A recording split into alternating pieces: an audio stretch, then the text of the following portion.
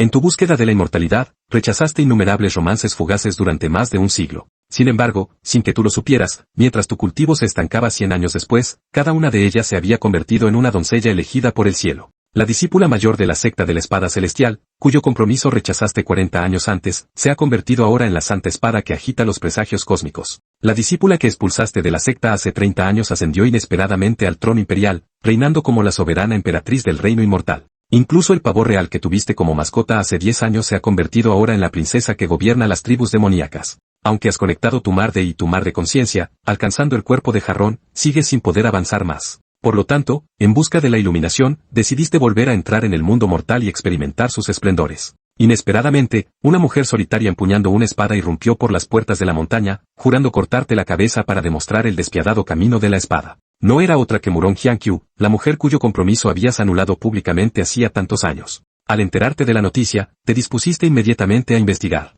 Sin embargo, apenas habías dado 2 pasos cuando tu pie resbaló repentinamente. Al mirar hacia abajo, viste a Sukun, el asistente celestial que atendía tus necesidades diarias, agarrándose desesperadamente a tu muslo. Joven maestro, huye inmediatamente. Se dice que esa mujer ahora posee el poder de un santo de la espada. Ni siquiera nuestros ancianos pueden detenerla por mucho tiempo. Y el líder de la secta se encuentra actualmente fuera, ausente del monasterio. Si esa mujer te matara, sería un final muy injusto. Sacudiste ligeramente la cabeza y le tranquilizaste con una leve sonrisa. Cálmate, cálmate. Solo es una santa espada. Puedo encargarme de ella. Sin embargo, en el momento en que estas palabras salieron de tus labios, una voz de mujer, rebosante de un deseo de matar sin límites, resonó de repente en toda la secta Changsheng. Murong Hyangkyu, de la secta de la espada celestial, ha venido a presentar sus respetos. Heu Cheng, sal y encuentra tu fin. Como joven maestro de la secta Changsheng, no podías eludir este enfrentamiento ahora. Hacerlo significaría que los acontecimientos de hoy se difundirían por todas partes, reduciendo a toda la secta al ridículo más absoluto. Rápidamente apartaste de una patada a Sukun, que se interponía en tu camino, y luego tocaste ligeramente el suelo con el pie.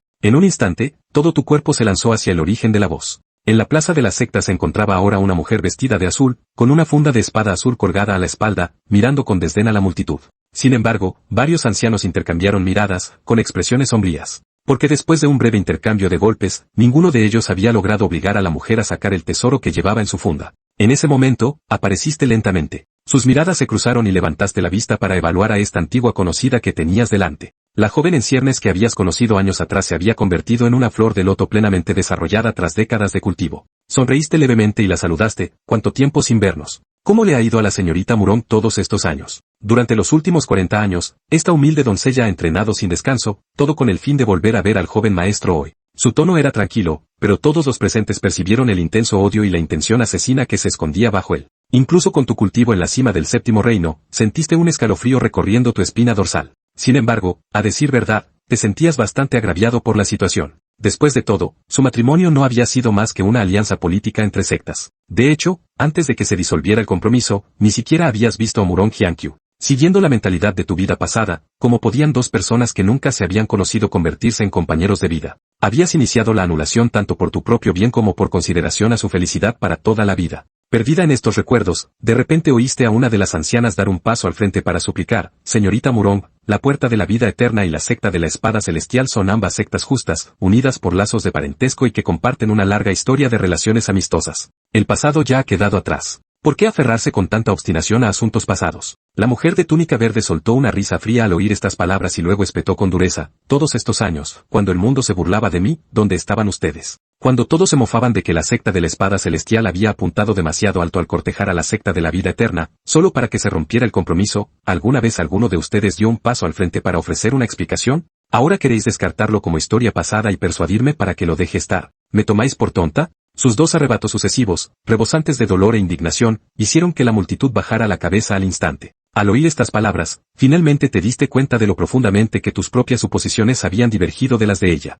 Observando a la agitada mujer vestida con túnicas verdes, te inclinaste en señal de disculpa. Este asunto se debe a mi falta de previsión en aquel entonces, lo que te causó años de humillación. Sin embargo, lo hecho está. Si tienes alguna petición, me esforzaré por compensarte. Al ver tu expresión sincera, Murong Hyangkyu recuperó la compostura. No hace falta decir nada más. Durante 40 años he afilado mi espada, cultivando una sola hoja. Si hoy te llevas esta espada, todas las rencillas quedarán zanjadas. Frunciste el ceño mientras observabas la funda de la espada atada a su espalda, y tus pensamientos se volvieron hacia tu interior. 40 años, para los mortales comunes, eso era casi toda una vida. Sin embargo, esta mujer los había dedicado exclusivamente a cuidar una sola espada. Recordando los extraordinarios acontecimientos de la secta de la espada celestial mencionados por Sukun, intuyes que probablemente no seas rival para ella. Sin embargo, al sentir las miradas de los que te rodeaban sobre ti, sabías que no tenías más remedio que armarte de valor y aceptar el desafío. Muy bien, entonces, te invito a desenvainar tu espada. Aunque los cultivadores de la espada pueden tener ventaja en el combate entre los practicantes del séptimo reino, un siglo de cultivo te ha enseñado a no dejarte maniobrar fácilmente. En un instante, la multitud retrocedió, creando un vasto campo de batalla entre ellos. Murong Hyangkyu se elevó repentinamente en el aire, extendiendo su brazo derecho mientras ordenaba, espada, ven. La funda de la espada que llevaba a la espalda se rompió violentamente, seguida de un sonido agudo y penetrante que resonó en toda la puerta Changsheng. Al instante, el y de la espada transformó el tranquilo cielo. La mujer de túnica verde dio 7 pasos consecutivos, cada uno de los cuales formaba una flor de loto bajo su pie. Con cada paso que daba, la energía de la espada que emanaba de su cuerpo se hacía más intensa. Al dar el último paso, se había fusionado con la espada larga que empuñaba. Al instante siguiente, la hoja se abalanzó directamente hacia tu pecho. Los espectadores que rodeaban la arena retrocedieron asombrados por la fuerza del golpe, alejándose aún más. Varios ancianos de la puerta de la vida eterna, atónitos por el poder de la espada, gritaron al unísono, detén tu mano. Mientras hablaban, cargaron hacia adelante simultáneamente, intentando detener la espada que atravesaba el cielo. Pero era demasiado tarde. Una amenaza palpable de muerte te envolvió en un instante. ¿Es este el poder forjado durante 40 años? Pensaste con amargura, viendo cómo el y de la espada llenaba el cielo, y una sensación de impotencia te invadió. Incluso antes del choque, sabías que no tenías ninguna posibilidad contra este golpe. Sin embargo, en el instante en que te encontraste con la mirada impasible de la mujer cuya espada se acercaba, te invadió una repentina iluminación. En tu vida pasada, habías muerto de enfermedad, soportando la agonía de la dolencia seguida del tormento de la muerte. Al renacer, habías sufrido los dolores del parto tras 10 meses de encarcelamiento en el útero. Habías perseguido la inmortalidad con tanto fervor, solo para morir prematuramente porque habías sacrificado demasiado. No habías alcanzado la inmortalidad y, por lo tanto, soportaste la agonía del deseo insatisfecho. Sin embargo, la mujer que tenías delante no había buscado inicialmente la inmortalidad en absoluto. Debido a tus propios sacrificios, ella ahora tenía más posibilidades de alcanzarla que tú. Quizás su camino había estado equivocado desde el principio. A medida que se acercaba la punzante espada y, todo el miedo a la muerte y la obsesión por la inmortalidad se desvanecieron de repente de tu corazón. Una aura profunda te rodeó y el nudo que había atado tu corazón durante décadas finalmente, en silencio, atravesó la montaña cuádruple. Lentamente, extendiste 2 dedos. Dentro del y de espada afilado como una navaja a pocos centímetros de tu rostro, pellizcaste la espada de la mujer vestida con túnica verde con precisión infalible. Se produjo un estruendo de metal contra metal. Todos los discípulos de la puerta de la inmortalidad que habían creído que tu muerte era segura ahora miraban con total asombro la escena que tenían ante ellos. Su joven maestro había utilizado simplemente 2 dedos para detener ese golpe devastador. Había trascendido las 4 montañas de la iluminación en un instante. Hay que entender que, dentro de los 9 reinos del cultivo, los 7 primeros reinos, por formidables que sean, solo fortalecen el cuerpo físico. Sin embargo, el 8º nivel del camino de la iluminación multiplicaba por 10 el poder con cada etapa dominada. Las últimas etapas se volvían exponencialmente más formidables, lo que hacía que los desafíos entre niveles fueran prácticamente inauditos. Aunque el líder de la secta había alcanzado el 8º nivel del camino de la iluminación, pocos otros habían superado este reino, y los practicantes de alto nivel eran aún más raros. Sin embargo, ahora, el joven maestro de la secta, que había estado atrapado en el 7º reino durante décadas, había ascendido en un instante a las filas de los maestros del 8º reino. Sin embargo, en comparación con el asombro de los discípulos de la secta Changsheng, Murong Hyangkyu encontraba esta realidad absolutamente insoportable. Durante 40 años había perfeccionado su intención con la espada, convencida de que hoy finalmente mataría al hombre que le había causado una humillación sin fin. Había creído que esto perfeccionaría su despiadado camino con la espada, elevándola a las filas del 8º reino. Sin embargo, la cruel realidad puso de manifiesto el abismo que los separaba. Una repentina opresión se apoderó del pecho de Murong Hyangkyu. Después de escupir un bocado de sangre, la fuerza que la había sostenido todos estos años se agotó instantáneamente. La oscuridad envolvió su visión mientras se derrumbaba en el suelo. Sin embargo, justo antes de que la inconsciencia se apoderara de ella, le pareció sentir un par de fuertes brazos que la abrazaban con fuerza. Los recuerdos volvieron a ella, inundando su mente como un maremoto. ¿Te has enterado? La hermana mayor de la secta de la espada celestial ha visto cómo su prometido rompía su compromiso delante de toda la secta. Es ridículo. ¿Cómo de fea debe de ser? Creo que esta secta de la espada celestial no es gran cosa. Han dejado que los humillen así y ni siquiera se han atrevido a decir nada. ¿Qué sentido tiene que cultiven el arte de la espada? Hermana mayor, ¿dónde está tu prometido? ¿A dónde ha ido? Murong Hyangkyu soltó un grito de sorpresa y se sentó muy erguida. Tras 2 respiraciones entrecortadas, sus emociones finalmente se calmaron una vez más. Sin atreverse a pensar en los horrores del sueño, miró a su alrededor y se encontró en un entorno completamente desconocido.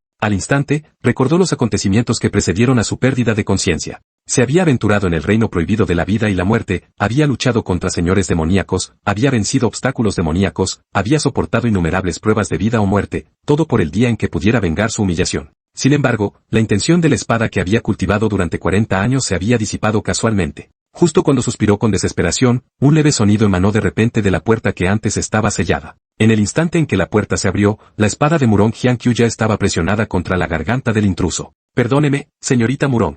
Perdóneme. Mi joven amo se marchó hace unos momentos, dándome instrucciones específicas de esperar sus órdenes fuera. Murong Hyangkyu levantó una ceja, con voz cargada de fría burla. Puesto que me evita deliberadamente, no insistiré en el asunto. Dile a tu joven amo que este asunto está lejos de estar zanjado. En ese momento, Sukun, al ver que la joven seguía tan equivocada acerca de su joven amo, estaba a punto de revelar todo lo que sabía. Inesperadamente, una reprimenda severa resonó detrás de él. Sukun, ¿cómo te atreves a ser tan grosero con la señorita Murong? Una figura vestida de blanco, que sostenía una extraña hierba, se acercó. Gu Cheng se acercó a la pareja, sosteniendo la hierba tranquilizante 7 hojas recién recolectada de los terrenos prohibidos de la secta. Se la entregó a su Kuan, que estaba cerca, y lo ordenó, leva esto al tío Mayor Wang. Pedele que refine un lot de píldoras sin demora. Su Kuan, al recibir la hierba, la miró y exclamó sorprendido, joven maestro, esto es territorio prohibido. Antes de que su Kuan pudiera terminar, Gu Cheng lo interrumpió bruscamente. Silencio. Yo mismo así lo explicaré a mi padre. Ahora vite. Su Kuan lanzó una mirada resentida a la mujer que estaba junto al joven maestro antes de darse la vuelta y marcharse apresuradamente. Pensaba que el joven maestro había perdido la cabeza. Por esa mujer desagradecida, se había atrevido a entrar en los terrenos prohibidos mientras el maestro de la secta estaba ausente, y incluso había arrancado una hierba tranquilizante de 7 hojas tan preciosa, con 10,000 años de antigüedad. Lo peor de todo era que esa mujer seguía sin darse cuenta de la devoción del joven maestro. De lo contrario, no habría guardado rencor en nuestro joven amo durante 40 años solo por un compromiso roto. Uno se pregunta si sus acciones realmente valieron la pena. Sin saber nada del incidente anterior, Gu Cheng vio a su Kuan marcharse indignado, sacudiendo ligeramente la cabeza antes de volverse hacia la mujer que tenía delante para disculparse una vez más. Ay, mis servientes se han malcriado por mi indulgencia. Por favor, perdón cualquier ofensa, señorita Murong. Tras el incidente anterior, las emociones de Murong Jianqiu finalmente se habían calmado. Habiendo perfeccionado su discernimiento a través de años de experiencia, reconoció al instante la rara hierba que tenía ante sí como una hierba tranquilizante de 7 hojas. Esta hierba, cuando se consume, calma el espíritu y estabiliza el alma, ofreciendo importantes beneficios a los cultivadores. Estas hierbas raras son extremadamente escasas, pero lo que hacía que este ejemplar fuera aún más extraordinario era que solo produce una hoja cada 1000 años. Esto significaba que necesitaba al menos 7 milenios para alcanzar la madurez completa. Lo que más le sorprendió fue que la hierba tranquilizante de 7 hojas que Gu Cheng le había entregado casualmente a su servidor ya había desarrollado un conjunto completo de 7 hojas. Uno solo podía preguntarse qué miembro de la puerta de la inmortalidad podría necesitar una hierba medicinal tan preciosa y rara. Al escuchar la nueva disculpa de Gu Cheng, Murong Jianqiu finalmente retiró su atención de la hierba calmante de 7 hojas y volvió su mirada hacia el hombre que tenía delante. No hay necesidad de tanta cortesía afectada, dijo. Ahora que he sido derrotada por ti, naturalmente no tengo nada más que decir. Matarme o desuela como mejor te parezca. Capítulo 5, una propuesta? Gu Cheng miró a la mujer que tenía delante y no pudo evitar soltar una risa amarga. Señorita Murong, bromea.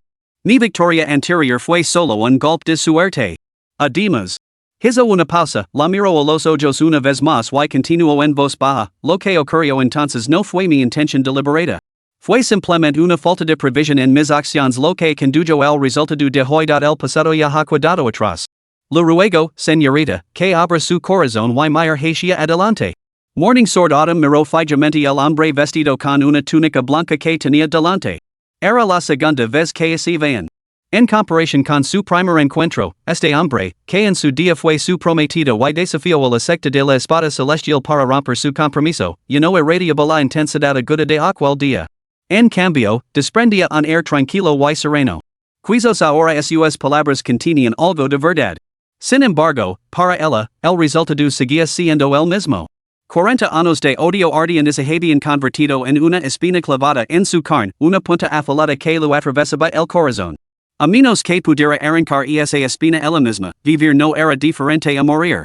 En cuanto a dejar atrás el pasado, ¿cómo podría hacerlo con una simple promesa sin importancia en tales circunstancias? Sin embargo, en el reino de los vencedores y los vencidos, ella, ahora derrotada, guardaba estas palabras en lo más profundo de su ser. Al ver a la mujer frente a él mirándolo con fría indiferencia, Gucheng sintió una punzada de impotencia. La brecha entre sus pensamientos no podía salvarse con unas pocas palabras. Además, tras después por fin de su obsesión por la inmortalidad, ahora recordaba los actos monstruosos que había cometido en busca de la vida eterna, actos que le parecían completamente absurdos. No era de extrañar que ella hubiera albergado resentimiento durante tantos años. Lo único que podía hacer ahora era esforzarse por reparar sus transgresiones pasadas. Habiendo llegado a este entendimiento, Gucheng dejó de evadir y dar explicaciones. En cambio, miró sinceramente los ojos de la mujer vestida de verde que tenía delante y declaró, muy bien. Actúa de forma precipitada en aquellos días, y es natural que la señorita Morón albergue resentimiento. Sin embargo, ahora las cosas han llegado a este punto y nada se puede deshacer. Si tiene alguna demanda, señorita Morón, expresila libremente. Gucheng no escatimara esfuerzos para reparar las heridas emocionales que la ha infligido. El tono sincero de Gucheng finalmente suavizó ligeramente la actitud fría de la mujer. Al encontrarse con su mirada directa, Morón Gentil levantó a sus cejas en forma de fénix y preguntó, ¿estás realmente seguro de que cualquier exigencia es aceptable? Al recibir finalmente una respuesta, Gucheng sintió una olida de alivio. Saber que ella estaba dispuesta a comunicarse era una señal positiva. Su mayor temor era que ella siguiera decidida a verlo muerto, y que eso complicaría mucho las cosas. Aunque tenía absoluta confianza en poder eliminarla para evitar problemas futuros, tal acto inevitablemente provocaría la ira de la secta de la espada celestial. Además, las nuevas preguntas de ascensión posteriores lo impedirían encontrar la paz interior. Por lo tanto, su única opción era resolver todos los conflictos lo mejor que pudiera y luego seguir su camino hacia la inmortalidad con devoción sin obstáculos, buscando la longevidad y alcanzando la verdadera libertad. Sin embargo, actuando con cautela, Gucheng añadió una condición previa, por supuesto, siempre que no exija mi muerte y violó los principios de los cultivadores justos, aceptar cualquier petición que me haga, señorita. La espada del luto otoño miró al hombre, que ahora hablaba con convicción inquebrantable y una expresión de sincera sinceridad. Finalmente expresó el pensamiento que había surgido repentinamente en su interior momentos antes, muy bien. Exijo que regreses conmigo a la secta de la espada celestial. Ali, ante todos los cultivadores bajo el cielo, me propondrás matrimonio una vez más. En realidad, cuando Gucheng declaró que aceptaría cualquier demanda, ya se había preparado para lo peor. Incluso si ella exigía una compensación exorbitante, él no escatimaría esfuerzos para satisfacerla, siempre que estuviera dentro de sus posibilidades. Después de todo, en comparación con el camino sin obstáculos que lo esperaba en su viaje hacia la inmortalidad, todas las posiciones materiales no eran más que nubes fugaces. Sin embargo, aunque había contemplado todas las pérdidas posibles, nunca había imaginado que la otra parte lo exigiría que regresara a la secta de la espada celestial para proponer matrimonio una vez más. Sin embargo, pronto lo entendió todo. No era más que el deseo de la otra parte de dar la vuelta a la tortilla.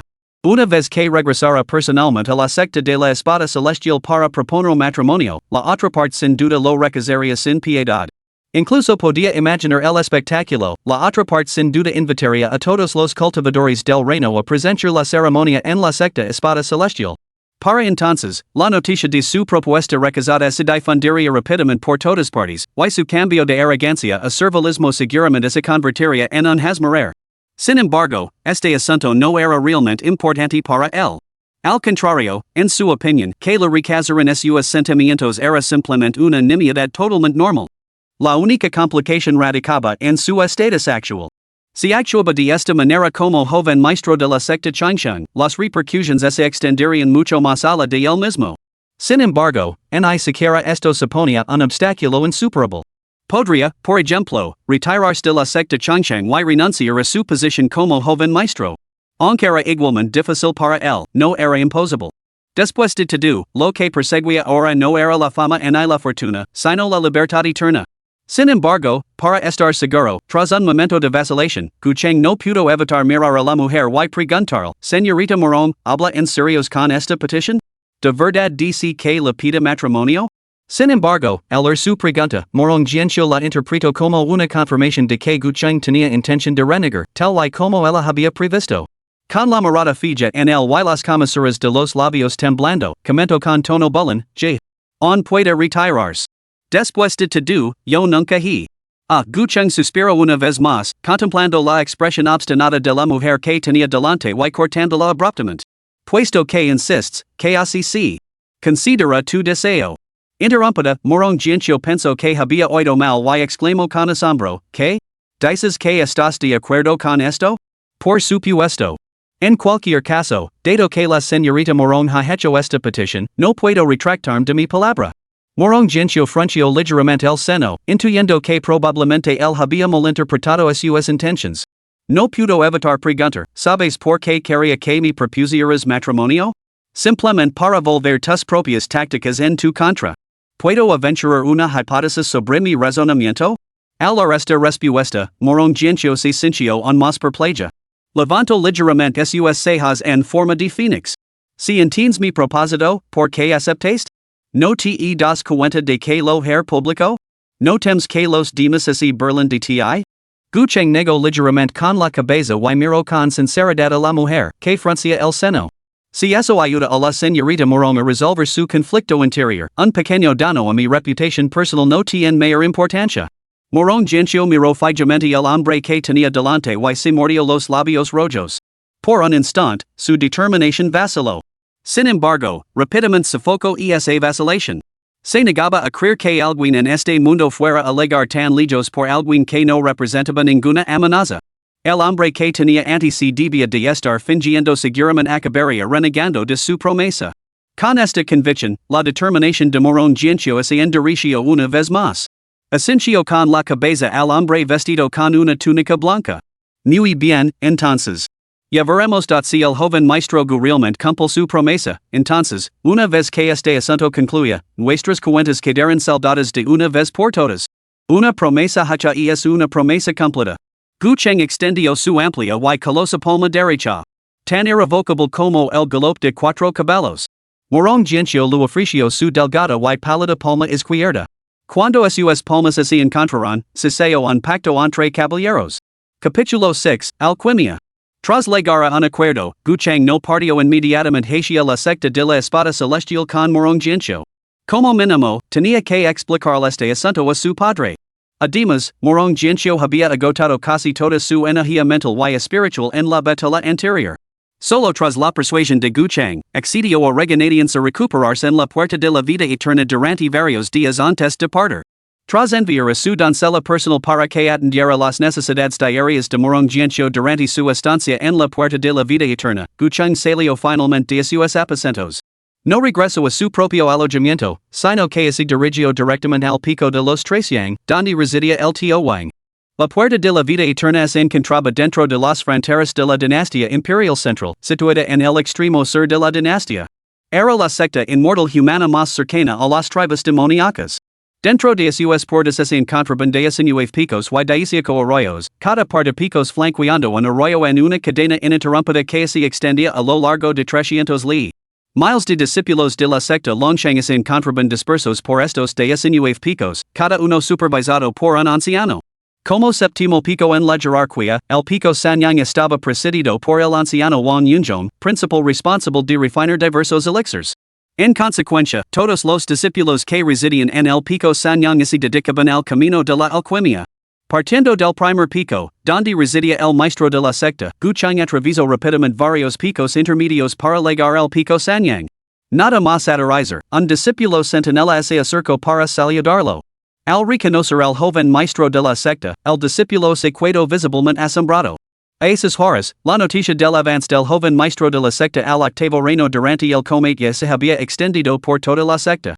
Estos discípulos ordinarios sentían envidia y admiración por el logro de su joven maestro. Después de todo, durante más de un siglo, todos habían sido testigos del incansable cultivo del joven maestro.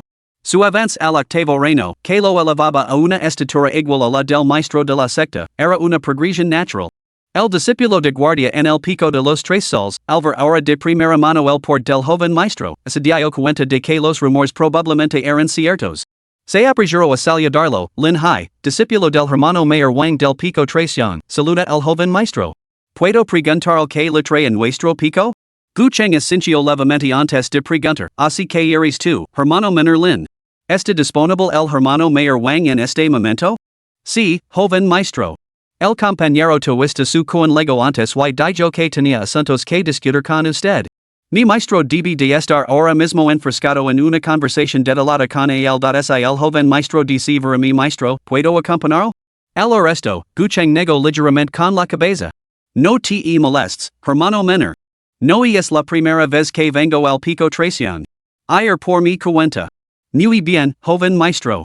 Como dice. Gucheng asincio levemente, se despidió de Lin Hai y se dirigió directamente a la residencia del hermano mayor Wang en la cima del Pico Traición. Mientras tanto, mientras se dirigía Ali, en la cámara de alquimia más grande de un complejo en la cima del Pico Traición, la voz enfurecida de un anciano resonó de repente. Su Kuan.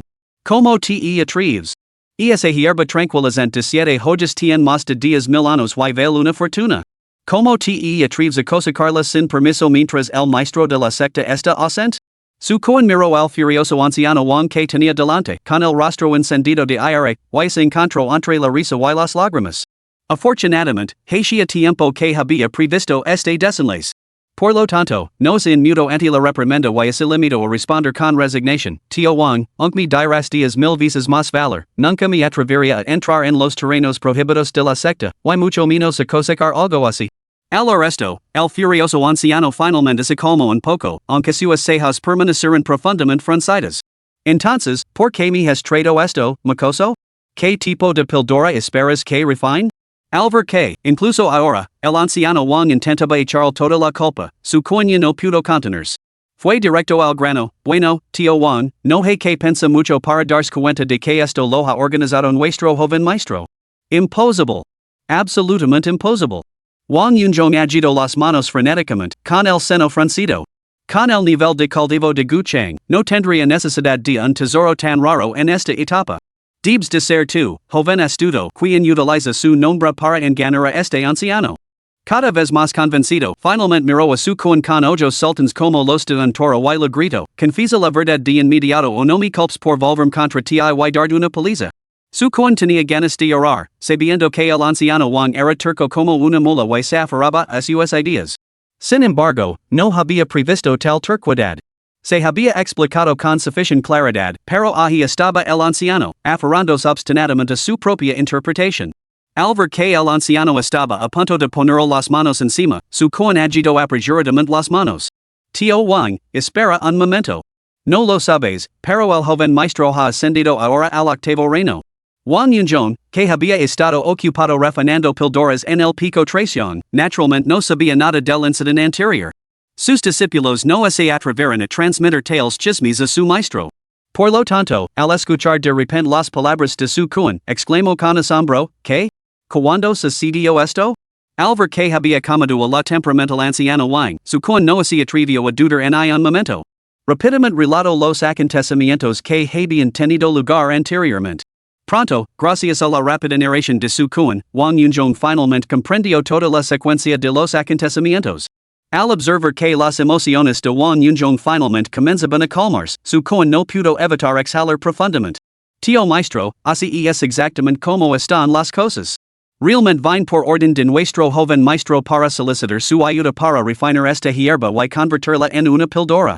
Sin embargo, Wang Yunzhong, tras comprender la situación en su totalidad, frunció profundamente el seno.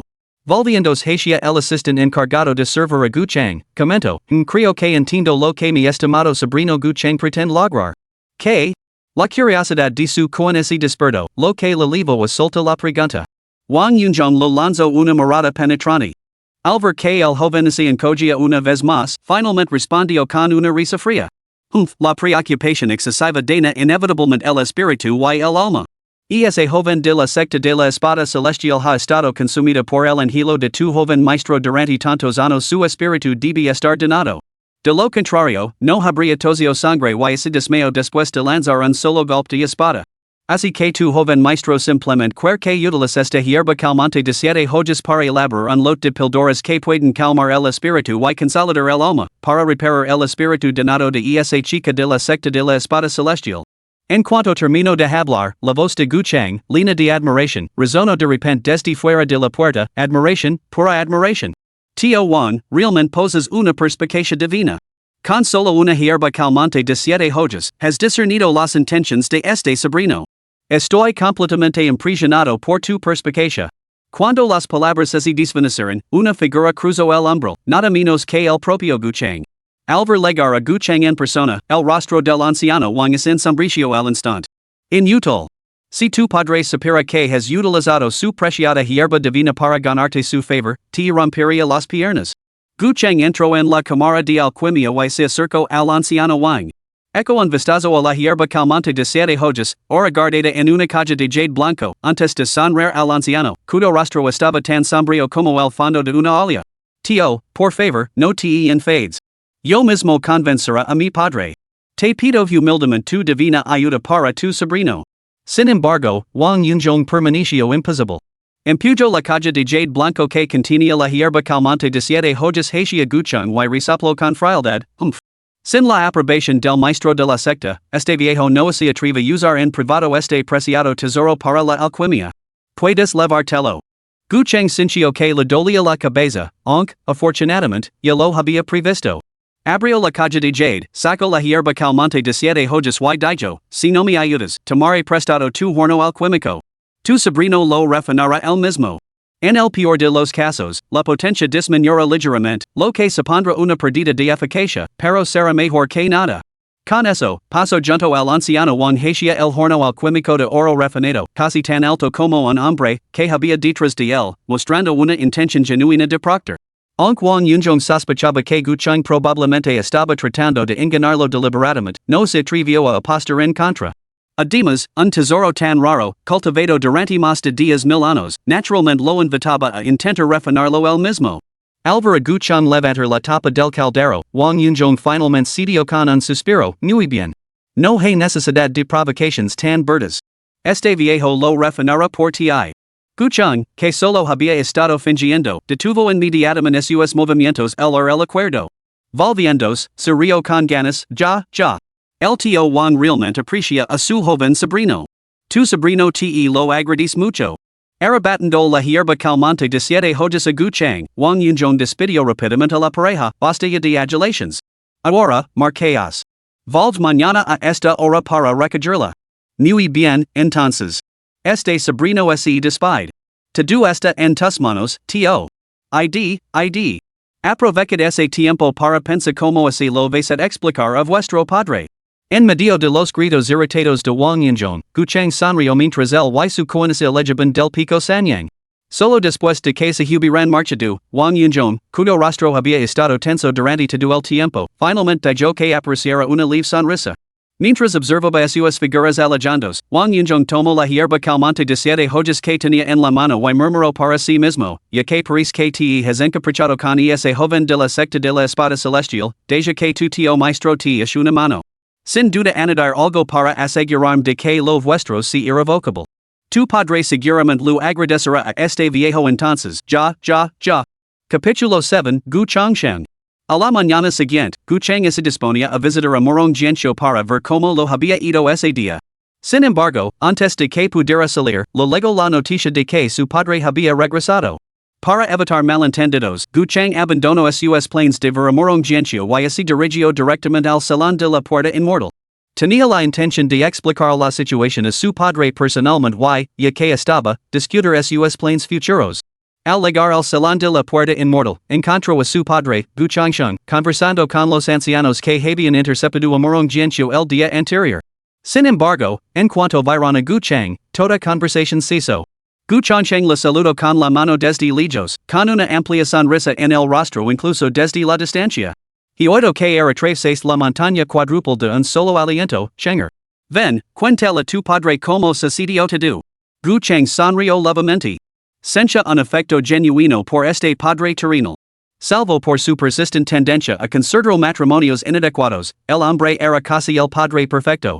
No solo era sorprendente guapo y distinguido en su porte, sino que su talento innato era verdaderamente extraordinario. No era de extrañar que se hubiera elevado por encima de los ancianos para convertirse en el maestro de la secta. Sin embargo, la satisfacción de Guchang con este padre provenía de haber heredado todas sus virtudes. Al acercarse al grupo, dos figuras sorprendentemente similares y atractivas, una anciana y otra joven, estaban de pie una al lado de la otra, atrayendo las miradas envidiosas de los demás ancianos.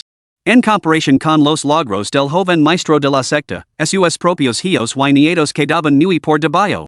Ya fuera en apariencia, en destreza en el cultivo o incluso en la actitud más fundamental hacia la práctica, estaban muy por debajo del joven maestro.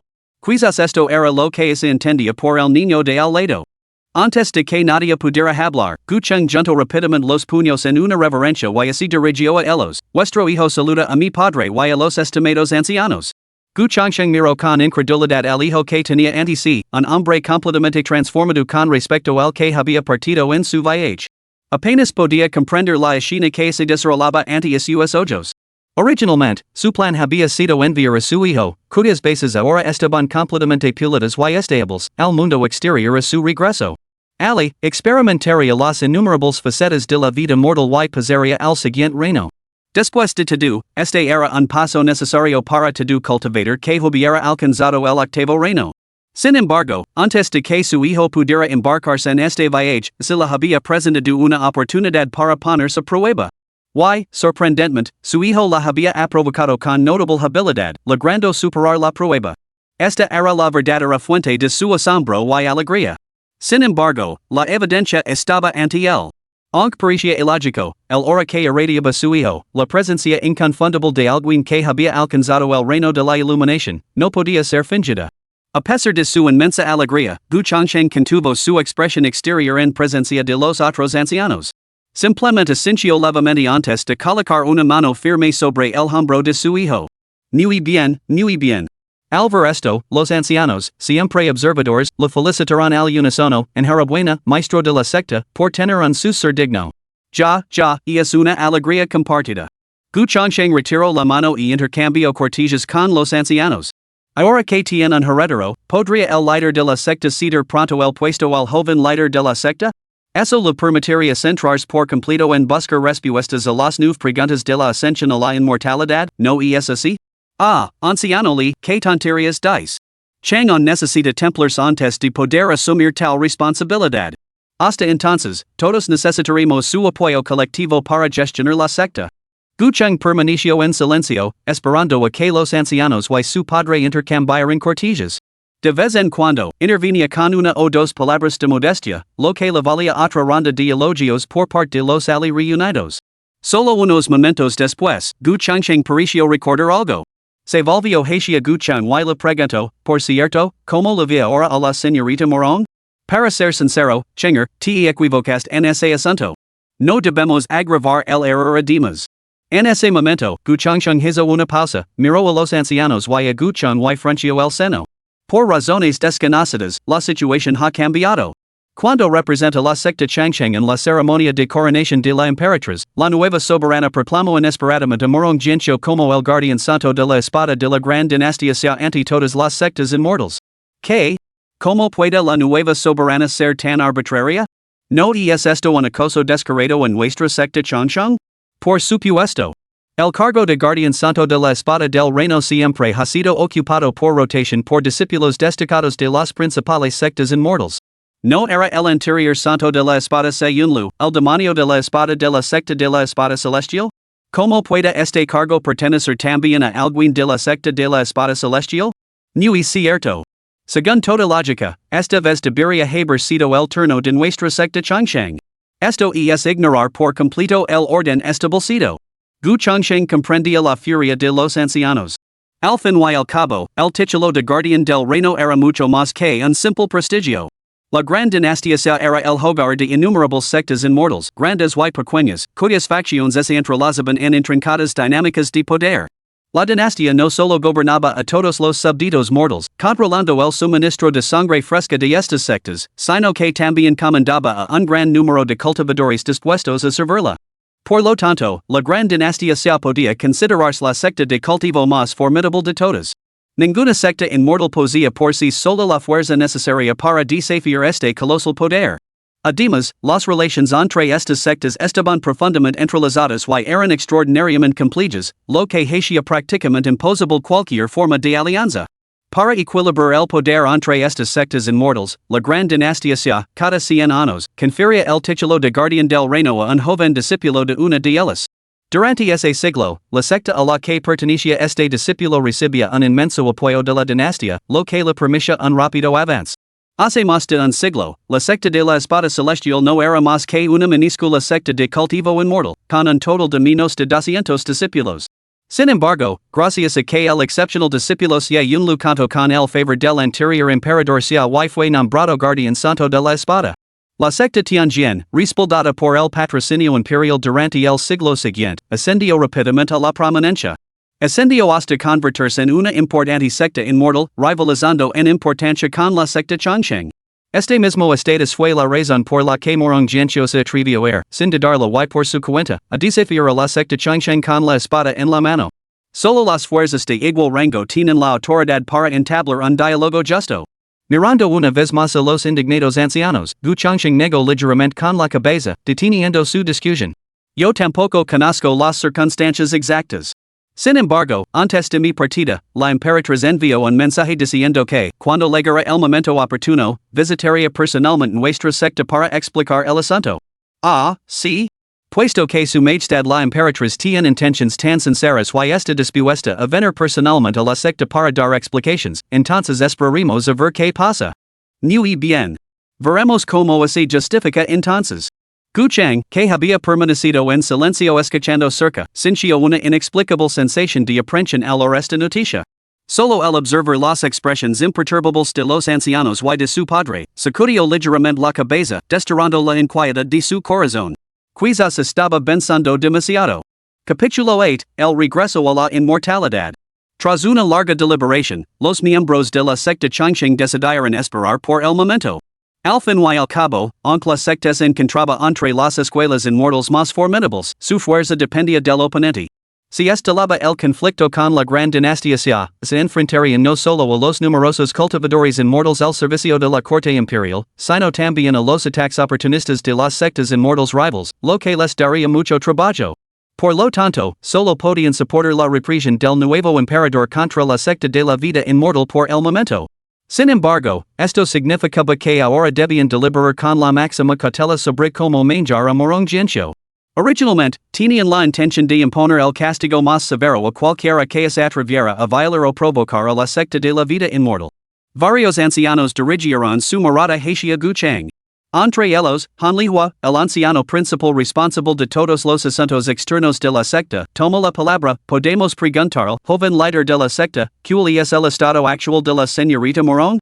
El día anterior, todos habían sido testigos de la escena en la que Gu Chang se había llevado finalmente a Morongjianqiu, inconsciente y escupiendo sangre. Conscientes de su relación pasada, los ancianos no habían intervenido. Sin embargo, con el cambio actual en las circunstancias, el asunto resurgió naturalmente en sus mentes. Gu Chang miró a la anciana y luego a su padre, que lo observaba con preocupación. Al ver esto, no intentó ocultar la verdad y relató los acontecimientos con todo detalle. Al enterarse de que Gu Chang había aceptado la petición de Morongjianqiu de regresar a la secta de la espada celestial para proponer matrimonio, los ancianos reunidos quedaron completamente atónitos.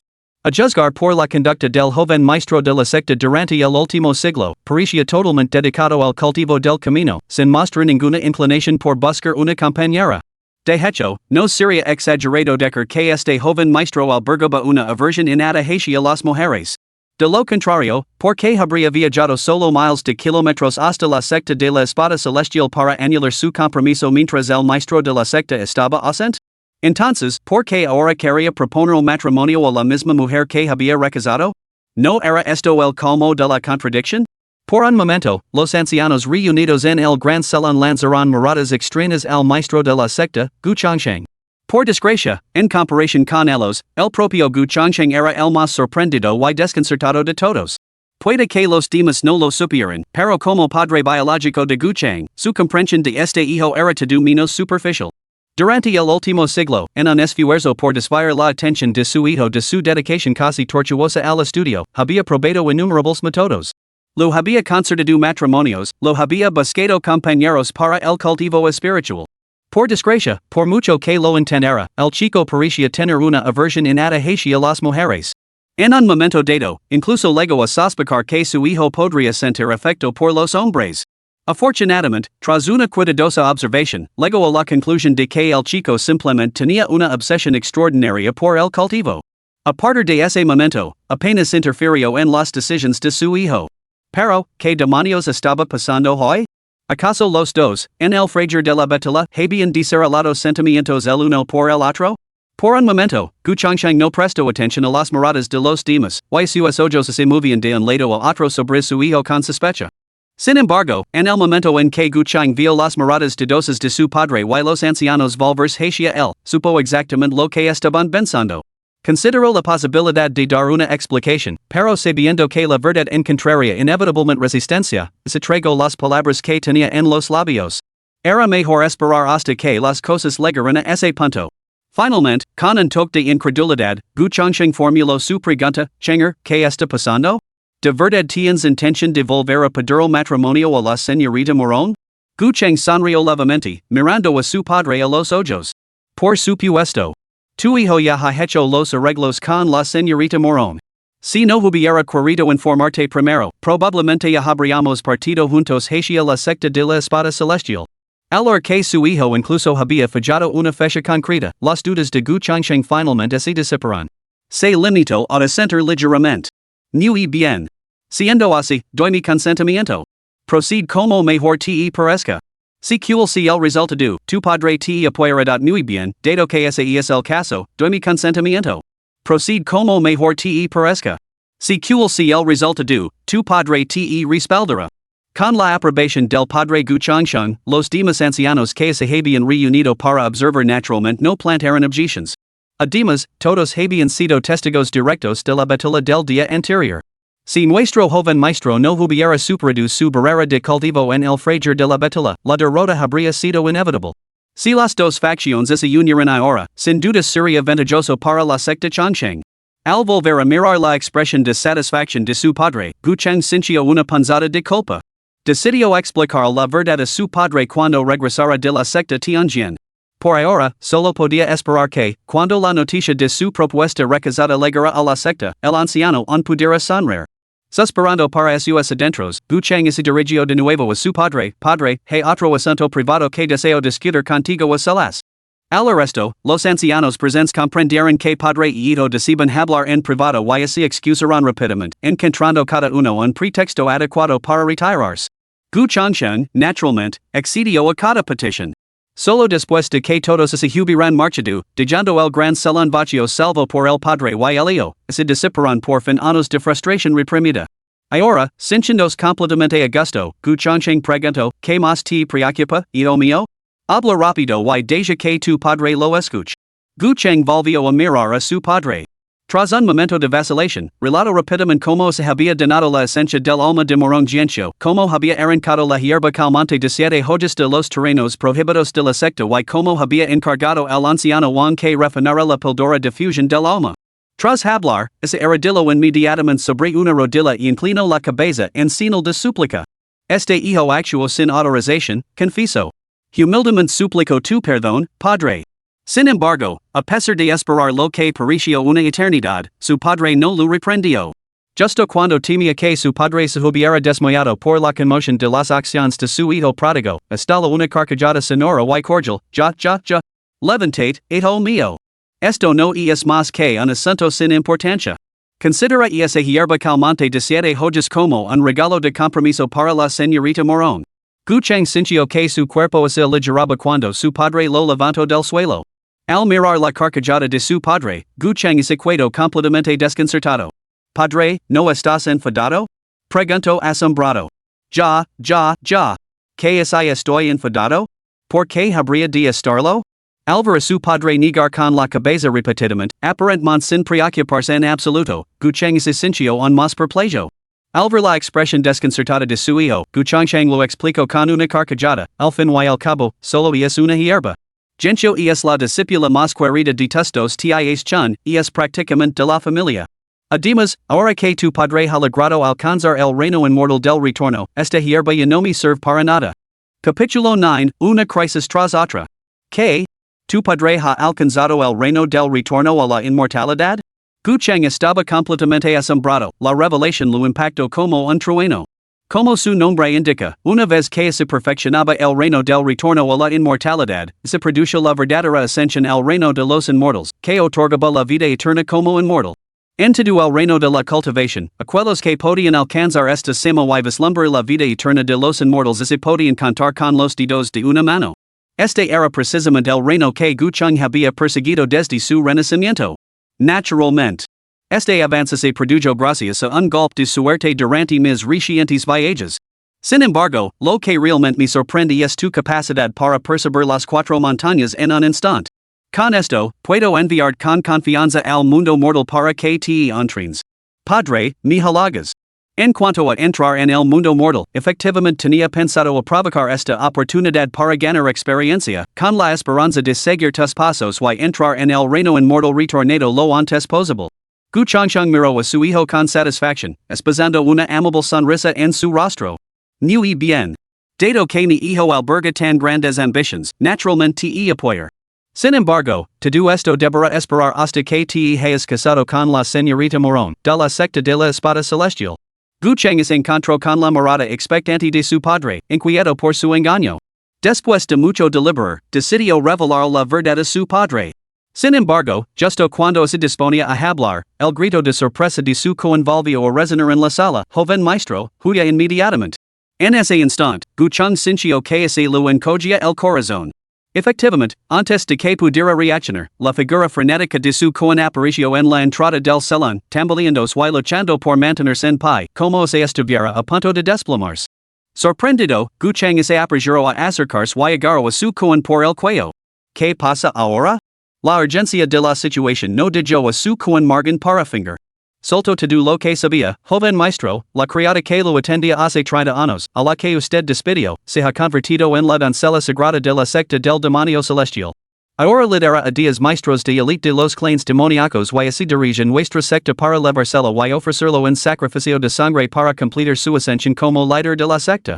Todos los ancianos se han reunido en las puertas de la montaña para bloquearles el paso. Debe ir inmediatamente. Gu Cheng se quedó completamente estupefacto al oír esto. Tras recordarlo detenidamente, se dio cuenta de que había algo de verdad en ello. En aquel entonces, la criada asignada para servirle había intentado persistentemente meterse en su cama. Como en aquel momento estaba totalmente dedicado al cultivo, finalmente, por pura exasperación, la había despedido. Pero, ¿cómo podía esa criada corriente haberse convertido en la doncella sagrada de la secta del demonio celestial? La secta del demonio celestial era la fuerza más poderosa entre las sectas demoníacas. En términos de fuerza pura, podían dominar fácilmente dos sectas de la vida inmortal completas. Además, abundaban los rumores de que los seguidores del camino demoníaco actuaban con maldad y abandono imprudente, tratando la vida humana como paja sin valor. Ahora, él había llamado la atención de la secta del demonio celestial. Y de su propia doncella sagrada. Afortunadamente, su padre estaba a su lado y logró estabilizarse, forzando la calma. No hay por qué entrar en pánico. No son más que escoria demoníaca. Con padre aquí, estoy seguro de que, antes de que pudiera terminar, Gu Changsheng lo interrumpió bruscamente. Hijo mío, creo que deberías ir de inmediato. Cada uno de los 10 maestros más grandes de la secta del demonio celestial posee una fuerza más ala del octavo reino. No hay que subestimarlos. ¿Qué?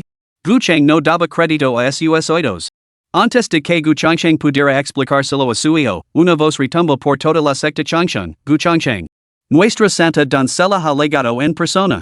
Debes salir a recibirla. Al oír esto, la expresión de Gu Changsheng cambió abruptamente. Se volvió bruscamente hacia su hijo y exclamó, incluso el segundo enviado de la secta del demonio celestial, Sha Yao, ha legado. Ambos alcanzarán el reino inmortal regresado hace una década. Hijo mío, leva a la señorita Morón y marqueas por el camino trasero de la montaña de inmediato. De lo contrario, en siquiera yo padre protegeros hoy. Al ver la expresión totalmente grave de su padre, Gu Cheng se dio cuenta de que algo iba mal y protestó con urgencia. ¿Cómo puede ser eso? Si me voy, que será de ti, padre? Gu changcheng fruncio profundamente el seno y coloco ambas manos con firmeza sobre los hombres de su hijo. Quédate tranquilo.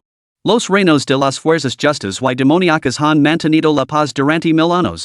Una vez que te cases con la señorita Morón, vuestra alianza con la secta de la espada celestial, junto con la protección de la gran dinastía se garantizará que la secta del demonio celestial no se atreva a tocarte.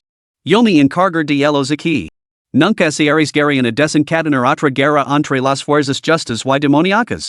Pero, sin peros, obedeced a vuestro padre y huid de inmediato.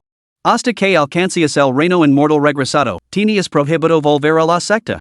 A medida que los ecos demoníacos del exterior se hacen cada vez más fuertes, Gu Cheng supo que las palabras de su padre eran, efectivamente, la mejor opción. Aunque sintió una punzada de resentimiento, solo pudo apretar los dientes y asentir con la cabeza. Cuidate, padre. Volveré pronto.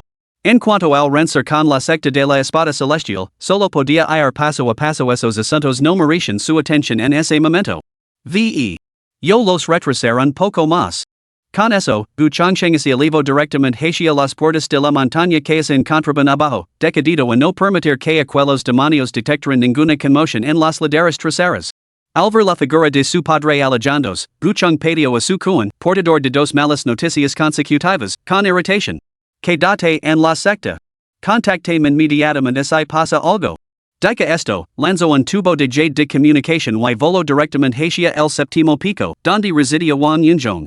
Cuando llegó al pico traición, salvo por unos pocos discípulos centinelas, todo el pico estaba prácticamente desierto, ya que todos habían sido enviados a vigilar las puertas de la montaña. A su llegada, un discípulo lo entregó rápidamente un frasco de píldoras, explicando que eran las píldoras de concentración refinadas por el anciano Wang. Gu Cheng tomó el frasco, lo abrió y vio una píldora tan pura como la nieve, adornada con intrincados patrones, descansando en su interior. Después de confirmar su autenticidad, le dio las gracias al discípulo y se apresuró a regresar a sus aposentos. Al regresar, encontró a Morong Jianxiu, con aspecto tenso, agarrando su espada como si se preparara para bajar corriendo la montaña hacia la entrada de la secta Changcheng. Solo al ver llegar a Gu Cheng se detuvo y lo esperó. Cuando Gu Cheng se acercó, antes de que pudiera preguntar, Morong Jianxiu habló en tono grave, ¿qué? ¿Tu secta Changcheng ahora mantiene vínculos con la secta del demonio celestial? Gu Cheng no tenía tiempo para largas explicaciones. Su voz era igualmente grave cuando respondió, estos asuntos no deben preocupar a la señorita Morong. Por su seguridad, la acompañar de vuelta a la secta espada celestial de inmediato. Con eso, se dispuso a tomar la mano de Morong Jianxiu, con la intención de lavarla lejos. Sin embargo, antes de que se acercara, Morong Jianxiu desenvainó instantáneamente su espada larga, interponiéndola entre ellos. Joven maestro Gu, por favor, contengáis. Declaró con gravedad. Gu Cheng casi se echó a reír con exasperación. Juzgando que la demora era demasiado costosa, dio media vuelta y corrió hacia las montañas traseras, gritando por encima del hombro, si dice morir, quedéis aquí. Irónicamente, esta repentina partida disipó las dudas que on lo quedaban a Morong Jianxiu. Al ver la figura de Gu Cheng alejándose, dudó brevemente antes de seguirlo rápidamente. Después de todo, ese él realmente albergaba malas intenciones, dudaba que ella hubiera sobrevivido tanto tiempo. Capítulo 10, Joven Maestro, ¿a dónde te diriges? La montaña trasera de la secta Changcheng tenía acantilados que se elevaban a 100 zhang de altura. Sin embargo, tales alturas no suponían ningún reto para los cultivadores, especialmente para Gu Cheng y Morong Jianxiu. Saltar directamente desde este precipicio de 100 zhang levaba directamente a las islas del Mar del Sur, ocupadas principalmente por cultivadores errantes. El camino que Gu Cheng había elegido para adentrarse en el mundo o, más bien, su ruta de escape consistía en rodear las islas del Mar del Sur antes de entrar en la gran dinastía Xia, para finalmente escoltar a Morong Jianxiu de vuelta a la secta de la espada celestial, en el extremo norte del imperio. Cuando Gu Cheng lo explicó a Morong Jianxiu la ruta que pretendían seguir, este no puso ninguna objeción. La pareja viajó rápidamente y, en poco tiempo, guiados por Gu Cheng, el acantilado de la montaña trasera se alzaba ante ellos. Sin embargo, Gu Cheng se limitó a echar un vistazo al bosque salvaje junto al acantilado antes de detenerse bruscamente. Al ver que el acantilado al que se dirigían estaba ahora a su alcance, Morong Jianxiu se detuvo confundido, aunque él también se detuvo inmediatamente. Gu Cheng no prestó atención al desconcierto de Morong Jianxiu, con la mirada fija tranquilamente en el denso bosque que se encontraba a pocos pasos. Al observer que este bosque, normalmente lleno de pajaros revoloteando entre los árboles y el occasional bramido de un ciervo, ahora estaba completamente en silencio, se dio cuenta al instante de que debía haber alguien dentro. Sin atreverse a entrar precipitadamente, después de pensarlo mucho, de repente gritó en voz alta, ¿Quién anda ahí? Monstruos. Cuando sus palabras se desvanecieron, una serie de risas femeninas encantadoramente seductoras resonaron abruptamente desde las profundidades del bosque. Una doncella vestida de carmesí emergió lentamente del bosque, apareciendo directamente en el camino que Guchang y su compañero debían atravesar. Su largo vestido, predominantemente carmesí, estaba acentuado con una suave tela de color platino. Una faja del mismo color ceñía su esbelta cintura. Por encima de la cintura, las cavas se elevaban bruscamente. Una joya de oro de color platino adornaba el escote, acentuando los contornos de su pecho. Su hombro derecho, suave y claro, estaba velado por una cascada de mechones, mientras que su hombro izquierdo estaba desnudo, revelando una delicada clavícula y un cuello esbelto. Sin embargo, nada de esto capturó la atención de Guchang. Cejas en forma de sos, ojos grandes y negros como el azabache, una nariz delicada y labios tan ardientes como las llamas, juntos formaban un rostro entrenable que se grabó en la memoria de Guchang. Justo cuando Guchang estaba recordando quién era la figura que tenía ante sí, la doncella vestida de carmesí inclinó ligeramente la cabeza y le preguntó con expresión inocente. Joven maestro, ¿a dónde se dirige? El corazón de Guchang se hundió y frunció el seno. Se preguntó por qué esta doncella, que había intentado persistentemente subirse a su cama solo para ser recazada repetidamente, aparecía en la montaña trasera. Como acelera sus pensamientos, la doncella vestida de rojo sonrió alegremente y negó ligeramente con la cabeza. Joven maestro, ninglu lo ha servido durante muchos años. Después de todo este tiempo juntos, ¿cómo no iba a comprenderlo? Guchang se sintió incómodo al verse descubierto. Se armó de valor y fingió ignorancia. Ninglu, ¿qué te trae por aquí? Ante su pregunta, la doncella vestida de carmesí pareció sumerse en recuerdos lejanos y murmuró para sí misma, Ninglu, un nombre tan familiar. Al ver que bajaba la guardia, Guchang no tuvo tiempo para pensar más. Instintivamente, extendió la mano para ayudar a Morong Jianxiu. No podía creer que, después de unos preparativos tan meticulosos, solo hubiera venido una persona a interceptarlos. Sin embargo, no se percató de la reacción de Morong Jianxiu al oír las palabras de la chica vestida de rojo y, por lo tanto, perdió la oportunidad de alejarla. Al ver que Morong Jianxiu no solo se negaba a seguirlo, sino que daba otro paso atrás, con la mirada fría fija en él, Guchang se sintió completamente desconcertado. Esa distracción momentánea fue suficiente para que la doncella vestida de rojo, que se había quedado absorta en sus pensamientos tras su comentario anterior, recuperara la lucidez. Como se finalmente se diera cuenta de la presencia de la mujer vestida de verde junto a Guchang, la doncella vestida de rojo frunció ligeramente el seno. Mientras tanto, por razones desconocidas, Morong Jianxiu fijó su gelada mirada en la doncella vestida de rojo. Atrapado entre estas dos mujeres deslumbrantes, una clara sensación de aprensión se apoderó de repente de Guchang. Efectivamente, al instante siguiente, ambas mujeres volvieron su mirada hacia él casi simultáneamente, preguntando con tono gélido, ¿quién es ella? Sus miradas penetrantes, afiladas como cuchillas, la helaban la sangre, mientras por dentro maldicia su mala suerte. Después de todo, cuando rechazó a ambas mujeres en aquel entonces, había utilizado exactamente la misma excusa. Efectivamente, antes de que pudiera decir una mentira plausible, las oyó hablar al unísono una vez más, ¿no afirmabas estar totalmente dedicado al camino, sin voluntad de relacionar con mujeres? Esta vez, cuando las mujeres repitieron palabras casi idénticas, ambas partes finalmente se dieron cuenta de que algo no cuadraba. Guchang nunca imaginó que las palabras despreocupadas y despectivas que había dicho casualmente ambas mujeres años atrás serían recordadas con tanta viveza. Dejadme explicaros, es solo que. Calate. Otra reprimenda simultánea resonó, y Guchang solo pudo resignarse al silencio. El inmortal espada de túnica azul y la bruja de túnica carmesí dirigieron sus miradas hacia Guchang antes de mirarse los ojos. Como se reclamara lo que le pertenecía, la bruja de túnica carmesí habló primero, secta Tianma, Shoninglu. Serví personalmente a Guchang durante 10 años. Para saldar lo que ni debí venir conmigo hoy.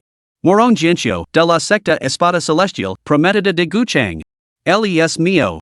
Las palabras de Morong Jianxiu fueron breves, pero devastadoramente potentes. Al que la mujer vestida con túnica verde que tenía delante era la prometida de Guchang, Shoninglu apretó los puños al instante y declaró con frialdad, muy bien. Siendo así, que la fuerza decida la lealtad de este tipo. Exactamente lo que pretendo. La espada de Morong Jianxiu dentro de su vaina inició una serie de vibrations zumbantes, proclamando la feroz intención de lucha de su amo. Al momento siguiente, antes de que Gu Cheng pudiera intervenir, un latigo dorado salió disparado de repente de las amplias mangas de la doncella vestida de carmesí. Un rayo dorado azotó instantáneamente el rostro de Morong Jianxiu.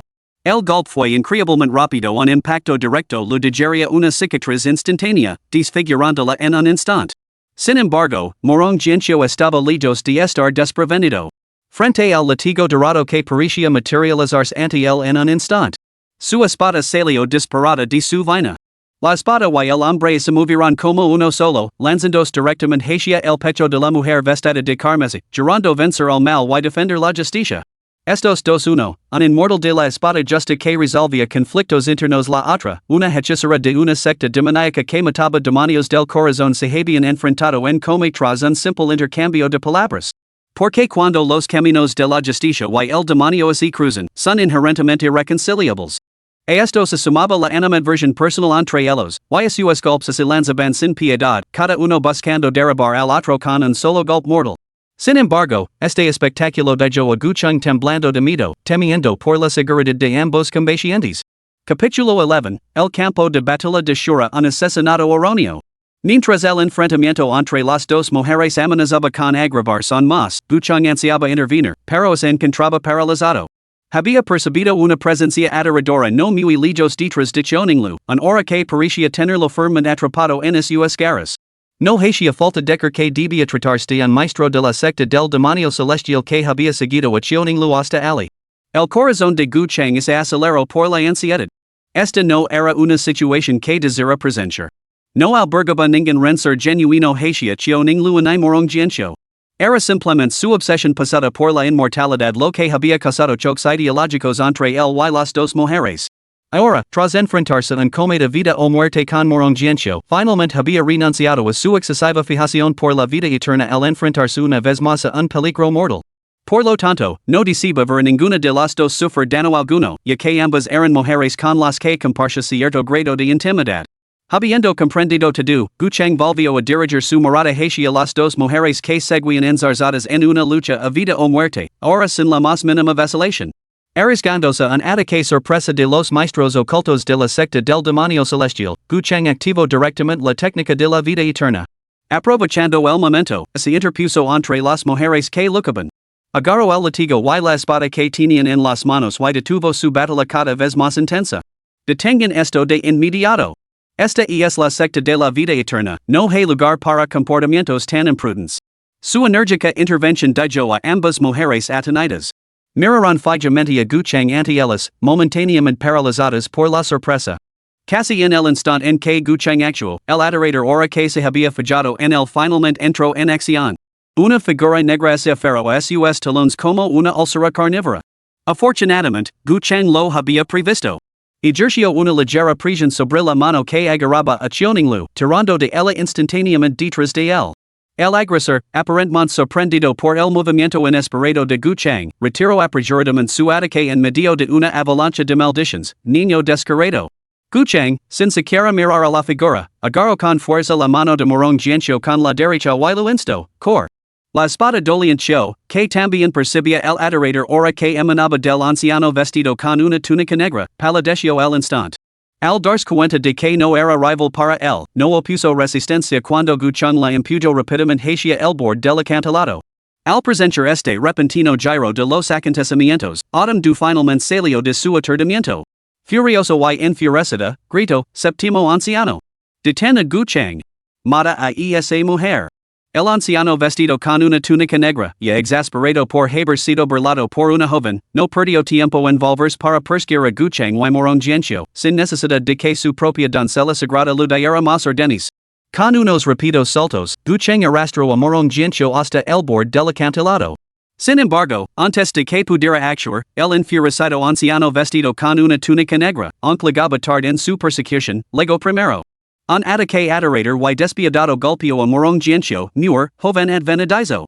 Antes, cuando su padre había mencionado que los días grandes maestros de la secta del demonio celestial estaban todos en la cima del octavo reino, Aguchan lo había costado creerlo. Sin embargo, ahora, al enfrentarse a ellos directamente, se dio cuenta de que las palabras de su padre no eran exageradas. Bajo la aterradora presión del hora del anciano, Morong Jinsho, en el séptimo reino, ni siquiera pudo oponer resistencia. Cuando el ataque se acercó, Gucheng instintivamente se colocó delante de Morong Jinsho y lanzó un golpe con el dorso de la mano. Por desgracia, aunque había alcanzado el cuarto nivel del octavo reino tras su anterior batalla con Morong Jinsho, al enfrentarse al anciano de túnica negra que estaba casi en la cima del octavo reino, seguía habiendo un abismo insalvable entre sus poderes. En el momento en que sus palmas se encontraron, Gucheng sintió como se le hubiera golpeado una fuerza colosal. Una fuerza malévola y insidiosa atravesó instantáneamente su palma y se introdujo en su cuerpo. Antes de que pudiera limpiarse la sangre que le goteaba por los labios, Gucheng utilizó esta energía siniestra y extraña para impulsar los del anciano vestido con túnica negra. En un abrir y cerrar de ojos, tanto Gucheng como Morong Jinsho habían saltado al precipicio. Cuando Chioninglu, con el rostro desencajado por la furia, llegó al borde del acantilado, sus figuras ya se habían desvanecido en el mar de nubes. El anciano vestido con túnica negra frunció profundamente el seno, aparentemente asombrado de que alguien pudiera realmente ocupar el lugar de otro en la muerte. Al ver acercarse su santa doncella, el anciano supuso que el lugar de Barenser por haber perdonado la vida a la pareja. Declaró con gravedad, tranquila, santa doncella. Tras haber soportado la palma desgarradora de este anciano, esa sinvergüenza de Gucheng no sobrevivirá en 3 horas. Al arresto, Xiaoninglu estalló de furia. Sus ojos ardían con ferocidad mientras se enfrentaba al anciano a su lado. Te ordeno que mataras a esa mujer. ¿Quién te dio permiso para matar a Gucheng? El anciano vestido con túnica negra se quedó momentáneamente desconcertado. Preguntó confundido, ¿No dijo su santidad que el propósito de este viaje era traer al joven Gucheng de vuelta para un sacrificio de sangre? Aunque el resultado differ ligeramente, el chico está prácticamente muerto después de recibir mi palma desgarradora. ¿Por qué sigo insatisfecha? 2. Xiaoninglu sintió un nudo de frustración en el pecho, pero solo pudo mirar con ira al viejo miserable, completamente impotente. Volviendo la mirada hacia el vasto mar de nubes bajo el acantilado, rizo en silencio, Gucheng, no debes morir así. El anciano vestido con túnica negra no prestó atención a su actitud. Después de todo, como la secta del demonio celestial la había elegido como la elegida del destino. Ella era la segunda persona en la historia de la secta, además de su patriarca fundador, en cultivar con éxito el arte secreto del dios demonio. Si majoraba con éxito, la secta del demonio celestial recuperaría sin duda su antigua gloria. Para este propósito, aunque todos perecieran en el futuro, no importaría. Al observar que la santa volvía a guardar silencio, el anciano vestido con túnicas negras habló en tono solemne, ¿Tien la santa más instructions? ¿Aprovechamos esta oportunidad para eliminar a la secta de la vida eterna? Al arresto, Xiaoninglu se volvió abruptamente hacia el anciano. Sin embargo, este permaneció completamente impasible. Tras una mirada larga y fija, Xiaoninglu finalmente frunció el seno y respondió, no es necesario. Informa a los demás ancianos de que regresen. Ahora no es el momento de enfrentarnos al camino de la rectitud. El anciano vestido de negro miró fijamente a la doncella sagrada antes de reír suavemente. Tu perspicacia es profunda, doncella sagrada. Una vez que cultivas el arte del dios demonio hasta su octavo nivel, soberano demonio, vuestra secta del demonio celestial volverá a arrasar la tierra. Entonces, cualquier cosa que dices lograr, no tendrás restricción alguna. Esperemos que así sea, murmuró Xiaoninglu, echando otra mirada al precipicio que se alzaba detrás de ella. Un leve suspiro escapó de sus labios cuando una inexplicable sensación de vacío llenó de repente su corazón. ¿Acaso vengar la gran injusticia que había sufrido no lo había proporcionado la alegría que había imaginado? Capítulo 12, El corazón del lodo azul. Rumble. Sobre el océano infinito, cae una lluvia torrencial. En medio de las mareas embravecidas, numerosas islas aisladas en el mar del sur aparecen y desaparecen entre las olas que subían y bajaban, pareciendo estar perpetuamente al borde del naufragio. A cientos de kilómetros de la secta de la vida eterna, en una isla sin nombre, una mujer vestida de verde lucaba por llevar a un hombre vestido de blanco a sus espaldas mientras atravesaba el terreno. Su mirada se movía con cautela a su alrededor, siempre atenta a los repentinos ataques de las bestias demoníacas, mientras buscaba una cueva seca lo suficientemente grande como para refugiarse ambos. El hombre vestido de blanco que lavaba sus espaldas yacía inconscient, con sangre brotando de su boca a cada paso que ella daba. Señorita Morón, de gem en el suelo, ejam, salvis, De lo contrario, ejam, así nos alcanzan. Cierra la boca. Gu Cheng nunca hubiera imaginado que ni siquiera resistiría el golpe de palma del anciano vestido con túnica negra. La fuerza oculta, cruel y insidiosa, había destrozado por completo su cultivo en el momento en que entró en su cuerpo. Si Morón Jianxiu no hubiera sentido el peligro a tiempo y lo hubiera atrapado, seguramente habría quedado hecho papilla, incapaz de utilizar su cultivo.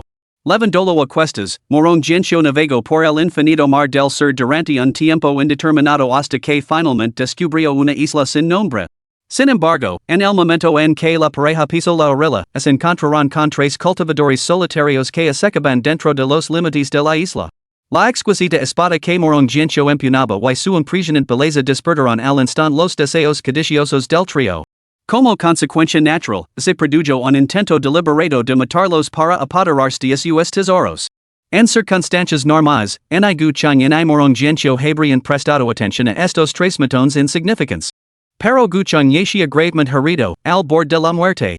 Morón Jianxiu, ya agobiada por lesiones internas sin curar, lo había llevado a cuestas durante cientos de kilómetros a través del mar del sur, lo que la había dejado completamente agotada. Incluso en una situación tan desesperada, Morón Jianxiu se negó a abandonarlo. Con una determinación inquebrantable, luchó solo contra tres enemigos. A un alto precio, finalmente mató a los tres ladronzuelos.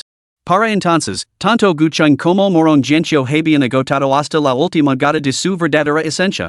De hecho, si otra persona, o incluso dos, aparecieran ahora y los dejaran empapados bajo esta lluvia helada durante varias horas más, ambos perecerían en esta isla sin nombre.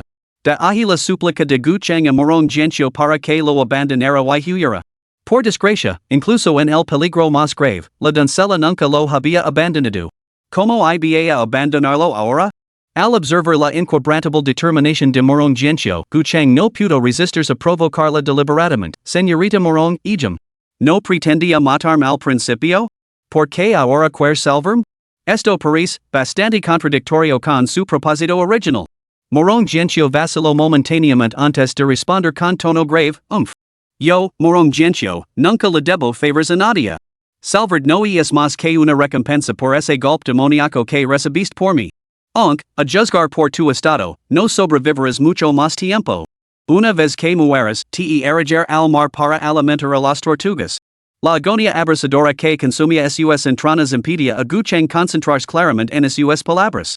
Al solo que sus días estaban contados, murmuró impotent para sí mismo, ejam. Si, ese anciano vestido con una túnica negra debe poseer al menos la fuerza de la octava montaña de la iluminación. Esta vez fui realmente descuidado.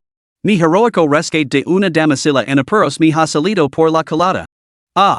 Nunca imaginé que volvería a morir tan pronto.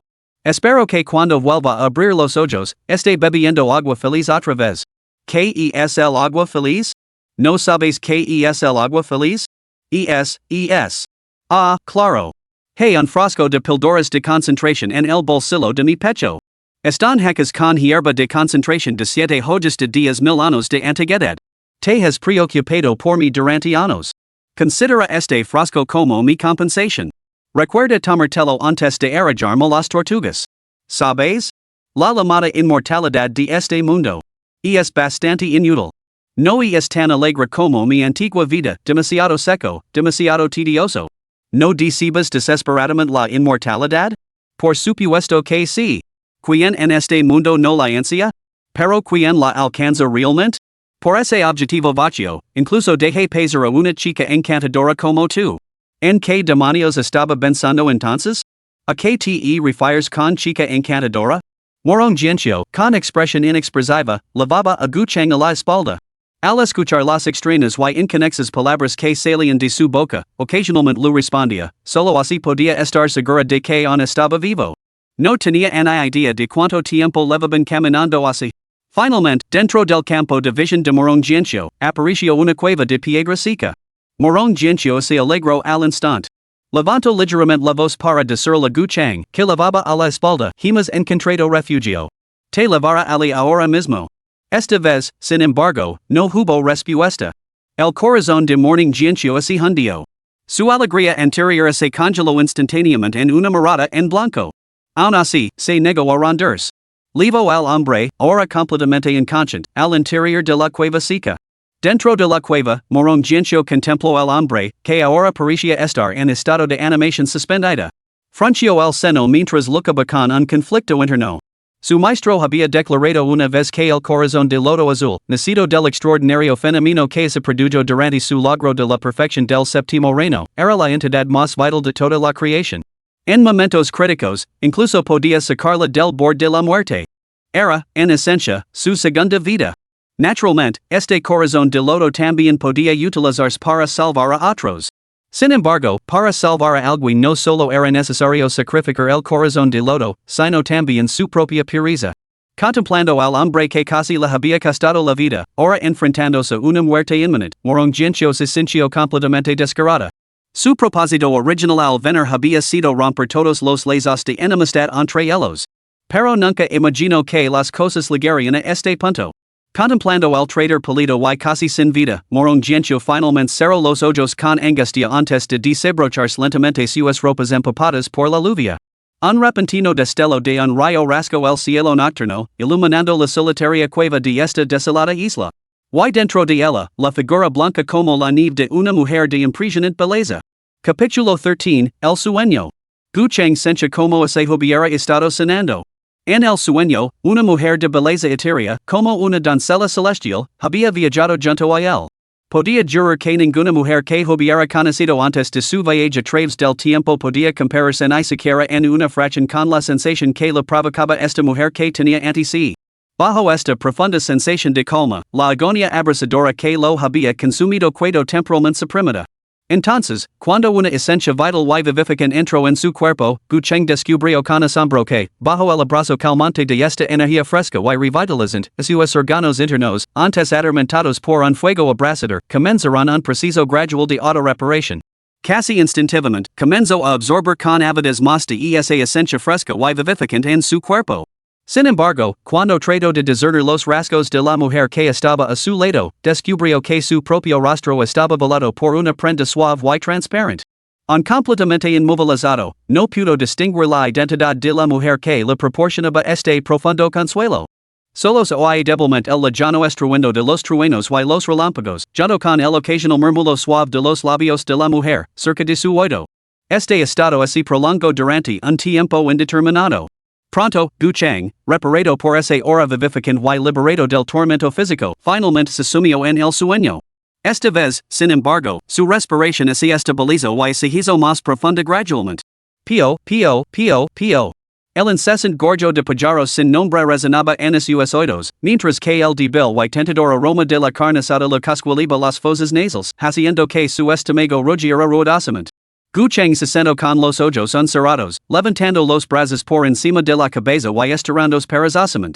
Un satisfactorio crujido resonó en todas sus articulaciones, liberando la tensión con tal alivio que no pudo evitar soltar un grito sincero, caramba.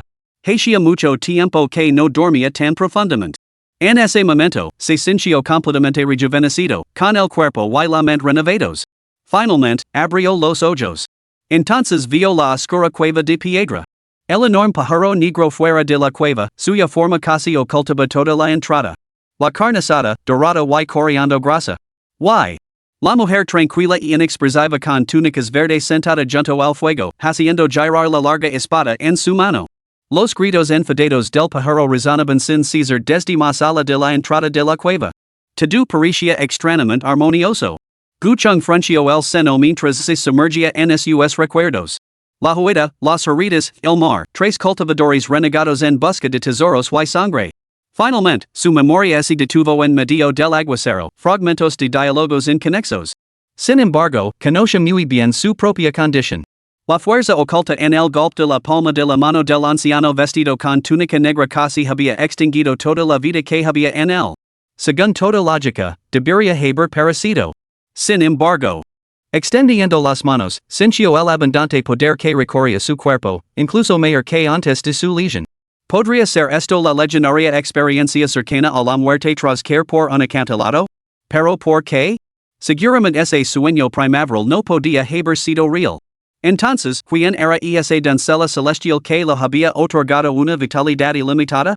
Al pensa en ello, Gucheng no pudo evitar lanzar una mirada peculiar a la mujer vestida con una túnica verde que estaba sentada en silencio a la entrada de la cueva. Soltó, nosotros. ¿Qué? Morong Jianxiu clavó su gelada mirada en Gucheng. Sorprendido, Gucheng balbució apresuradamente, nada. Solo recuerdo haber sido golpeado por el golpe fatal del maestro de la secta del demonio celestial. Debería haber muerto. ¿Cómo es que sigo vivo? Uf. ¿Cómo voy a saberlo? Pero no somos las únicas dos personas en esta isla? ¡Qué fastidio! ¿Cómo se entenderá ocultar algo? Morong Jianxiu dudó brevemente antes de explicar apresuradamente. Encontré esta cueva con la intención de dejar aquí tu cuerpo para alimentar a los peces una vez que me recuperara. ¿Quién iba a imaginar que tendrías tanta suerte? Dormiste hasta que ese te pasó y te despertaste bien. Al observar la expresión irritable de Morong Jianxiu, claramente disgustado por su resurrección, Gucheng sintió una punzada de confusión. Era realmente pura suerte lo que le había concedido una segunda oportunidad, reviviéndolo a través de un simple sueño primaveral? Después de todo, a juzgar por la impaciencia palpable de Morong Jianxiu, Rihanna en el disgusto, junto con su historia de enemistad, a Gucheng le costaba imaginar que él se hubiera convertido voluntariamente en la heroína de su ensonación erótica. Debía de estar pensando demasiado. Sacudiendo la cabeza para descartar la idea, Gucheng volvió a inclinar las manos en señal de gratitud hacia la mujer sentada a la entrada de la cueva. En cualquier caso, debo agradecer a la señorita Morong su amabilidad al cuidarme. Otro resoplido frío, tenido de aire, dejó a Gucheng sintiéndose incómodo, aunque no podía entender en qué la había ofendido. ¿No era cierto que su relación se había vuelto más pacífica? Sin embargo, después de una sola noche de sueño, habían vuelto al tenso enfrentamiento de su primer encuentro. Incluso peor que antes. Pero de repente, como se recordara algo, Gucheng se apresuró a lavarse la mano al pecho.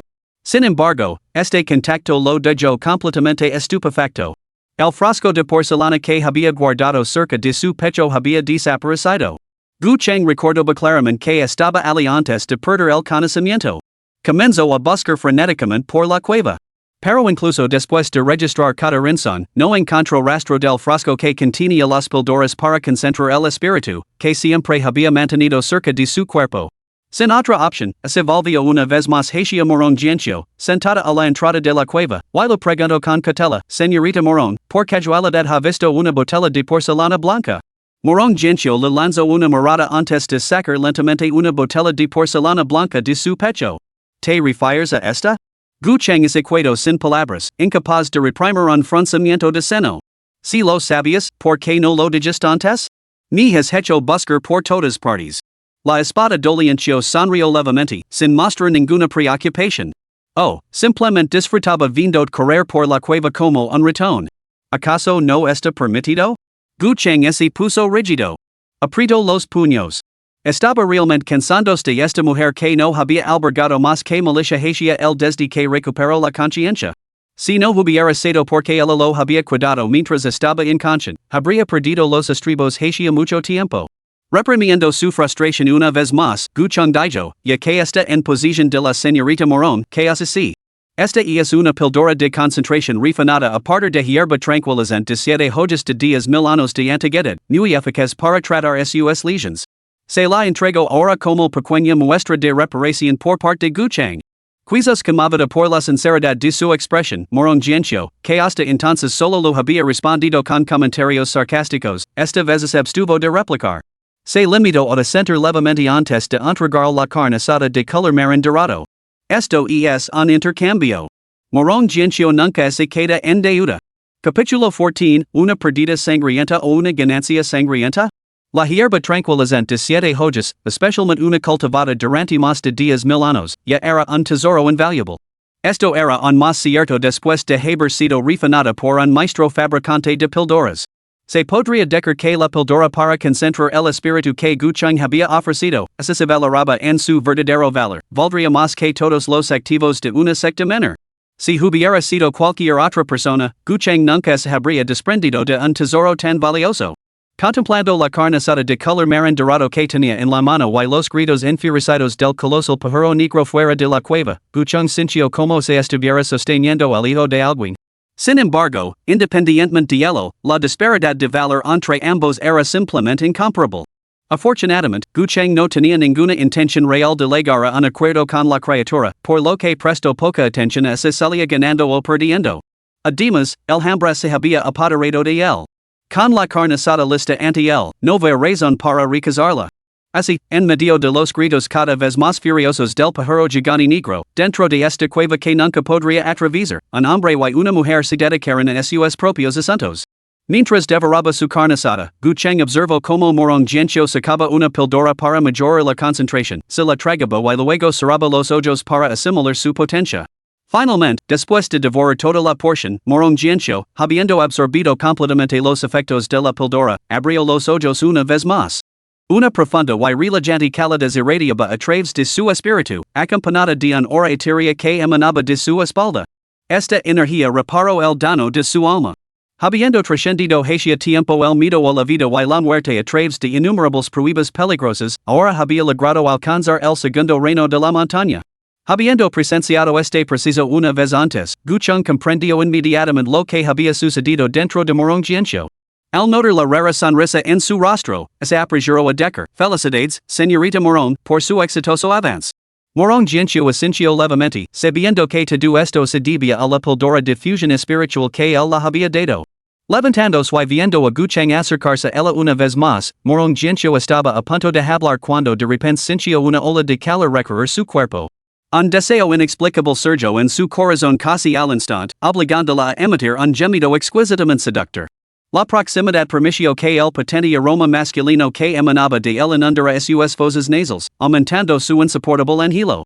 Su visión se nubló, su corazón se aceleró salvajemente, su mente consumida únicamente por el implacable aumento del deseo. En un abrir y cerrar de ojos, ese impulso abrumador tomó el control total de su cuerpo y su mente, obligándola a actuar en contra de su voluntad. Gu Cheng miró con total desconcierto a Morong Jianxiu, que prácticamente se había abalanzado sobre él en un instante, rasgando frenéticamente la ropa. Señorita Morong. Señorita Morong, ¿qué le pasa? Por favor, per. Me da miedo. Sin embargo, Morong Jianxiu, completamente consumida por el efecto de la droga y despejada de toda razón, no podía responder. Con un empujón repentino y feroz, volvió a derribar a Gu Cheng, inmovilizándolo debajo de ella. En cuestión de segundos, le rasgó la ropa, dejando al descubierto su pecho firme y pálido. Al contemplar a la mujer de impresionante belleza, con los ojos ahora ligeramente enrojecidos y el rostro sonrojado, incluso el más obtuso de los hombres se daría cuenta de que algo no iba bien con esa píldora de concentración. Inmediatamente lo agarró una de las manos. Un simple momento de examen fue suficiente para hacer el rugir de furia. Wang Yunzhong, viejo bastardo. ¿Cómo te atreves a hacerme una jugada así? Espera a que vuelva. Sus palabras se vieron interrumpidas antes de que pudiera terminar, ya que los suaves labios color cereza de la mujer ya se habían pasado sobre los sellos. Achis. Séptimo hermano, ¿qué pasa? Gu Changsheng se detuvo a mitad de la frase, mirando a su discípulo menor, que de repente había empezado a esternudar. Wang Yunzhong, al darse cuenta de que todas las miradas de la sala se habían pasado sobre él, negó con la cabeza y sonrió. Nada, nada. Probablemente alguien echa de menos a su hermano menor, J. Distraído por esta interrupción, Gu Changsheng suspiró y se dirigió a sus compañeros discípulos, este ataque de la secta del demonio celestial se debe enteramente las victorias de mi hijo. Les ofrezco mis más sinceras disculpas a todos los aquí presentes. Hermano mayor, hablas con demasiada dureza. Esos demonios de la secta del demonio celestial siempre han estado en desacuerdo con nuestro camino recto. No hay necesidad de dar más vueltas. Aces. Esos demonios, confiando en su cultivo superior, se atreveron a oprimir hoy a mi secta Changsheng. Sin duda vengaremos esta humiliación en el futuro. Hermano mayor, no te culpes. Este asunto no se le puede achacar al joven líder de la secta. Incluso sin él, sospecho que estos demonios seguirían causando problemas. Así es. Además, el joven líder de la secta, aunque joven, ya nos ha superado en cultivo. Con el tiempo, seguramente se convertirá en una gran figura. Y es muy posible que lleguemos a depender de él en el futuro. Al escuchar las palabras de consuelo de sus subordinados, Gu Changsheng sintió una punzada de emoción. Declaró, en cualquier caso, este incidente fue provocado en última instancia por mi hijo. Durante la invasión de la secta del demonio celestial, todas las perdidas sufridas por cada pico pueden ser comunicadas a la sede de la secta para su compensación unificada. Estas palabras llenaron de alegría a los ancianos de cada pico. Gu Chongsheng levantó una mano para silenciarlos y la discusión cesó de inmediato. Cuando todas las miradas se volvieron hacia él, continuó, además, se otorgaron recompensas a aquellos que hayan servido con distinción y se castigará a aquellos que hayan cometido errores.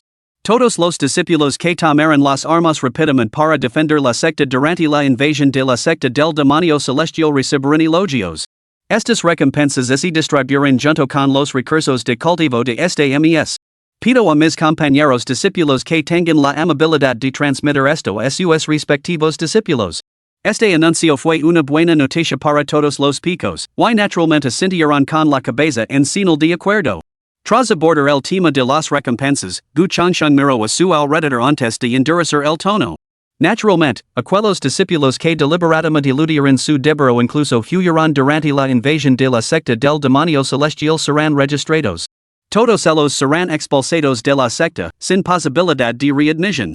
La secta Chongsheng no necesita traidores. Las expresiones de los ancianos se volvieron solemnes ante estas palabras, pero ninguno expresó su desacuerdo con el enfoque claro del líder de la secta sobre las recompensas y los castigos. Asintieron al unísono, afirmando, es lo correcto. La sabiduría del líder de la secta es evidente. Tras estas palabras, Gu Chongsheng hizo una breve pausa antes de añadir, además, la secta debe desplegar personal para vigilar los movimientos de la secta del demonio celestial, no se que lanzan otro ataque. Ante esto, todos los presentes asintieron sin excepción. Al ver sus figuras alejarse, Gu Chongsheng salió una vez más de la sala principal.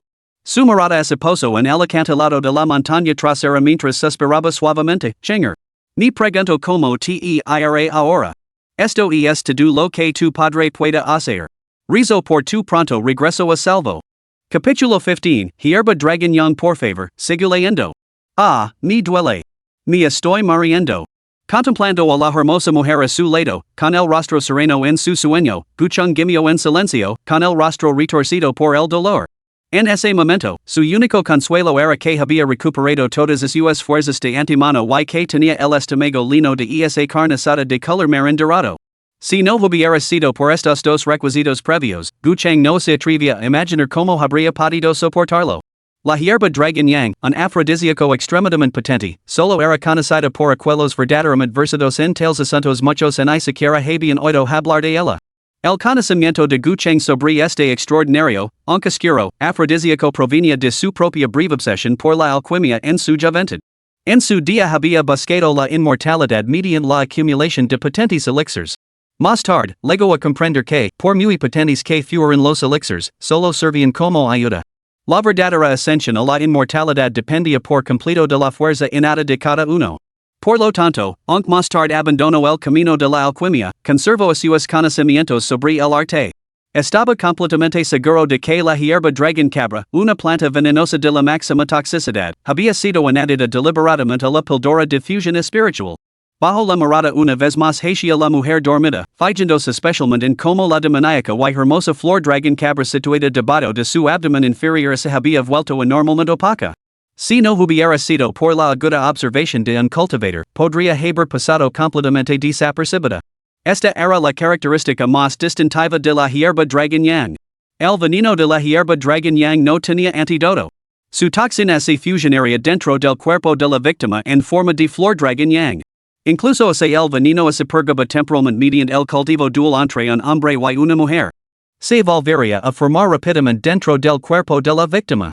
Cuando el color de la flor dragon yang en el cuerpo de la víctima vuelve a ser carmesí, esta vuelve a caer bajo el control de la lujuria, lo que requiere el cultivo dual con otra persona para aliviarla. El intervalo entre los brotes de veneno depende del nivel de cultivo y la fuerza de voluntad del practicante. Cuanto mayor sea el cultivo, mayor será el intervalo entre brotes. Sin embargo, incluso un poderoso del reino inmortal regresado no podría resistir más de un año. Dado el cultivo de morón gencio en la segunda etapa del reino de la realización del Dao, Gu Chang estimó que no podría aguantar más de 3 meses. Por supuesto, la hierba dragon yang no carece por completo de beneficios. Al contrario, inicialmente serve como una hierba sagrada profundamente beneficiosa para los cultivadores. Una vez que una doncella que la ha consumido consigo hijo, las toxinas de la hierba interactúan con el chianado de la madre, sufriendo una transformación que neutraliza sus efectos adversos. Los hijos nacidos de tal doncella, se son varones, poseerían la constitución dragon yang innata, mientras que las niñas nacerían con la constitución espíritu phoenix. Su velocidad de cultivo superaría la de los mortals comunes en días visas, o incluso en 100 visas. Quizás este era el verdadero objetivo de Wan Yuzhong desde el principio. Por desgracia, la hierba dragon yang es extremadamente rara. Además, salvo un puñado de alquimistas verdaderamente magistrales, pocos comprenden su verdadera eficacia. Por lo tanto, incluso cuando se descubre ocasionalmente esta hierba excepcionalmente escasa, generalmente se emplea simplemente como un potente afrodisíaco.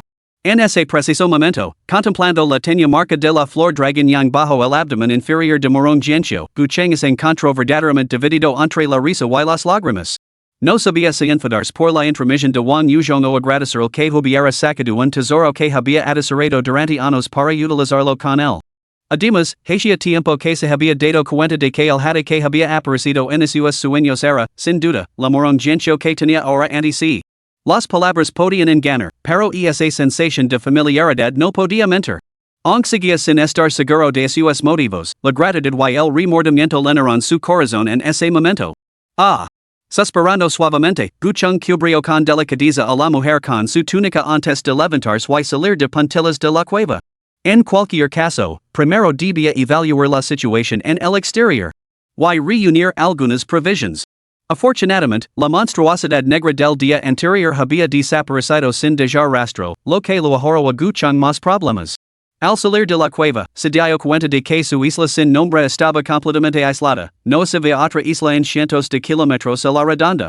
Hasta donde alcanzaba la vista, el cielo se extendía despejado y sin nubes. Una vasta extensión de agua que reflejaba los cielos, mientras que las montañas formaban una pantalla siempre verde que rodeaba la isla. Exhalando un suspiro de air viciado y relajando su mente, Gucheng comenzó a rodear esta pequeña isla sin nombre. Al poco tiempo, se encontró con 3 cadáveres, hinchados por la prolongada inmersión en el agua, que presentaban marcas de animales salvajes que los habían devorado. Gucheng frunció ligeramente el seno. No sentía ninguna simpatía por estos villanos que habían intentado asesinar y buscar tesoros, y que incluso se habían atrevido a intimidar a Morong Jianxiu. Los pasó por alto directamente, dejando a sus cuerpos expuestos a la naturaleza, para que fueran devorados por las bestias. Después de caminar un poco más, Gucheng descubrió inesperadamente un bosquecillo de árboles frutales cargados de extrañas bayas silvestres. Cogió una al azar y la probó, encontrándola algo ácida, pero aceptable. Encantado, seleccionó rápidamente varias bayas maduras y de aspecto atractivo, calculando que serían suficientes para 2 personas. Una vez hecho esto, no siguió adelante, sino que dio media vuelta. Al fin y al cabo, había algo inesperado en la cueva, no podía alejarse demasiado. Sin embargo, al regresar a la entrada de la cueva, su estado de ánimo mejoró ligeramente y, justo cuando se disponía a entrar, un destello frío brilló de repente en la caverna tenuemente iluminada. Al momento siguiente, una joya, rebosante de intención gelada, se presionó contra la garganta de Gucheng. Las frutas silvestres que lavaba en los brazos se esparcieron por el suelo, pero Gucheng no les prestó atención. Se limitó a observar cómo la mujer que tenía delante, con los ojos llenos de lágrimas, movía ligeramente los pies, tratando de calmarla. Sin embargo, en el momento en que se movió, la joya que ella tenía en la mano se lo acercó aún más. Al mismo tiempo, sus gélidas palabras resonaron en sus oídos, alto. Si te atreves a dar un paso más, te matar. Sintió como se le hubieran cortado la garganta, pero Gucheng no le prestó atención.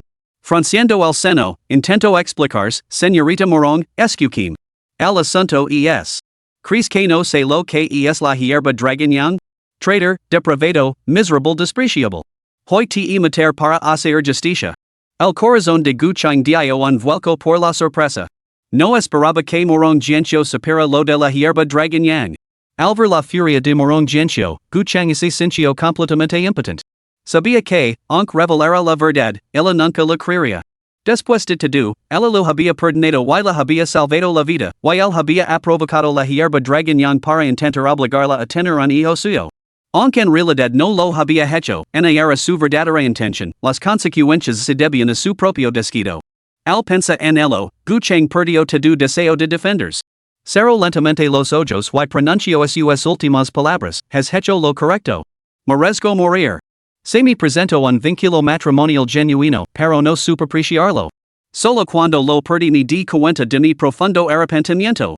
No hay mayor agonía en este mundo que esta.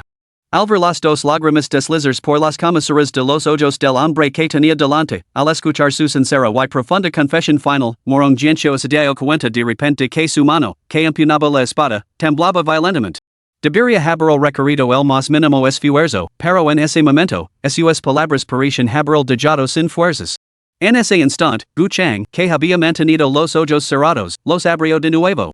La miró con absoluta desesperación, señorita Morón, que su espada me corte la garganta. No lo dude más. Morón Jianxiu se obligó a calmar su mente y respondió con voz gelada, ¿de verdad crees que me falta el valor para matarte? Gu Chang negó ligeramente con la cabeza, esbozó una sonrisa amarga y echó la cabeza hacia atrás para mirar al cielo. Por supuesto que no. Pero si el cielo me concediera otra oportunidad, apreciaría esta unión predestinada por el destino. Capítulo 16, tú tampoco eres un santo. Clang. La espada que nunca se la había escapado de las manos desde que la empuñó por primera vez cuando era niña, finalmente se liberó del control de la doncella por primera vez. En ese momento, la mujer, conmovida hasta lo más profundo por las sinceras palabras de Gu Chang, ya no pudo contener sus emociones. Se arrojó a sus brazos y lo golpeó con fuerza con los puños. ¿Por qué? ¿Por qué? ¿Por qué siempre me haces esto justo cuando me he decadido? ¿Por qué tienes que hacerme daño una y otra vez? Gu Chang soportó sus fuertes golpes en silencio, abrazándola con fuerza mientras esperaba pacientemente que ella descargara sus agravios reprimidos. Finalmente, un insatisfecho tras su arrebato, hincó los dientes en su hombro desnudo con un mordisco feroz. Incluso entonces, él no invocó su chi para resistirse, soportando en silencio el dolor insoportable mientras repetía sus disculpas. Lo siento. Todo es culpa mía. Todo es culpa mía. Lo siento, todo es culpa mía, toda la culpa es mía. En realidad, esta disculpa provenía del corazón de Gu Chang. Después de todo, si no hubiera estado tan consumido por su búsqueda de la inmortalidad y la vida eterna en aquel entonces, el hijo que había concebido con Morón Jianxiu probablemente ya habría crecido. La situación actual no lo había causado más que problemas, y también había causado problemas a otros. Sin embargo, a pesar de todo el daño que la había infligido, ya fuera deliberadamente o no, ella había decidido sacrificar su propio honor para salvarlo. Solo eso era algo que Gu Chang no podía traicionar. Como se sintiera la sinceridad de su arrepentimiento, las emociones de Morón Jianxiu se calmaron gradualmente. Soltó los dientes de su hombro. Mirando a Morón Jianxiu, Gu Chang esbozó una leve sonrisa. Aguantando el agudo dolor en el hombro, levantó la mano para limpiar la sangre de la comisura de los labios. ¿Ya estás satisfecha? Si no es así, puedes morderme también este hombro. Morón Jianxiu miró las dos hileras de marcas de dientes en el hombro de Gu Chang, tan profundas que casi se ve el hueso. Sintiendo una punzada de vergüenza por su comportamiento infantil, rápidamente apartó la cabeza. ¿Mordert? Me daría miedo ensuciarme la boca. Al darse cuenta de que el tono de Morón Jianxiu ya no era tan frío como antes, Gu Chang aprovechó el momento y dijo deliberadamente, entonces espera aquí. Voy a lavarme para que puedas morderme como es debido. Dica esto, empezó a caminar hacia la orilla, como si realmente tuviera la intención de limpiarse antes de ofrecerle de nuevo su hombro. Morón Jianxiu, ayena a sus verdaderas intentions, vio que esta vez hablaba en serios y rápidamente agarró a Gu Chang por el brazo. Deja de hacer el tonto. ¿Por qué no aprovechas ese tiempo para explicarme por qué había hierba dragon yang en la píldora para concentrar el espíritu? En realidad, una vez que se calmó, la experiencia de Morón Jianxiu le llevó rápidamente a comprender el probable problema que se le planteaba. La completa restauración del daño que su alma había sufrido durante años con una sola píldora concentración demostraba su extraordinaria potencia. Dada la cultivación de Gu Chang en la cuarta montaña de la iluminación, si realmente tuviera la intención de forzar a Morón Jianxiu, no habría necesidad de desperdiciar una píldora tan preciosa. Además, el ataque letal que había lanzado contra la ingle de Morón Jianxiu en el acantilado detrás de la montaña trasera de la secta Changxing indicaba claramente que Gu Chang no lograba vencer. Dado este contexto, la presencia de hierba longyang en la píldora concentradora de espíritu parecía muy sospechosa. Recordando como Guchang lo había entregado aquella hierba calmante de 7 hojas de días mil años de antigüedad a su asistente celestial su coin delante de él aquel día, era probable que hubiera encargado a otra persona que refinara la píldora. Por lo tanto, la explicación más probable era que el alquimista hubiera añadido algo a escondidas a la fórmula. Al atar cabos, la expresión de morón gentio se volvió gelada. Fijo su mirada en Guchang, que parecía vacilante y sin saber cómo responder, y declaró, he oído que tu secta chingchung cuenta con un alquimista de noveno grado apelidado Wang. Incluso el anterior emperador se buscó remedios medicinales de este alquimista de noveno grado? Guchang abrió los ojos con sorpresa al oírlo y miró a morón gentio con total incredulidad. Al ver su reacción, morón gentio comprendió al instante la verdad que se escondía detrás del asunto. La ira se apoderó de él y espero, ese maldito viejo tonto. Algún día mataré ese viejo bastardo con mis propias manos. Guchang solo pudo suspirar para sus adentros ante la rápida deducción de morón gentio sobre el culpable, ahora que había recuperado el juicio. Después de todo, su propio tío Wang era demasiado famoso. Incluso en todo el mundo de la cultivación, su dominio de la alquimia no tenía rival. Tras pensarlo un momento, Guchang intentó defenderse en voz baja. Bueno, el tío Wang tenía buenas intenciones. Pero antes de que pudiera terminar, morón gentio le lanzó una mirada asesina que le heló la sangre. Rápidamente se retractó, un villano, sin duda. Tal prepotencia es una afrenta al cielo y a la tierra. Yo también soy víctima de este complot. Unir fuerzas con la señorita morón para acabar con este sinvergüenza. Ya. Tú no eres mejor. Morón gentio lanzó una mirada venenosa a Guchang, derramando su ira sobre él. Guchang no se atrevió a replicar, sabiendo muy bien que estaba equivocado. Sin embargo, al observar la expresión oscurecida de morón gentio, dudó brevemente antes de susurrar con cautela, puesto que la señorita morón conoce la hierba dragon yang, seguramente también es consciente de sus peligros. Si Guchang no hubiera sacado el tema, las cosas podrían haber permanecido en calma. Pero la mención reavivó al instante la furia que apenas había remitido en morón gentio. A lo largo de los años, en su búsqueda por templarse a sí misma, morón gentio se había aventurado en innumerables tierras prohibidas, soportando dificultades incalculables. Había sido testigo de primera mano de cómo un anciano de la secta de la Unión utilizaba la hierba dragon yang, un discípulo principal de una secta inmortal justa. Incluso ahora, recordar el lamentable estado de ese discípulo de la secta inmortal, reducido a un bedel común, cuando la poción surgió efecto, le provocaba escalofríos. Especialmente el recuerdo de ese discípulo, rodeado por 7 u 8 hombres viles, a quienes finalmente había matado.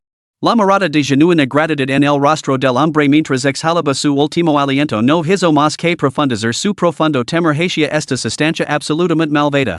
Sin embargo, nunca imaginó que un día ella misma sería víctima de la hierba dragon yang. Con su cultivo, podía suprimir sus efectos durante no más de 3 meses. Después de eso, si no lograba mitigarlos mediante el cultivo dual como había hecho su destino probablemente sería similar al de la discípula de la secta inmortal. Su cuerpo se estremeció y morón gentio no pudo evitar temblar. Por ahora, el único recurso era emplear temporalmente el cultivo dual para ganar tiempo. Si ella pudiera cultivar rápidamente la espada del corazón, su poder podría purgar esta vil toxina. Habiendo resuelto esto, morón gentio miró fijamente a Guchang con una mirada feroz y declaró con dureza, a partir de hoy, no te alejarás de mi lado. Si lo haces, te mataré inmediatamente y luego me quitaré la vida. Aunque Guchang quería desesperadamente señalar que, dadas las circunstancias actuales, morón gentio probablemente no podría matarlo. Teniendo en cuenta la naturaleza peculiar de la hierba dragon yang, solo pudo asentir con la cabeza. Como mínimo, hasta que se neutralizara el veneno de la hierba dragon yang, no podía alejarse de morón gentio. De lo contrario, su vida sería la menor de sus preocupaciones, su cuero cabelludo podría convertirse en una pradera verde. Quizás debería plantarse tener un hijo con el físico del dragon yang o una hija con el físico del espíritu fénix. Después de todo, ahora tenía 120 años. No sería perfectamente natural tener un hijo y disfrutar de los sencillos placeres de la vida familiar? Capítulo 17, El Pacto. Esos pocos días le parecieron a Guchang más largos que todo el siglo que había vivido. Afortunadamente, el resultado final resultó ser tolerable. Aunque morón gentio seguía tan distante como siempre, Guchang notó un sutil cambio en las miradas ocasionales que ella le lanzaba. La pareja descansó durante medio día en esta isla sin nombre. Guchang se ocupó del fuego mientras morón gentio pescaba en el mar. Tras una sencilla preparación, volvieron a ensartarlos en la espada larga de morón gencio para asarlos. Después de añadir más leña al fuego, Gucheng levantó la mirada hacia la mujer que giraba intensamente la espada entre sus manos. Le preguntó con indiferencia, y oído que cuando la señorita morón formó su cuerpo del jardín del tesoro, el femenino que apareció fue un lodo azul que cubría el cielo. La mano de morón gencio se detuvo momentáneamente al oír esas palabras, pero luego reanudó su movimiento. Lanzó una mirada débil a Gucheng, frunciendo el seno. ¿Qué insinúas? Gucheng extendió ligeramente las manos y negó con la cabeza. Nada, solo admiración. Después de todo, pocos cultivadores manifiestan tales fenómenos al formar el cuerpo del jardín del tesoro. ¿Te estás burlando de que mi progreso en la cultivación vía por detrás del tuyo? ¿Por qué dirías eso, señorita? Sinceramente, admiro. Hipócrita. Morón gencio lo interrumpió con una fría sonrisa burlona. Recuerdo que hace 30 años, cuando formes tu cuerpo del jardín del tesoro, apareció una puerta celestial sobre la secta de la vida eterna. Caso bastante revuelo en ese momento. ¿Vas a negarlo? Gucheng Caraspio Torpment, casi habiendo olvidado este incident. Esta vez, su agitación la había salido por la culata, aunque difícilmente se le podía culpar. Por un momento, el ambiente se volvió tenso una vez más. Para romper el incómodo silencio, Gucheng cambió de tema y preguntó, ahora bien, señorita Morón, procedimos con nuestro acuerdo previo? Según lo acordado anteriormente, Gucheng debía acompañar a morón gencio de vuelta a la secta de la espada celestial y proponer matrimonio públicamente. Naturalmente, esta propuesta era meramente una formalidad. Al final, morón gencio daría la vuelta a la tortilla y rechazaría la propuesta de Gucheng para hacerle saborear la humiliación que ella había soportado años atrás. Al principio, Gucheng no lo había prestado mucha atención. Para él, el verdadero camino consiste en resolver sus rencores mutuos y luego cultivar sin distractions. Sin embargo, los acontecimientos de los últimos 2 días habían cambiado gradualmente su perspectiva. Quizás revivir su antiguo vínculo no sería tan malo después de todo? Por supuesto que seguiremos adelante, comentó morón gencio con frialdad, lanzando una mirada gelida a Gucheng, sentado a su lado. ¿No creerás que el hecho de haberme rendido ante ti me obliga a casarme contigo? Bueno. Balbució Gucheng, momentáneamente sin palabras. A decir verdad, esa idea había pasado por su mente. Siempre había tenido una firme convicción, las chicas buenas no deben darse por sentadas, y las mujeres malas no deben desperdiciarse. Por desgracia, antes de su renacimiento, nunca había encontrado una mujer verdaderamente digna de ser apreciada. Por eso había perseguido la inmortalidad con devoción inquebrantable, mientras permanecía totalmente indiferente a las mujeres. Sin embargo, ahora, ante él se encontraba una mujer excepcionalmente hermosa. Aunque ella lo trataba con una indiferencia gelida y un comportamiento totalmente desagradable, estos 2 últimos días le habían permitido comprender profundamente a esta mujer, fría por fuera, ardiente por dentro, tanto física como emocionalmente. Comprendía claramente que bajo su apariencia despiadada se escondía un corazón más devoto que cualquier otro bajo el cielo. De lo contrario, su cadáver yaciera ahora hinchado en el mar, como los de aquellos 3 cultivadores rebeldes que habían intentado asesinarlo para apoderarse de sus tesoros. Tras sopesar estas verdades, Gucheng ya no le importaba el desprecio que ella le profesaba. Simplemente sonrió con amabilidad. Todo será como tú dices. Cualquier cosa que dices, yo la cumplir. Mejor así. Al ver el cambio de actitud de Gucheng, morón gencio no dijo nada más. Simplemente retiró el pescado a la parrilla, ahora tierno y dorado, de la espada larga y comenzó a comerlo sin pensarlo 2 veces. En cuanto a Gucheng, que la observaba atentamente, a ella no le importaba lo más mínimo. Al ver que ella realmente no tenía intención de compartir, Gucheng lo aceptó con naturalidad. Cogió casualmente una baya silvestre, la limpió en su manga y comenzó a comer mientras admiraba los elegantes modelos de la mujer. Mientras tanto, tomó una silenciosa decisión. Por ahora, considera tu deseo.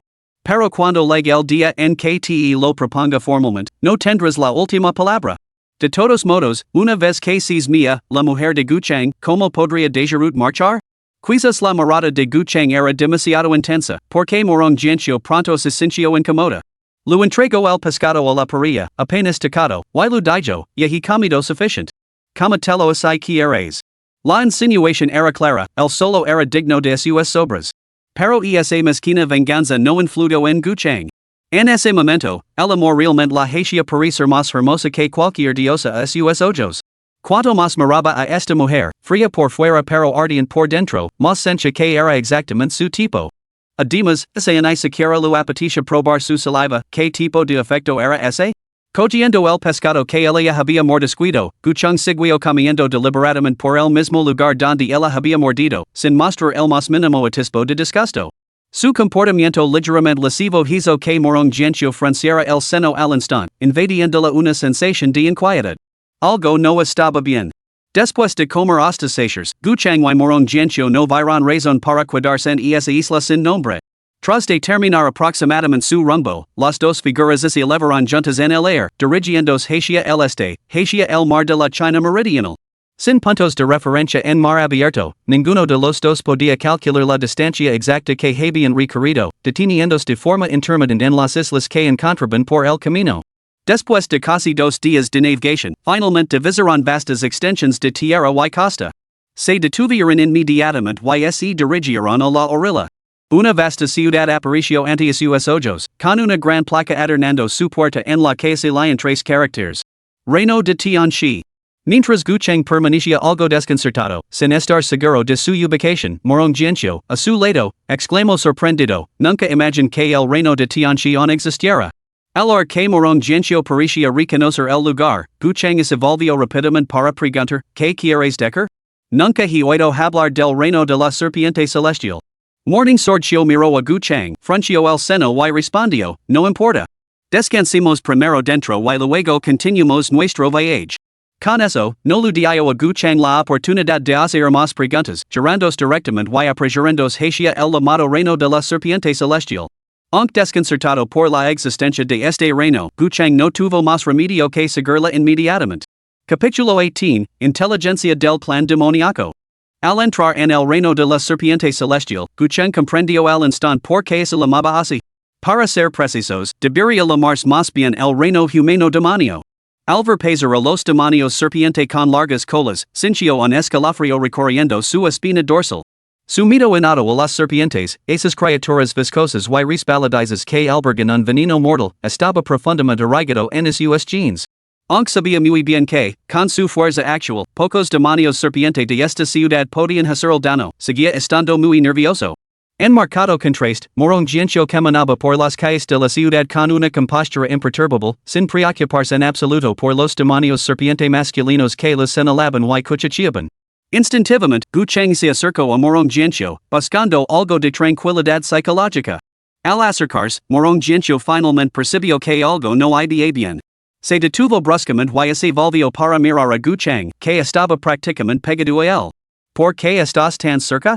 Gucheng se obligó a ignorar las miradas de los demonios serpiente que los rodeaban y mantuvo una actitud serena. Deberíamos volver a tu secta Tianjin cuanto antes. Ya no queda mucho que ver aquí. Morong Jianqiu miró a Gucheng con desconcierto, sin saber qué pretendía, pero se limitó a negar con la cabeza. Imposible. Tras la desaparición del emperador demonio en Latian hace 20 años, los clanes demoníacos se sumieron en el caos. Como reino vecino de la gran dinastía Xia, Tianxi fue el primero en ser arrasado por los ejércitos del anterior emperador Xia. Su resurrección ahora debe esconder alguna peculiaridad. ¿Es eso cierto? Respondió Gucheng con leve sorpresa. Sin embargo, a Morong Jianqiu le pareció extraña la reacción de Gucheng. Esto es de conocimiento común en todo el mundo de la cultivación. ¿Cómo es posible que no lo sepas? Gucheng negó con la cabeza, incómodo. A lo largo de los años, se había dedicado exclusivamente al camino de la inmortalidad, haciendo oídos sordos a los asuntos mundanos. Por lo tanto, seguía ignorando asuntos que se consideraban de conocimiento universal. Sin embargo, al notar la mirada despectiva de Morong Jianqiu, Gucheng frunció el seno. ¿Qué te importa a ti? Debemos seguir adelante rápidamente. Si nos encontramos con algún peligro y quedamos atrapados, ten cuidado de que no surta efecto el veneno de la hierba dragon yang que tienes en tu poder. Por supuesto que me concierne. Como guardián del reino nombrado personalmente por el emperador, es mi deber y obligación investigar cualquier persona o asunto que pueda suponer una amenaza para nosotros. En cuanto al peligro, Morong Jianqiu hizo una breve pausa antes de fijar en Gucheng una mirada firme. ¿No es para eso para lo que estás aquí? ¿Es natural que un prometido proteja a su prometida, no? Alver que el otro había lavado la discusión tan lejos, Gucheng solo pudo esbozar una sonrisa irónica y resignada. Mas te iba rezar para que no haya ningún gran sabio demoníaco dentro de estas morales. Quédate tranquilo. Una ciudad tan pequeña nunca podría albergar a un gran sabio demoníaco. Además, los clanes demoníacos están envueltos en luchas internas ahora mismo, apenas pueden ocuparse de sí mismos, y mucho menos preocuparse por lugares insignificantes que nunca se dignarían en otro. Gucheng asintió para sus adentros ante esta tranquilidad, a punto de ofrecer unas palabras de acuerdo, cuando de repente oyó una serie de urgentes redobles de tambor procedentes del centro de la ciudad. Al oír los rápidos redobles, todos los serpientes que había en la calle palidecerán visiblemente. Al instante, dejarán lo que estaban haciendo y correrán hacia el centro de la ciudad. En un instante, una multitud de serpientes pasó zumbando junto a Gucheng. Gucheng tiró apresuradamente morón gencio a un lado de la carretera, despejando la vía central. En ese momento, un hombre de aspecto humano estaba recogiendo su puesto junto al camino que habían despejado. Gucheng se acercó a él y le preguntó, disculpe, señor, ¿qué ha podido pasar en la ciudad? ¿Qué significa este tamborileo urgent? El hombre de apariencia humana se estaba preparando para recoger y volver a casa, y en un principio tenía intención de ignorar a Gucheng. Sin embargo, al levantar la vista y ver a morón gencio a su lado, detuvo sus movimientos y les explicó alegremente, y es evidente que no son de aquí. En ni siquiera reconocen los tambores de convocatoria del reino celestial de la serpiente. Este redoble anuncia la llegada de una figura prominente de los clanes demoníacos. Todos los seres demoníacos de la ciudad deben acudir a presentar sus respetos. ¿Un dignatario demoníaco? ¿De qué importancia? Preguntó Gucheng frunciendo ligeramente el seno, sintiéndose como un gafe. El hombre, ansioso por impresionar a la doncella hada, procedió a compartir todo lo que sabía, eso no lo puedo decir. Si les interesa, pueden ir a verlo por ustedes mismos. Está justo en el centro de la ciudad. Cualquiera puede verlo y, siempre que no causen problemas, los demonios no les molestarán. Por desgracia, antes de que pudiera terminar, la hada ya se había dado la vuelta y se había marchado.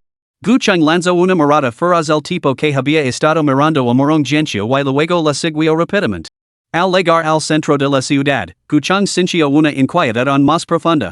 La vasta plaza en el corazón de la ciudad estaba densamente poblada de cuerpos serpenteantes que se retorcían. Al frente de esta multitud demoníaca, un joven apuesto con alas que la brotaban de la espalda flotaba en el aire, dirigiéndose a la multitud en su peculiar lengua demoníaca. Con cada palabra que salía de sus labios, toda la masa demoníaca estalaba en vitres ensordecedores. Gucheng se acercó a morón gencio. Al observar la creciente gravedad en la expresión de morón gencio mientras el joven hablaba, le preguntó, ¿entiendes lo que dicen estos demonios? Morón gencio lo miró y asintió levemente con la cabeza. Sorprendido por la respuesta de morón gencio, Gucheng miró hacia los demonios jubilosos que se encontraban no muy lejos. Ah, ¿de verdad? ¿Qué están diciendo? Parecen bastante satisfechos. Sin embargo, morón gencio no respondió inmediatamente a su pregunta. En cambio, dijo en tono solemne, partamos. Debemos regresar rápidamente. ¿Ya nos vamos? ¿No dijiste que querías investigar la situación en el reino de la serpiente celestial? Al ver que morón gencio se daba la vuelta y se alejaba sin dudar, Gucheng se apresuró a alcanzarlo y le preguntó. Ya lo sé. ¿Qué? ¿Qué has descubierto exactamente? Morón gencio se detuvo y se dirigió a Gucheng con la mayor solemnidad. Hace 5 días, el gran sabio del clan demonio, el gran iluminado pavo real, unificó la raza demoníaca y coronó formalmente una princesa demonio. El enviado demonio que vimos antes vino al reino de la serpiente celestial en nombre del nuevo emperador para anunciar esta noticia. Gucheng, que desconoce la identidad de la princesa demonio, se sintió completamente desconcertado. Miró la expresión grave de morón gencio y dijo que el clan demonio corona una princesa. Eso no tiene nada que ver con nosotros, ¿verdad? ¿Por qué estás tan agitado? Pero la unificación de la raza demoníaca no es una noticia favorable para la gran dinastía Xia. Suspiró morón gencio, comprendiendo que, desde la perspectiva de Gucheng, era natural que nadie desira que la gran dinastía Xia se hiciera demasiado poderosa. De lo contrario, no sería un buen augurio para las sectas de cultivo como la suya. Sin embargo, al fin y al cabo, él había sido nombrado personalmente protector del reino. Capítulo 19, La montaña del mano espiritual. La disputa entre Gucheng y morón gencio no duró mucho. Después de todo, aunque la reunificación del plan demoníaco los sorprendió a ambos, en última instancia era un asunto que debía considerar la recién entronizada emperatriz de Xia.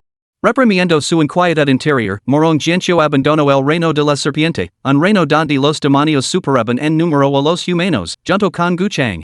Una vez confirmada su ubicación, el camino a seguir quedó claro.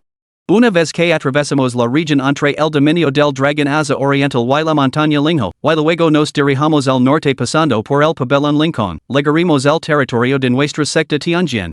Tú ya has estado aquí antes, ¿verdad?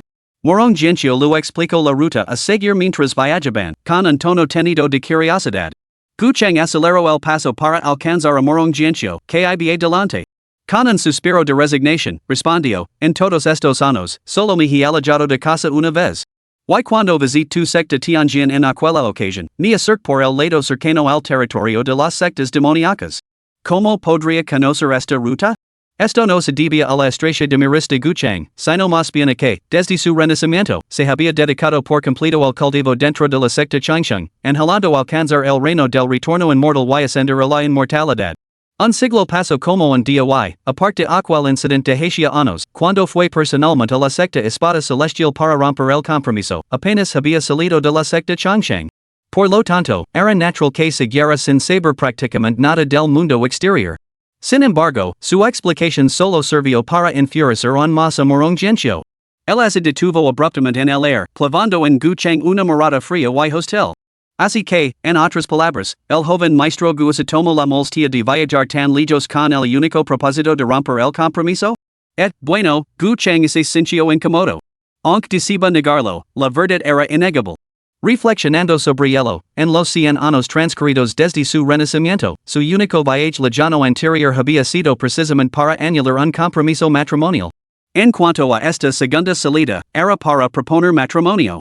Al ver que Guchang lo admitía tácitamente, Morong Jianqiu se enfureció aún más. Sin decir nada más, se dio la vuelta rápidamente y continuó volando hacia el norte. Esta vez, sin embargo, su velocidad aumentó notablemente. En un abrir y cerrar de ojos, había dejado a Guchang muy atrás. Al ver a Morong Jianqiu desaparecer rápidamente en la distancia, Guchang se dio un ligero golpecito en los labios. ¿Qué tanto y torpe soy? ¿Dónde están tus habilidades de KFC? Era extraño, la verdad. Antes de su renacimiento, siempre había sido experto en halagar a esas mujeres problemáticas, haciendo promesas y dando garantías vacías sin esfuerzo. Sin embargo, cuando se enfrentaba a Morong Jianqiu, especialmente bajo la mirada de esos ojos rebosantes de energía espiritual, se veía incapaz de engañarla. En cambio, las palabras tontas seguían saliendo de su boca. Suspirando para sus adentros, Guchang la vio desaparecer rápidamente en la distancia antes de apresurarse a seguirla. La persecución se prolongó durante otra media jornada. Solo cuando una gran montaña se alzaba ante ellos, esta implacable persecución finalmente cesó. Guchang se acercó a Morong Jianqiu, a punto de hablar y explicar el incidente anterior, pero Morong Jianqiu le hizo un gesto para que se callara. No hace falta que digas nada. Una vez que te propongas, nuestros asuntos pasados quedarán zanjados. Por ahora, centrémonos en cómo cruzar la montaña Lingho. Al ver que ella no quería detenerse en el pasado y al observar su mirada solemne fija en la montaña que bloqueaba su camino, Guchang renunció a su intento de explicación. Siguió su mirada hacia el macizo que se alzaba ante ellos. Ante ellos se extendía un paisage de 1000 barrancos que compiten por el dominio, 1000 acantilados que compiten por la belleza. Los pajaros cantaban, pero no se veía a nadie, las flores caían, pero los árboles seguían exudando fragancia. Después de la lluvia, el cielo se encontraba con los acantilados azules y húmedos cuando soplaba el viento, los pinos se desplegaban como pantalas verdes, los acantilados se precipitaban abruptamente, los picos escarpados se encontraban con suaves pendientes. Las grutas blancas se inclinaban para beber junto al arroyo, los simios salvajes corrían por las rocas. El paisage rivalizaba con el de cualquier reino inmortal. Después de detenerse un momento, cautivado por la vista, Guchang, al no detectar ninguna animalia, finalmente apartó la mirada. Se volvió hacia la mujer que estaba a su lado, con expresión cautelosa, y le preguntó, ¿hay algo extraño en esta montaña Lingho? Al ver la sincera pregunta de Guchang, Morong Jianqiu dejó a un lado su mezquindad y respondió con gravedad, esta montaña Lingho es territorio demoníaco. Los cultivadores humanos que la transgreden imprudentemente corren el riesgo de provocar el ataque de una horda demoníaca. A guchang lo costaba creerlo y sospechaba que se trataba de una exageración. Seguro que no? Solo estamos de paso. ¿Serían tan brutales los demonios de aquí? Morong Jianxiu miró a guchang y asintió ligeramente. Porque presidiendo la montaña Lingho He un santo demonio de temperamento extremadamente volátil, aparentemente conocido como el gran santo suavizador del cielo. Este demonio alberga una profunda animadversión hacia la humanidad y no permite que ningún cultivador humano entre en su dominio. Cualquiera que lo traspase será aniquilado por completo. Guchang es equado sin palabras.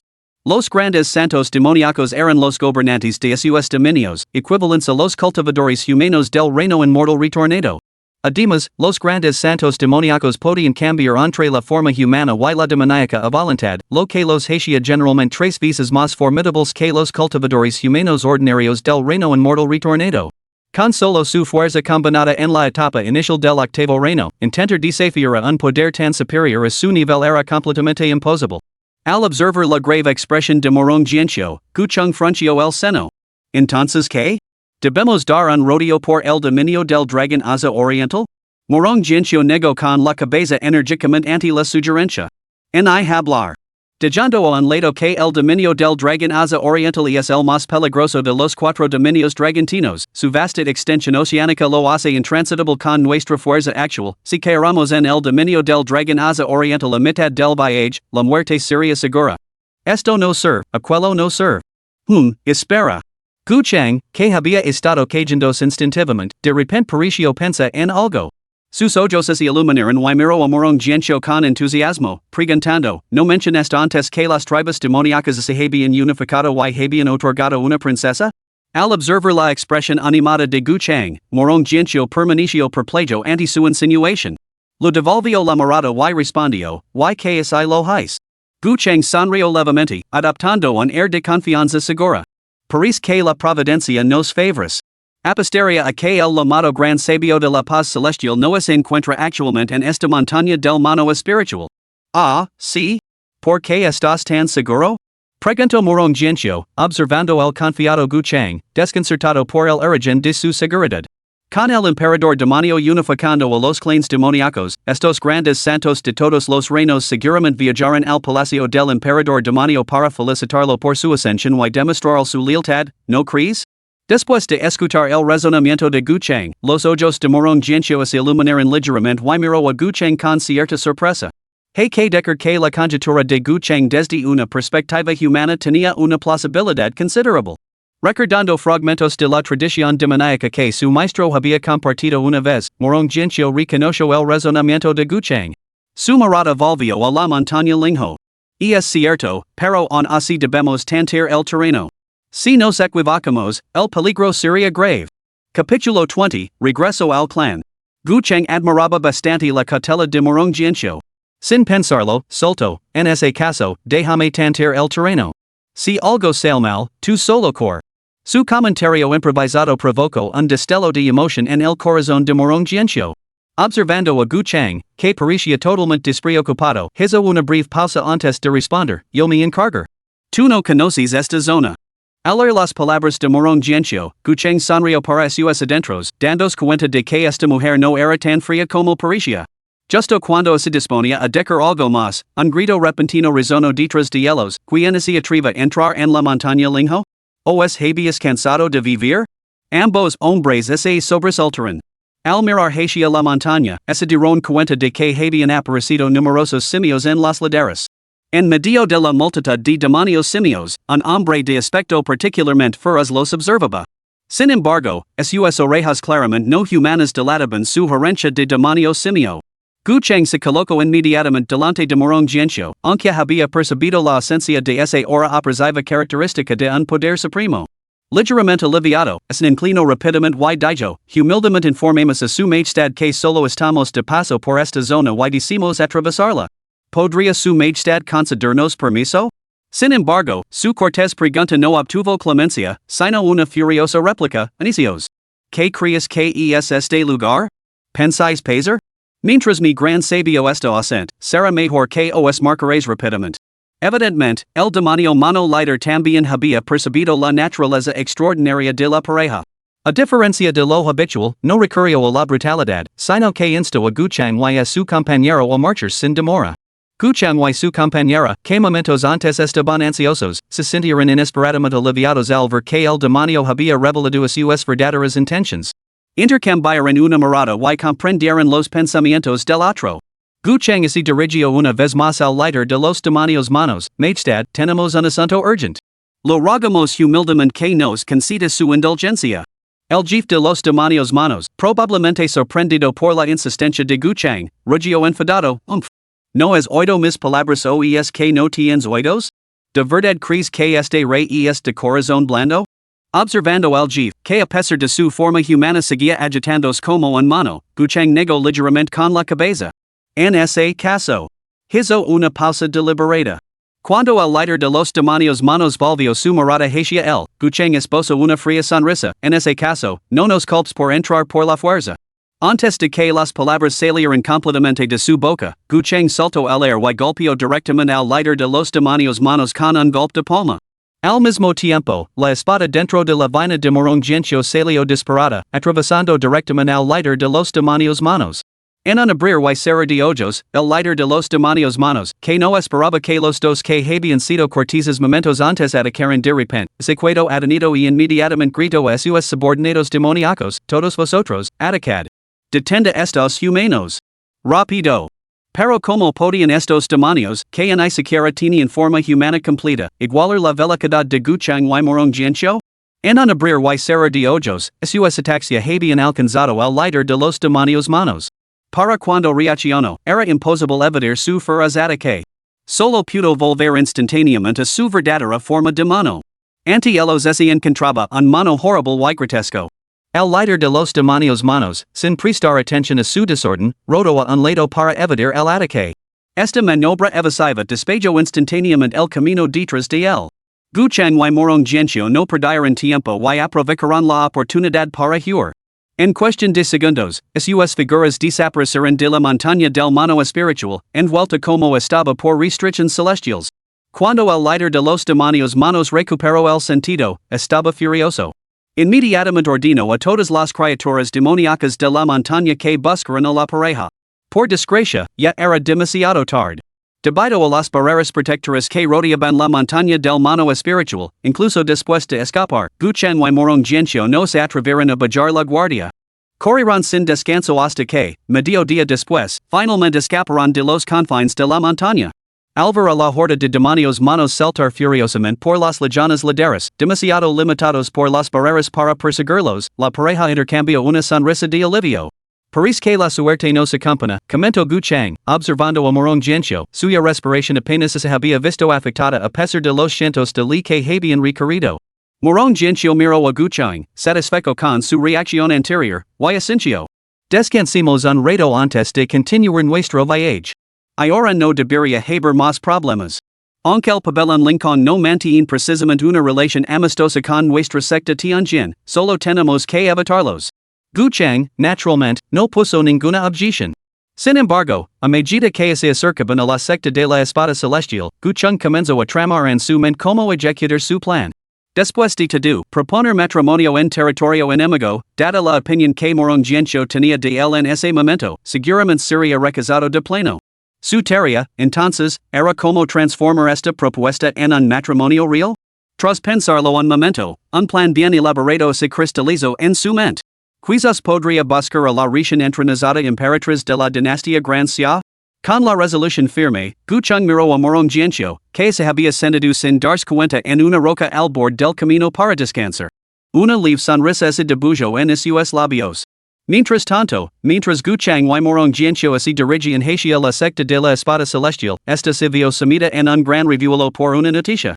Morong Jianxiu, la discípula mayor que había alcanzado la cima del séptimo reino y consolidado su cultivo en forma de botella del tesoro, había asaltado solo la secta de la vida eterna con su espada.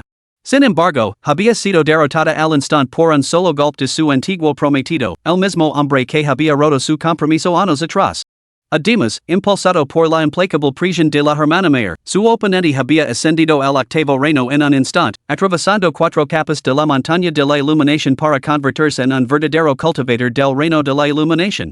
Incluso dentro de la secta de la espada celestial, solo el maestro de la secta y un puñado de ancianos habían alcanzado la cuarta capa de la montaña de la iluminación.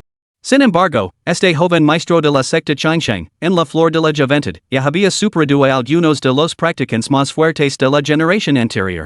Por no hablar de aquellos de nosotros, cultivadores más o menos de su misma generación. En verdad, la comparación genera desesperación. Tal talento es nada menos que adorador. No es de extrañar que en su día considerara a la hermana mayor indigna. Pero, ¿podría ella soportar este golpe demolidor? Durante un tiempo, la secta de la espada celestial se inundó de murmullos pesimistas sobre la hermana mayor, y toda la secta se sumió en el desánimo. En medio de esta atmósfera sombría, Guchang y Morong Jianxiu, tras viajar durante 2 días seguidos, finalmente llegaron a las puertas de la montaña de la secta de la espada celestial.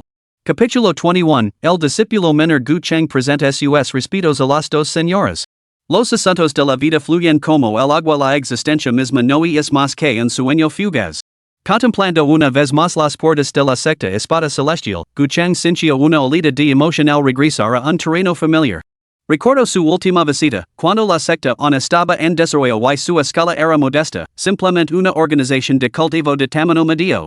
Sin embargo, tras 40 años, respaldada por el firme patrocinio de la gran dinastía Xia, la secta espada celestial había ascendido a un vasto dominio, y sus filas se habían ingresado hasta abarcar a miles de discípulos.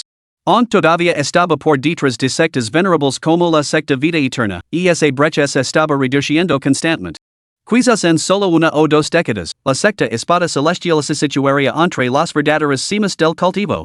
Justo cuando Guchang se encontraba perdido en estas reflexiones, 2 discípulos que custodiaban las puertas exteriores de la secta espada celestial finalmente vieron a la pareja y se apresuraron a acercarse. Al reconocer a la hermana mayor, Morong Jianxiu, el discípulo que custodiaba la puerta pareció genuinamente sorprendido. Hermana mayor, ¿por qué has regresado? De pie junto a Guchang, Morong Jianxiu no respondió a la curiosa pregunta del guardia, limitándose a sentir ligeramente antes de preguntar, ¿ha llegado alguna noticia sobre mí a la secta en los últimos días? ¿Está el maestro actualmente en la secta? Tanto el gran maestro de la secta como el segundo maestro de la secta están en la secta. En cuanto a noticias, hay algunas, pero Morning Sword Xiu miró a los dos jóvenes centinelas. Sus miradas evasivas, que parecían evitarla, confirmaron su sospecha de que probablemente las noticias de su derrota habían llegado a la secta. Era fácil imaginar las reacciones de aquellos dentro de la secta que aguardaban rencer contra ella. Muy bien, lo entiendo. Continuad con vuestra vigilancia diligentemente. Morong Jianxiu les dirigió una última mirada antes de darles instructions y luego condujo a Guchang directamente por el sendero de la montaña. En todo momento, no hizo ninguna mención al hombre que la acompañaba. En consecuencia, los dos jóvenes centinelas no se atrevieron a preguntar. Después de todo, fuera quien fuera esta hermana mayor, su presencia a su lado lo situaba claramente fuera de su ámbito de competencia. El poder de los cultivadores era demasiado formidable. Como mínimo, para los mortales comunes, los cultivadores eran prácticamente indistinguibles de los inmortales. A los ancianos que no mueren se les llama inmortals, un inmortal es un hombre, una montaña. Por lo tanto, para romper los lazos con los mortales mundanos, salvo los cultivadores de la gran dinastía Xia, prácticamente todas las demás sectas de cultivo se establecieron en la cima de montañas famosas y grandes ríos. La secta de la espada celestial no era una excepción. En comparación con la secta de la vida eterna, que habitaba lejos de la gran dinastía Xia, en la costa sur del Mar del Sur, la secta de la espada celestial se encontraba más cerca del corazón de la dinastía. Además, a diferencia de la extensa secta de la vida eterna, toda la secta de la espada celestial ocupaba una sola cima montañosa, que se alzaba sobre la tierra como una espada larga. Mientras Guchang seguía a Morong Jianxiu hacia la cima, observó a sus alrededores y le comentó a Morong Jianxiu, ¿parece que tu posición dentro de la secta no es particularmente favorable? Apenas había pronunciado esas palabras cuando Guchang se dio cuenta de que había hecho otro comentario tonto. Efectivamente, Morong Jianxiu se giró bruscamente, lo miró con frialdad y respondió con voz grave, ¿cuántos crees que favorecerían a alguien suya secta es ridiculizada simplemente porque su compromiso matrimonial fue anulado? Es culpa mía, culpa mía. Guchang se inclinó repetidamente en señal de disculpa, incluso fingiendo darse una bofetada en los labios. Pero no importa. El cultivo es intrínsecamente solitario. Alvara morong giencio dars la vuelta con ese comentario casual y reanudar su ascenso, guchang vislumbro en fugaz rastro de melancolía en el rebillo de su ojo, revelando sus verdaderos pensamientos. De hecho, ni siquiera los cultivadores pueden cortar verdaderamente todos los deseos terrenales antes de ascender a la inmortalidad. Guchang pronto llegó a la entrada de la sala principal de la secta Tianjin, guiado por morong giencio. En cualquier caso, al haber legado a la secta Tianjin, lo correcto era que Guchang present era primero sus respetos el maestro de morong giencio, el gran líder de la secta Tianjin. Por no mencionar que su padre, Guchang Shang, tenía vínculos con el actual maestro de la secta de lo contrario, ese pacto matrimonial nunca se habría concertado. La gran sala, construida con losas de piedra azul pulida, resumaba una antigua grandeza. Sobre su entrada, los tres caracteres que formaban el nombre de la secta de la espada celestial irradiaban un aura palpable de energía espada. Una simple mirada casi hirió a Guchang con la energía de espada que contenía, lo que daba testimonio del extraordinario genio del patriarca fundador Qingye. Justo cuando Guchang se quedó paralizado por los tres caracteres suspendidos sobre el salón, una suave voz femenina legó de repente a sus oídos: Hermana Mayor, por favor, entre. El gran líder de la secta ha estado esperando su regreso desde que se enteró de su llegada. Gracias, hermana menor Lu. Cuando Guchang recuperó la compostura, se dio cuenta de que una discípula de la secta de la espada celestial había salido del salón principal sin que él se diera cuenta y ahora estaba de pie junto a morong giencio para ofrecerle este recordatorio. Al notar la mirada de Guchang, la chica asintió levemente con la cabeza y sonrió antes de apartarse en silencio. Guchang le devolvió la sonrisa y luego se volvió hacia morong giencio. ¿Qué opinas? Entro primero para explicar la situación antes de que entres tú? Morong giencio negó levemente con la cabeza. No es necesario. Puedes entrar conmigo. Después de todo, no es la primera vez que ves a mi maestro.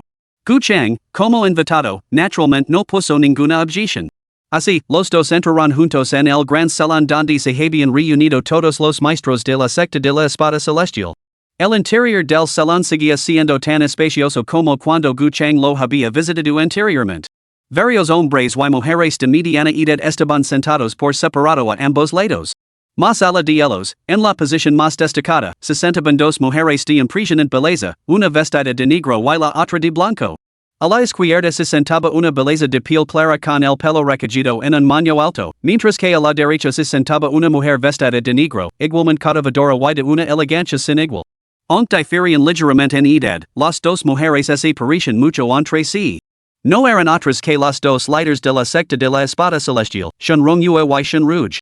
Cuando Guchang y morong giencio entraron en el gran salón, todas las miradas se volvieron instantáneamente hacia ellos. Cuando la multitud reunida discernió los rasgos de la persona que acompañaba a morong giencio, todos los rostros cambiaron sutilmente. Aunque los discípulos habían informado del regreso de morong giencio con un joven, ninguno de los presentes había imaginado que ese joven sería Guchang. O mejor dicho, ¿quién podría haber imaginado que Guchang, el mismo hombre que había traído una desgracia sin límites a la secta espada celestial, se atrevería a poner un pie aquí? En un instante, varias miradas penetrantes, afiladas como cuchillas, se clavaron en Guchang. Si no fuera por la presencia de los dos líderes de la secta, los presentes podrían haber tenido la tentación de despellejarlo vivo. Afortunadamente, Guchang se había preparado para esta escena. Ante las miradas colectivas, se mantuvo completamente sereno. Inclinándose respetuosamente ante las dos mujeres de impresionante belleza sentadas en la sala, una vestida de negro y la otra de blanco, se dirigió a ellas: este joven, Guchang, saluda a las dos tías Chen. Capítulo 22, Palabras francas, intención asesina. Su tez fría y clara y sus rasgos de jade estaban enmarcados por una cascada de cabello negro. Su piel, tan delicada como la porcelana, parecía brillar con un tenue resplandor blanco bajo sus vaporosas túnicas blancas. Su porte maduro y elegante desperta la admiración silenciosa de Guchang. Como gran patriarca de la secta de la espada celestial y formidable cultivador en el octavo nivel de la realización del Dao, la autoridad de Shenrongyue era naturalmente incuestionable. Sin embargo, al contemplar al joven que tenía ante sí, los rasgos fríos y exquisitos del rostro de Shenrongyue finalmente se suavizaron como los vientos primaverales que derriten el hielo, revelando una leve sonrisa. Así que es el joven maestro Chang. ¿Qué le trae en nuestra secta de la espada celestial esta vez? ¿Busca volver a flexionar sus músculos? Guchang sintió un escalofrío recorriendo su espina dorsal. Aunque la esposaba una sonrisa, él podía sentir el profundo y gelido frío que se escondía tras ella. Y con razón. Cualquiera que se encontrara con la persona que había roto su compromiso matrimonial y regresaba a la secta asumiría que había venido a provocar una confrontación. Especialmente alguien del calibre de Shin Rong-yue, una poderosa figura de primer nivel. Antes de que Guchang pudiera responder a las palabras de Shin Rong-yue, la joven segunda maestra de la secta, Shin Rugua, se levantó abruptamente. Pequeño bastardo. Declaró. Ya que te has atrevido a cruzar estas puertas hoy, no es por salir ileso. Con eso, no hizo ningún intento por prestar atención a las reacciones de los demás, preparándose para atacar directamente a Guchang. Ante este repentino giro de los acontecimientos, Shin Rong-yue no mostró ninguna reacción, pareciendo aprobarlo tácitamente. Los demás ancianos también miraron a Guchang con furia. El corazón de Guchang dio un vuelco. Sabía que, aunque esta segunda maestra de la secta, Shinruj, no era tan formidable como su hermana mayor, seguía estando firme por encima del octavo nivel del reino de la realización del Dao. No tenía ninguna posibilidad contra ella. Al instante, dio dos pasos atrás y comenzó a explicar, segunda tía Shin, por favor, escucha su sobrino. Yo. Antes de que pudiera terminar la frase, ella lo interrumpió, ¿qué hay que explicar? Toma esto. Al verla golpear, Guchang ya no pudo pensar en la promesa que la había hecho a Morong Jianxiu. Grito, segunda tía Shin, perdonem. He venido a proponer el matrimonio. Rouge, de tant. Al ver la pálida palma de jade que estaba a punto de golpear la cara, Guchang no pudo evitar exhalar un profundo suspiro de aire viciado. Luego se volvió hacia Morong Jianxiu con una mirada de disculpa. Su gesto capturó inmediatamente la atención de todos. Shin Yuga retiró lentamente su mano derecha, miró a su hermana mayor y luego se volvió hacia Guchang y le preguntó, ¿pedir matrimonio? Guchang no se atrevió a dudar y asintió apresuradamente. Exactamente.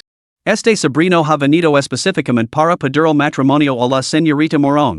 En el momento en que Guchang pronunció estas palabras, toda la sala estalló en un alboroto. Todos lo miraron con total incredulidad, como si estuvieran presenciando a un loco. Al ver que el asunto tocaba los asuntos privados de su discípulo, Shin Rong-yue detuvo rápidamente a Guchang para que no continuara. Llamó hacia la puerta y una discípula entró inmediatamente, nada menos que la que Guchang había visto antes, a la que Morong Jianxiu se había referido como la hermana menor Lu. Shin Rong-yue señaló a Guchang y le dio instructions, Lu Jing, el joven maestro Chun había jado lejos y ha soportado los rigores del viaje. Debd estar cansado. Lévalo abajo a descansar. Tengo asuntos que discutir con tu hermana mayor. Sí, discípula obedece, respondió la discípula llamada Lu Jing. Luego se acercó a Guchang y le tendió la mano. Joven maestro Chang, por favor, sígame. Guchang miró a Morong Jianxiu, que había permanecido en silencio todo el tiempo, pero no obtuvo respuesta. Con un suspiro de resignación, siguió a Lu Jing fuera de la sala principal. Una vez que Guchang fue acompañado fuera, Shin Rong-yue despidió a los ancianos reunidos. Entendiendo que la gran líder de la secta probablemente necesitaba atender asuntos privados relacionados con sus discípulos, los ancianos se retiraron sensatamente. Solo cuando en la sala solo quedaron Shin Rong-yue, Shin Ruj y Morong Jianxiu, Shin Rong-yue se volvió hacia su discípulo directo, que había permanecido en silencio desde su regreso a la secta. Jianxiu, le preguntó, ¿qué ha pasado? ¿No te enviaron a eliminar a este hombre? ¿Por qué ha legado a esto? En efecto, Jianxiu. En los últimos días han circulado rumores que afirman que Guchang te sometió con un solo movimiento. ¿Y es cierto? El mongol Jianxiu miró a sus dos maestros, que tenían el rostro severo. Las quejas reprimidas que había acumulado durante estos días finalmente se desbordaron.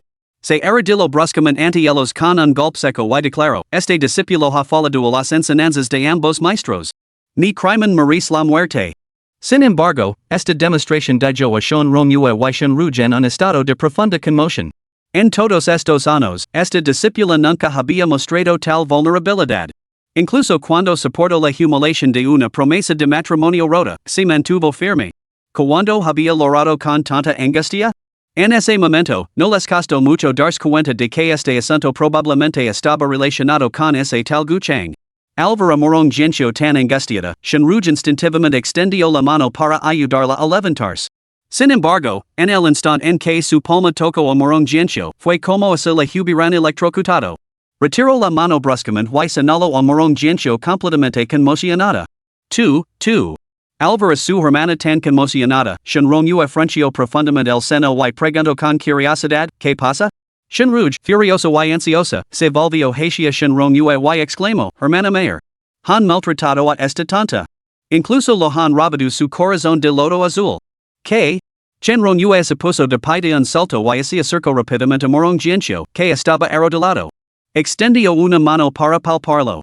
Sin embargo, ese solo toque oscureció instantáneamente su expresión hasta alcanzar la profundidad de un mar tormentoso. Conscient del significado del corazón de lodo y de la forma en que se lo habían cuidado, y no pudo ocultar la intención asesina que hervía en su interior. Lanzó una mirada a su discípulo arrodillado y luego habló con amarga decepción, te envía vencer a los demonios de tu corazón y a cultivar el despiadado camino de la espada. Pero mirad ahora. No solo has perdido el corazón de lodo, la clave para convertir en un inmortal de la espada, sino que incluso has perdido tu pureza. Morong Jianxiu golpeó su cabeza contra el suelo. ¿Cómo así atrevería a levantar la mirada? Solo murmuró, este discípulo merece la muerte. He traicionado sus enseñanzas, maestra. Por favor, imponga su castigo. Tu, Rogio Shinrong con furia. Sin embargo, al mirar al discípulo arrodillado a sus pies, su corazón finalmente es hablando. Ordino con voz grave, levantate. Explicalo todo con detalle. Morong Jianxiu no se atrevió a ocultar nada más. Relato con detalle como había asaltado la secta de la vida eterna solo para ser derrotado de un solo golpe, seguido de la emboscada de la elite de la secta del demonio celestial, su encuentro con Guchang y su posterior naufragio en la isla desierta. Sin embargo, no reveló que había sido envenenado por la hierba Dragon Yang. Aún así, al enterarse de que Morong Jianxiu había sacrificado su propia pureza para salvar a alguien con un corazón de lodo, las hermanas Shinrong y Shinruj se enfurecieron. Nunca imaginaron que, tras años de cultivar la técnica del olvido supremo bajo su guía, Morong Jianxiu no pudiera alcanzar la verdadera crueldad. Quizás solo matando a Guchang podría este discípulo pisar verdaderamente el camino de la espada despiadada. Al pensar en ello, una repentina mirada asesina brilló en los ojos de Shinrong Yue. Esto sorprendió a Shinruj, que acababa de levantar la cabeza para hablar. ¿Cuántos años habían pasado desde la última vez que había visto a su hermana mayor albergar tal intención letal hacia un joven discípulo? Capítulo 23, El Yerno Feliz 1 de Mayo. En el gran salón de la secta de la espada celestial, un silencio inquietante flotaba en el aire. Shinrong Yue miró al discípulo que tenía delante, que en otro tiempo había sido objeto de sus más profundas esperanzas. Respiró hondo para reprimir sus verdaderos pensamientos y preguntó, ¿y es posible que, realmente hayas enamorado de ese Guchang? ¿Cómo se le hubieran dado un puñetazo en el corazón? Morong Jianxiu se estremeció antes de levantar la mirada hacia su maestro. Al encontrarse con la profunda mirada del anciano, negó rápidamente con la cabeza. Maestro, lo ha malinterpretado. Habiendo cultivado el olvido supremo con usted, ¿cómo podría albergar sentimientos románticos? Shinrong Yue soltó una risa fría y observó al discípulo mientras continuaba, si ese es el caso, ¿por qué utilizaste el corazón del lodo azul para salvar a Guchang, y incluso sacrificaste tu propia pureza en el preciso? Tan pronto como Shinrong Yue terminó de hablar, Shinruj, vestido de blanco, suspiró con exasperación. En efecto, Jianxiu, has actuado como un necio. El corazón del lodo azul no solo es tu camino futuro para convertir en un inmortal de la espada, sino también tu segunda vida en momentos críticos. Ahora has entregado incluso tu propia existencia a otra persona, y afirmas que no sentís nada.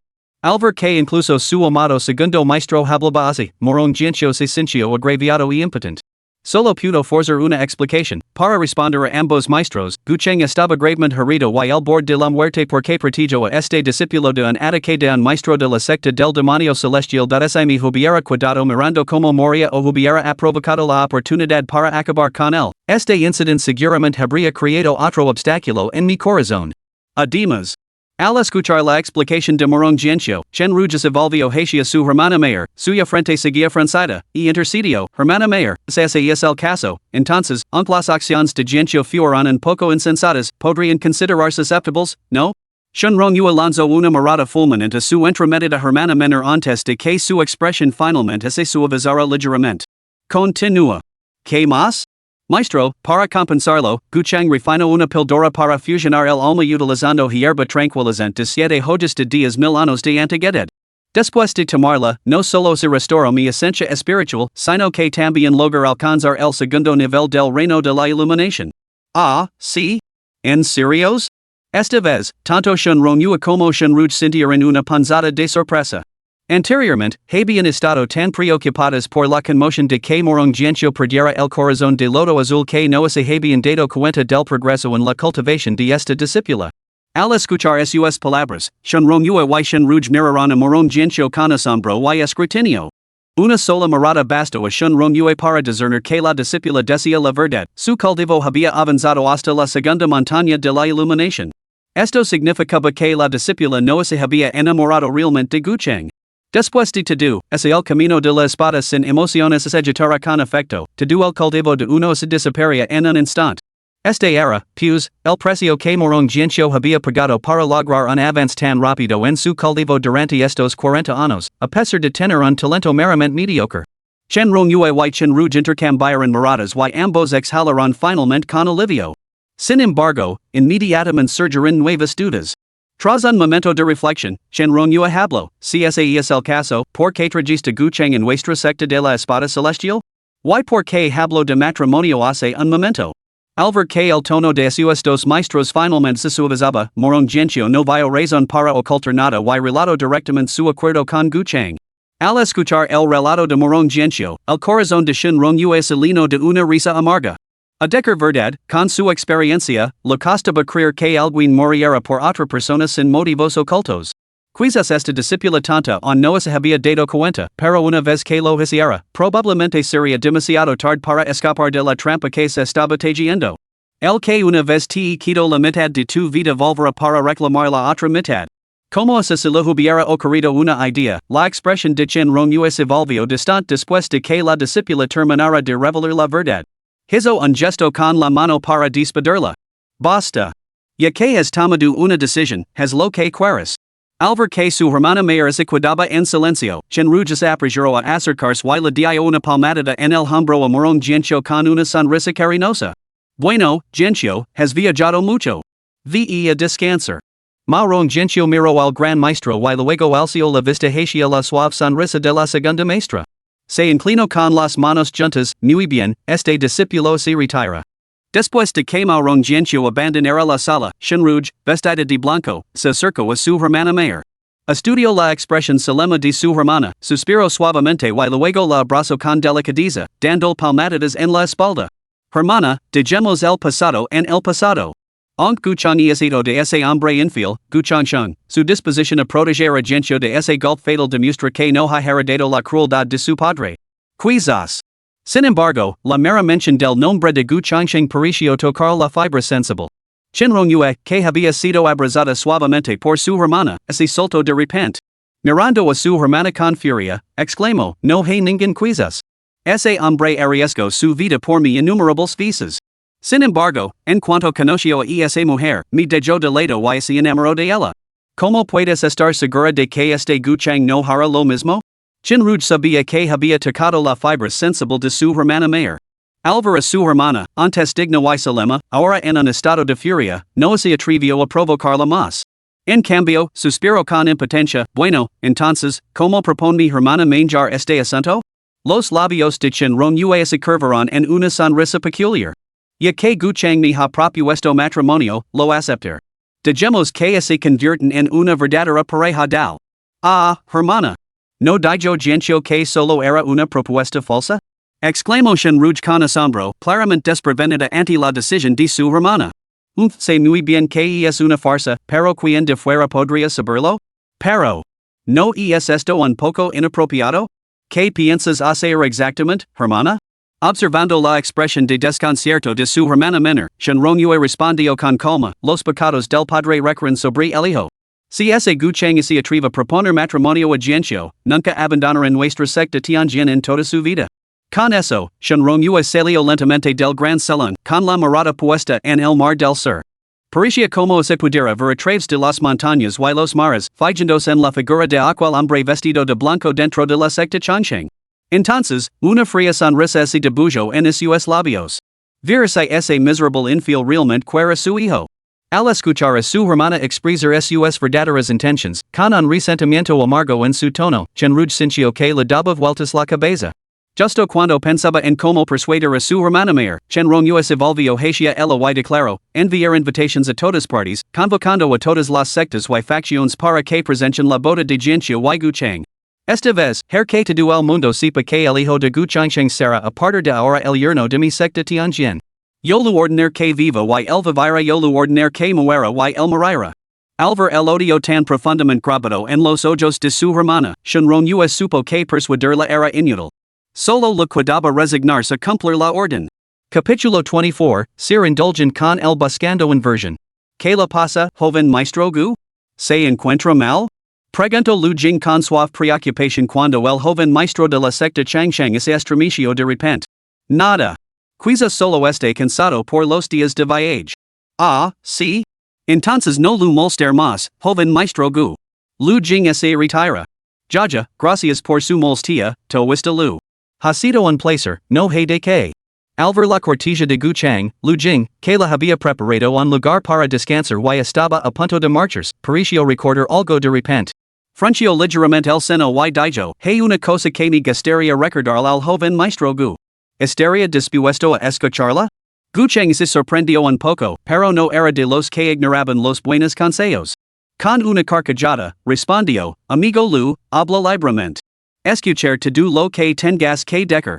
Al ver la prontidad de Guchang, Lu Jing prescindió de sudalizas y expresó su preocupación directamente. Joven maestro Gu, su anterior anulación del compromiso ha causado descontento entre muchos miembros de nuestra secta de la espada celestial. Y es posible que algunos intenten causar problemas en privado. Pense que era mejor que lo supiera. Al ver la preocupación en la expresión de su interlocutor, Guchang dio un suspiro de alivio. Asintió ligeramente con la cabeza. Entiendo. Este asunto es, sin duda, culpa mía. Si alguien viene a buscar problemas, ser indulgent con ellos. Quedís tranquilo, compañero toista Lu. Lu Jing miró con los ojos muy abiertos a Guchang, que tenía ante él, con una expresión totalmente seria. Al ver que su tono y su actitud no tenían ningún indicio de broma, se quedó momentáneamente sin palabras. Ella lo había advertido amablemente, con la esperanza de que él mismo tomara precautions. Sin embargo, este hombre era tan arrogante que incluso sugería que sería indulgent con ellos. Por un momento, incluso Lu Jing, conocida por su naturaleza serena, sintió el impulso de darle una buena paliza. Había pensado que este tipo podría haber suavizado con los años, pero parecía que seguía siendo tan arrogante y engreído como siempre. El joven maestro Gu sigue tan engreído como siempre. Con un resoplido frío, Lu Jing no dijo nada más y se dio la vuelta para marcharse. Guchang, sin embargo, no prestó atención a la abrupta partida de Lu Jing tras su cordial intercambio anterior. Antes, en la sala principal de la secta de la espada celestial, cuando aquellos ancianos lo habían presionado, todos ellos, en mayor o menor medida, habían revelado su verdadera fuerza. A decir verdad, las únicas que realmente lo infundían una sensación de presión eran aquellas dos mujeres a las que él se dirigía como tiashun. ¿El resto? No merecía la pena preocuparse por ellos. Incluso se podría decir que la presión que sentía por parte de Morón Jianxiu tras su avance superaba a la de los ancianos. Esta era precisamente la debilidad de las sectas inmortales recién surgidas como la secta de la espada celestial. Su fuerza de comer de nivel medio seguía siendo demasiado débil en comparación con las sectas establecidas.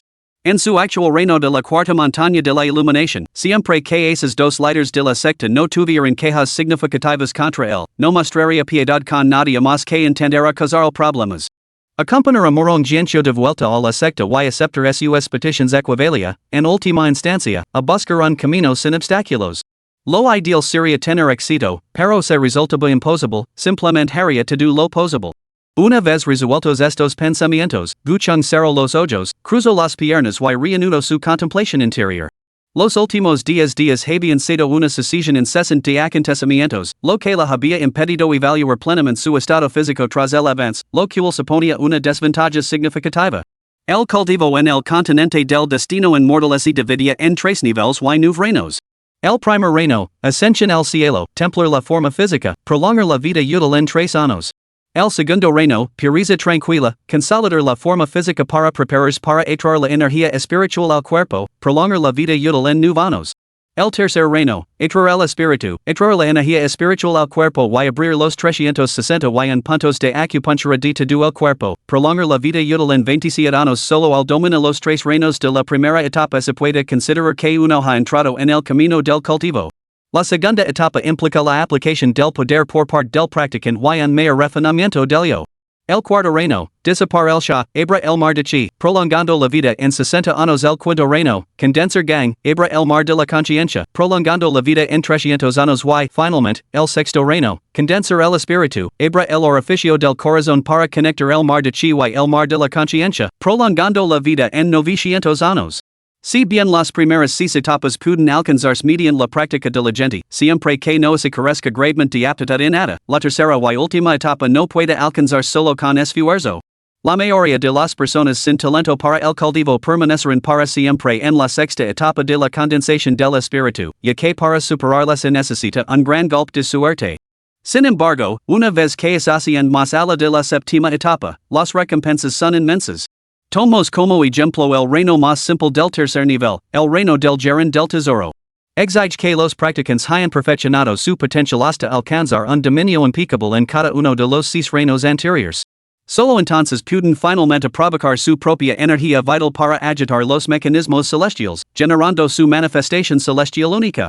Estas manifestaciones, nacidas de la interacción con el cielo y la tierra, influyen profundamente en la fuerza futura del practicante y ocultan las semillas de su eventual ascensión a la inmortalidad. De hecho, cada individuo que condensa la forma del vaso del tesoro es un prodigio de genio sin igual. Esto explica por qué, independientemente de la secta, aunque los discípulos pueden llegar a ser miles, los verdaderos maestros más allá del séptimo reino siguen siendo extremadamente raros. Incluso dentro de la secta de la vida eterna, con esos miles de discípulos, menos de 30 poseen una fuerza más allá del séptimo reino. En cuanto a los reinos de la iluminación y la inmortalidad más allá del séptimo reino, el talento innato se vuelve en gran medida irrelevante. Estos reinos exigen una comprensión profunda de la existencia humana. El nacimiento, el envejecimiento, la enfermedad, la muerte, la frustración de los deseos, el dolor de encontrarse con aquellos a quienes se detesta, la tristeza de separarse de los seres queridos y los 5 agregados ardiendo ferozmente, estas 8 grandes montañas salen ante uno. Sin trascenderlas, ninguna cantidad de elixirs inmortales o hierbas espirituales puede garantizar el avance. Afortunadamente, Gu Cheng se había dedicado anteriormente a un cultivo riguroso, sentando una base excepcionalmente sólida.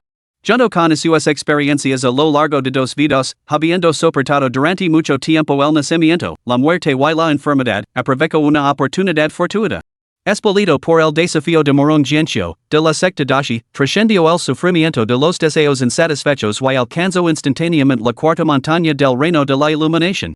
Si Morong Jianxiu no hubiera legado, Gu Cheng, perpetuamente lleno a todo y practicando en aislamiento, podría haber cultivado durante otros 100 años sin alcanzar el reino de la iluminación. Fue precisamente esta comprensión lo que impulsó a Gu Cheng en aventurarse en el mundo, buscando ampliar sus horizontes a través de experiencias mundanas y templar su espíritu. Observando la figura espiritual dentro de él, ahora medio sumergida en un estado de vacío y claridad, Gu Cheng sintió con satisfacción. Una vez que toda la figura espiritual alcanzara este estado de vacío, cuando todo se volviera vacío, ese sería el momento en que Gu Cheng ascendería el reino del retorno inmortal. Justo cuando Gu Cheng se observaba interiormente, con su mente conjurando visions de su futuro avance y ascensión para convertirse en un inmortal exiliado de los cielos, una serie de violentos golpes lo sacaron abruptamente de sus fantasias futuras. El tipo de la puerta de la vida eterna. Salga ahora mismo. Dejim ver que cara la queda para atravesar pasar una vez más los terrenos de nuestra secta de la espada celestial. Gu Cheng abrió los ojos y miró la puerta, que estaba siendo golpeada con un estruendo sordo. Suspiró para sus adentros, han legado bastante rápido. ¿Será que simplemente no podían esperar para buscar una paliza? Capítulo 25, Desenvenenando espadas al vacío. Al abrir la puerta, se encontró con un hombre vestido con la túnica de la secta de la espada celestial, flanqueado por varios jóvenes y jóvenes. Gu Cheng los observó brevemente, sin detectar ninguna intención amenazante. Sonrió cortésmente. Soy Gu Cheng. ¿Puedo preguntar qué les trae por aquí, compañeros cultivadores? Aparentemente desprevenidos ante el inesperado comportamiento cordial de Gu Cheng, los discípulos de la secta Tianjin, que en un principio tenían la intención de causar problemas, se quedaron momentáneamente sin saber cómo responder. Sus miradas ese dirigieron colectivamente hacia el joven que lideraba su grupo. Bajo la mirada de sus subordinados, el joven se armó de valor. Dio un paso adelante y gruno, Guchang, deja de finger. Como te atreves a poner un pie en la secta espada celestial? Why, yo, Chen Fan, te dar una lección en nombre de mi hermana mayor. Al observar la indignación justificada del joven, que parecía decidido a vengar a Morong Jianxiu, Guchang se sintió divertido y algo sorprendido. No esperaba que, con el carácter distante de Morong Jianxiu, hubiera un cordero here dispuesto a defenderla. A juzgar por el hora que emanaba ahora, la cultivación de este cordero here era bastante respetable, al menos en el séptimo reino. No era de extrañar que se atreviera a hablar en nombre de Morong Jianxiu. Aunque al principio se inclinaba por ignorarlo, Guchang pareció recordar algo de repente y cambió de opinión rápidamente. Observando al joven discípulo indignado, con su furia palpable, Guchang volvió a esbozar una sonrisa sincera. Este hermano menor Chen Fan, estoy seguro de que debe haber algún malentendido aquí. Yo. Sin embargo, antes de que pudiera terminar su explicación, lo interrumpieron bruscamente. ¿Qué malentendido? ¿No fue suficiente humillar a mi hermana mayor rompiendo nuestro compromiso la última vez? ¿Te atreves a volver a nuestra secta espada celestial? ¿De verdad crees que aquí no hay nadie? En realidad, esta vez. Basta de charla. Ataca. Hermano menor Chen, creo que. Cuidado con mi espada. Alvaro Chen Fan, que parecía tan agitado como un toro al ver un trapo rojo, desenvainar su espada y cargar sin una palabra de explicación, Guchang no tuvo más remedio que defenderse. Sin embargo, aunque podría haber repelido el ataque con un solo golpe, Guchang se contuvo. Mientras lo paraba, fingió estar completamente desconcertado y gritó, Hermano menor Chen Fan, ¿qué diablos estás haciendo? Hermano menor Chen Fan, así es como la secta de la espada celestial trata a sus invitados? Hermano menor Chen Fan, nuestras dos sectas siempre han mantenido relations cordiales. ¿De verdad tienes intención de atacar a este, Gu? Hermano menor Chen Fan, si no cesas de inmediato, este se verá obligado a tomar represalias. Hermano menor Chen Fan. Hermano menor Chen Fan. A medida que las advertencias de Guchang se hacían más fuertes, más discípulos de la secta espada celestial se sintieron atraídos por el alboroto que provocaban los sonidos del cometa. Estos discípulos reconocieron naturalmente a su compañero de secta Chen Fan. Al verlo enzarzado en cometa con un hombre desconocido, todos se sintieron desconcertados.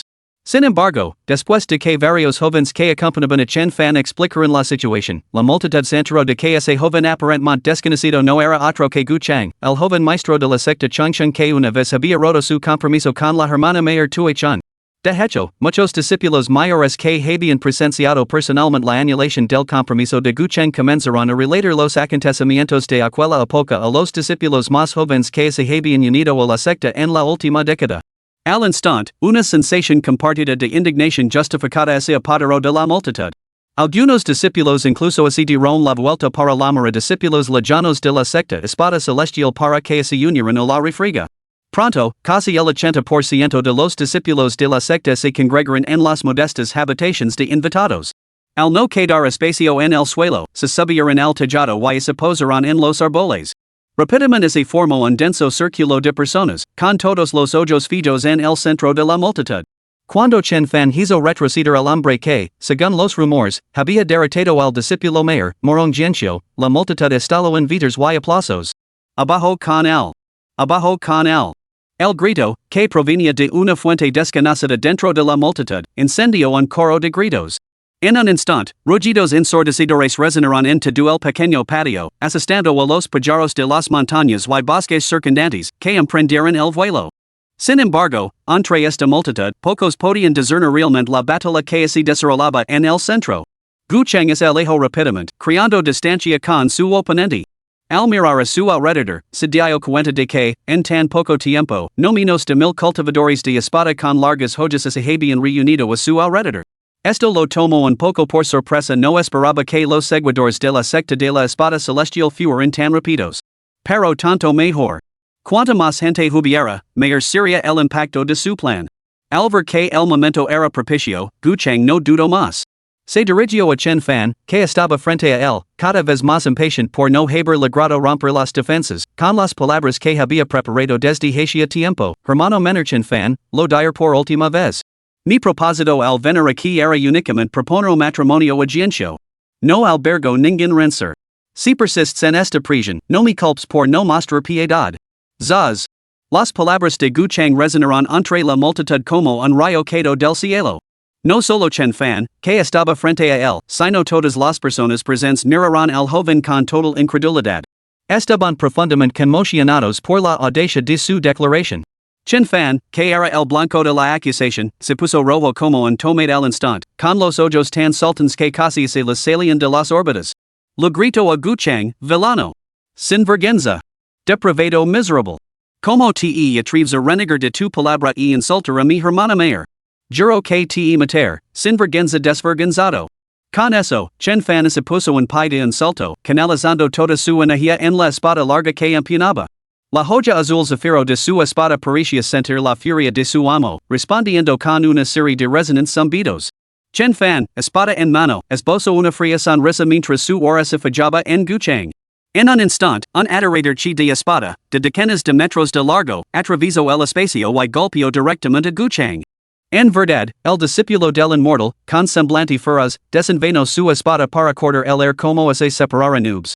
Al presenciar esta escena, los discípulos reunidos de la secta de la espada celestial retrocedieron al unísono para evitar el ataque, pero a sus voces se alzaron en un estruendoso vitor. El arte de la espada celestial era la técnica más letal de la secta una vez desatada, casi nadie podía evadirla. Todas las miradas se fijaron en Gu Chang, ahora envuelto por el chi de la espada. Parecían imaginaria al joven que había alardeado repetidamente y había tratado de avergonzar a la secta de la espada celestial yacía muerto en el acto. Sin embargo, en ese mismo momento, un grito frío y femenino atravesó la multitud, detén tu mano. Los espectadores apenas tuvieron que volverse ese tono único y gélido revelaba por sí solo la identidad de quien hablaba. Por desgracia, la persona en cuestión había llegado demasiado tarde. Ya era demasiado tarde. Capítulo 26, La verdad solo reside en el filo de la espada. Hay que decir que la destreza de Chen Fan como el cordero herviente era bastante encomiable. Si se hubiera tratado de Gu Chang antes de su avance, al enfrentarse a un golpe tan devastador, aunque no hubiera tenido miedo, se habría visto obligado a defenderse desesperadamente. Pero, por desgracia, no hay peros que valgan. Habiendo declarado cumplido su propósito de proponer matrimonio, Gu Chang no vio razón para seguir llegando. La despiadada intención de la otra parte de matarlo despertó una leve ira en su interior. Justo cuando se preparaba para asestar un fuerte golpe para darle una profunda lección al hombre, la voz de Morón Jianxiu le legó de repente desde lejos. Suspirando suavemente, modificó su golpe planeado en el último momento. Bajo la cobertura de decenas de metros de chi de espada, Gu Chang activó el escape de luz dorada, exclusivo de la secta de la vida eterna. Rompiendo instantáneamente el abrazo del chi de espada, se materializó directamente detrás de su oponente. Al ver que todos seguían buscando su figura en medio de la enorme figura talada por el chi de espada, Gu Chang sacudió ligeramente la cabeza y comentó, no está mal el poder de ataque, pero tu puntería deja mucho que decir. Chen Fan, al oír de repente la voz de su oponente detrás de él, palideció visiblemente y inmediatamente desenvainó su espada para contraatacar. Por desgracia, Gu Chang nunca le daría otra oportunidad de atacar. Agarró la muñeca que sostenía la espada y la retorció violentamente. Aprovechando el momento en que la concentración de Chen Fan se desvaneció por el dolor abrasador, pidió la mano derecha de su oponente, que empuñaba la espada, haciendo que la joya saliera volando al instante. Para cuando Chen Fan recuperó el sentido, Gu Chang ya había restablecido la distancia entre ellos. Devuélveme mi espada Taishian. Ignorando el rugido furioso, Gu Chang golpeó ligeramente la joya azul con dos dedos. Cuando la espada emitió un zumbido claro y resonante, no pudo evitar murmurar con admiración y verdaderamente una espada preciosa. Que pena que se haya desperdiciado en un tanto como él. Que vergüenza, que vergüenza. Sus palabras descaradamente provocadoras encendieron la furia entre los discípulos de la secta Tianjin que se habían reunido para animarlo. Chen Fan, que soportó el peso de este insulto, rugió de rabia y se abalanzó hacia adelante una vez más. Sin embargo, Gu Chang no tenía intención de seguir luchando con él. Sin mirarlo dos veces, arrojó la espada a un lado y se adelantó para encontrarse con Morón Jianxiu, que por fin había aparecido. Cuando Chen Fan, tras recuperar por fin su espada, recobró el sentido y buscó a Gu Chang, lo encontró junto a la hermana mayor Morón, enfrascado en una conversación y mostrando una notable intimidad. Ninguno de los dos le dirigió una sola mirada, como si fuera invisible. En ese instante, golpeado por un doble golpe, Chen Fan sintió que no tenía cara para cuidarse. Empujo a la multitud, completamente abatido, y se marchó. Al presentar esta escena, todos comprendieron finalmente que la súplica de clemencia de la hermana mayor no había ido dirigida en absoluto al hermano Chen Fan. Gu Chang, que había actuado deliberadamente de forma cariñosa con Morong Jianxiu, observó la retirada abatida de Chen Fan y no pudo evitar volverse hacia Morong Jianxiu con una sonrisa. ¿No vas a consolar a tu hermano menor? Al fin y al cabo, el diayo pasó al frente por ti. Morong Jianxiu negó ligeramente con la cabeza, sin mostrar emoción alguna en su expresión. No es necesario. El talento del hermano Chen Fan se encuentra entre los más excepcionales de nuestros discípulos, pero su temperamento es demasiado volátil. Este revés puede ser un catalizador para que supera sus limitations y alcance el octavo reino. Incluso si no logra abrirse paso, sin duda fortalecerá su determinación. Aparentemente sorprendido por la perspectiva de Morong Jianxiu, Gu Chang negó con la cabeza. Te lo tomas con bastante ligereza, pero eso me deja a mí el papel de villano. Uf. ¿No has logrado tus propios fines? Morong Jianxiu soltó una risa fría y dirigió una mirada penetrante a Gu Chang. Según su acuerdo previo, la propuesta de matrimonio solo se anunciaría después de que ella hubiera consultado a su maestro y invitado a representantes de otras sectas para que lo presentaran. Sin embargo, Gu Chang había ignorado su pacto y había revelado el asunto prematuramente una y otra vez. Esto le hacía difícil no cuestionar los motivos detrás de sus acciones. Al notar la mirada hostil de Morong Jianxiu, Gu Chang se sintió incómodo, temiendo que ella pudiera discernir sus verdaderas intenciones. Rápidamente cambió de tema, por cierto, ¿informes de tu maestro sobre nuestro acuerdo? ¿Dieron su consentimiento? Efectivamente, mencionar esto desvió inmediatamente la atención de Morong Jianxiu. Echando un vistazo a los discípulos reunidos que en los rodeaban, Morong Jianxiu no respondió inmediatamente a Gu Chang. En cambio, se volvió para dirigirse a los discípulos más jóvenes. El joven maestro Gu es un invitado de honor de nuestra secta. De ahora en adelante, sin la instrucción del maestro de la secta, nadie debe molestarlo. En cuanto al resto, daré una explicación más tarde. Por ahora, todos deben volver a su cultivo. En realidad, al ver como este joven maestro de la secta de la vida eterna desviaba sin esfuerzo el golpe con toda su fuerza de Chen Fan, ninguno de ellos albergó más ideas de extralimitarse. Al oír a la hermana mayor invocar la autoridad del maestro de la secta, aprovecharon rápidamente la oportunidad para retirarse, inclinándose respetuosamente en señal de despedida. Quizás quedaba algún resentimiento, pero ante el formidable reino de cultivo de su oponente, tal descontento resultó inútil. Especialmente después de presenciar esta escena, habían llegado a comprender una profunda verdad. La verdad solo reside en el filo de la espada. Habían llegado rápidamente y se marcharon con la misma rapidez. En poco tiempo, la densa multitud que casi había llenado el patio improvisado para invitados de Gu Chang había desaparecido sin dejar rastro. Solo cuando la figura del último discípulo desapareció de su vista, Gu Chang hizo un gesto a Morong Jianxiu. ¿Hablamos de esto más a fondo en el interior? Echando un vistazo a la única habitación de invitados que Gu Chang lo indicaba, Morong Jianxiu negó ligeramente con la cabeza. No es necesario. Solo son unas pocas palabras.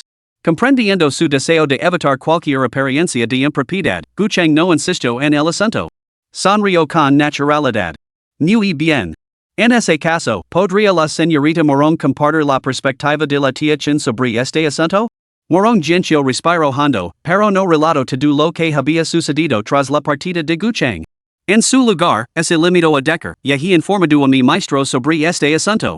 Ni ha dicho que debo decidir por mí misma. Oh, tan sencillo?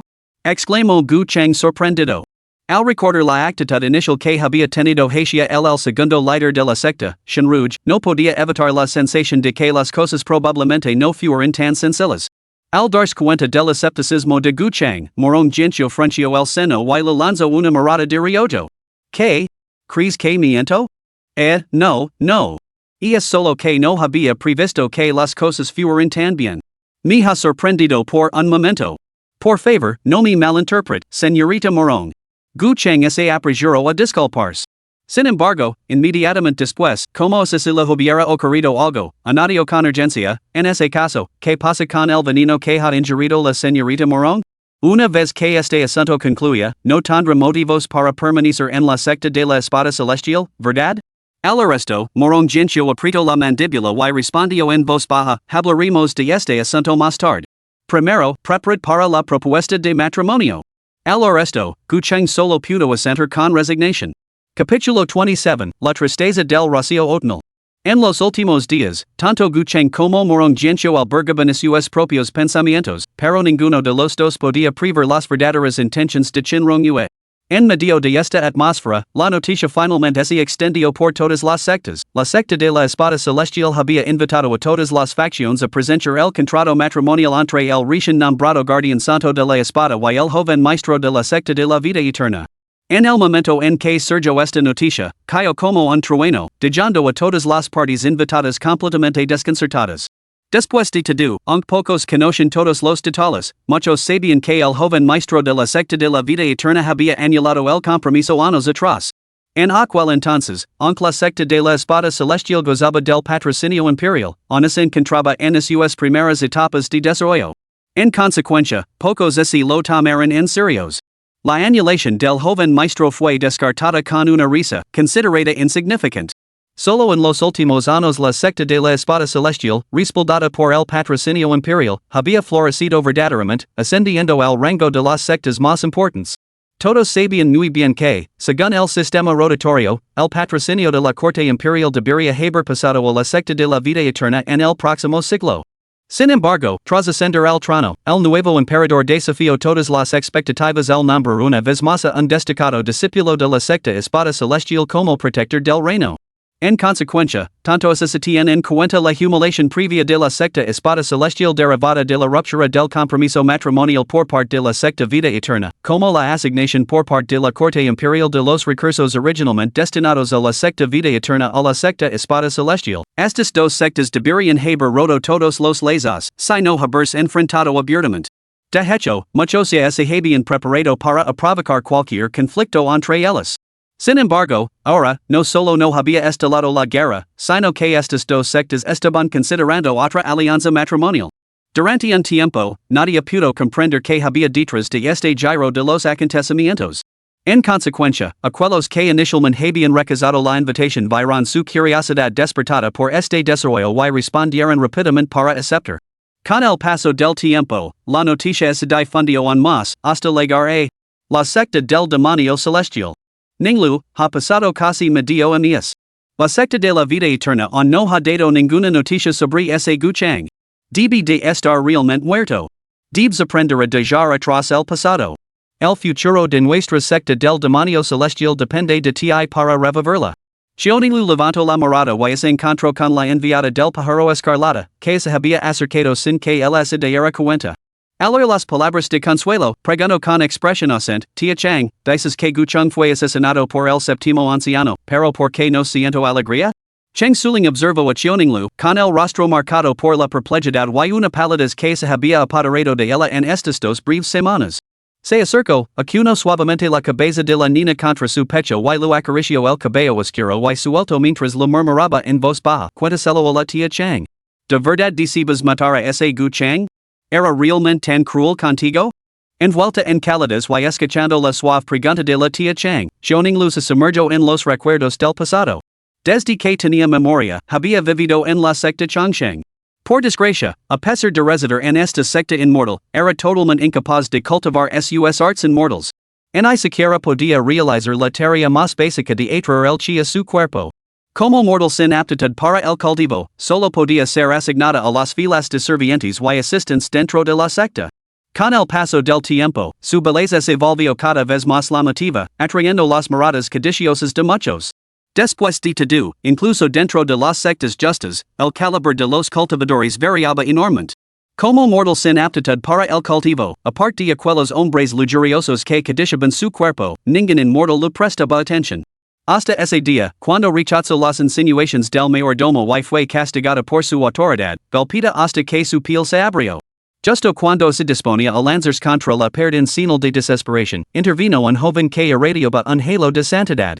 El joven era sorprendentemente guapo y parecía tener un estatus considerable, ya que el lascivo mayordomo cayó inmediatamente de rodillas aterrorizado al verlo.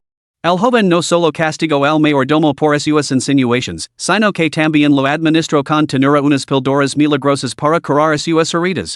Al ver que el joven se ocupaba de que ella descansara en una habitación, supuso que él también había cuidado cautivado por su belleza. En ese momento, incluso se había preparado para ofrecer su cuerpo. En lugar de perder su verdad con aquellos hombres lujuriosos que la decían, prefería entregarse a este desconocido que la había ayudado. Entonces, descubrió algo. Resultó que realmente existen personas en este mundo que no exigen gratitud ni buscaban recompensa física. Por supuesto, él tampoco la quería. El joven que la había salvado y la había dado la píldora medicinal para tratar sus heridas se marchó sin mirar atrás una vez que se aseguró de que sus heridas ya no eran motivo de preocupación. Él se quedó en la habitación, con la ropa medio desabrocada. Justo cuando se desesperaba, pensando que tal vez nunca volvería a ver al joven que la había salvado la vida, al día siguiente se produjo un encuentro inesperado, el propio maestro de la puerta llegó en persona. Entonces, volvió a ver a aquel joven y se convirtió en su asistente personal, responsable de sus necesidades diarias. Solo entonces supo que el joven que la había salvado sin pedir nada a cambio, al que incluso había considerado recompensar con su cuerpo, no era otro que el famoso y excéntrico joven maestro de la secta, Gu Chang. La razón por la que el maestro de la secta la había buscado personalmente era únicamente por el acto del joven maestro de la secta de llevarla en brazos cuando la salvó.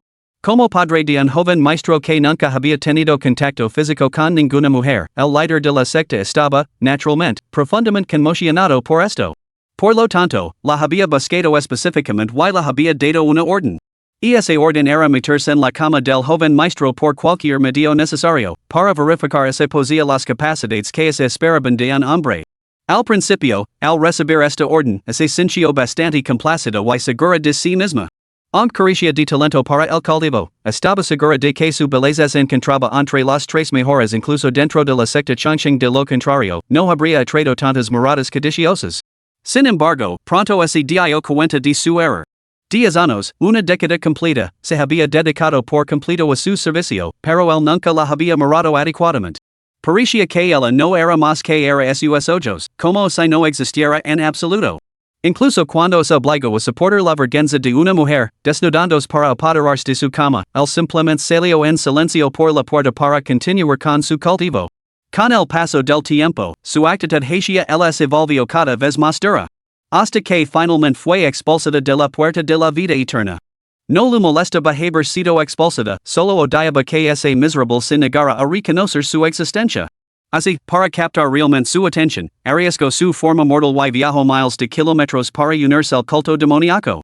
Había oído que el culto demoníaco poseía artes heréticas que permiten a los mortales comunes convertirse en cultivadores, aunque el precio fuera la propia vida.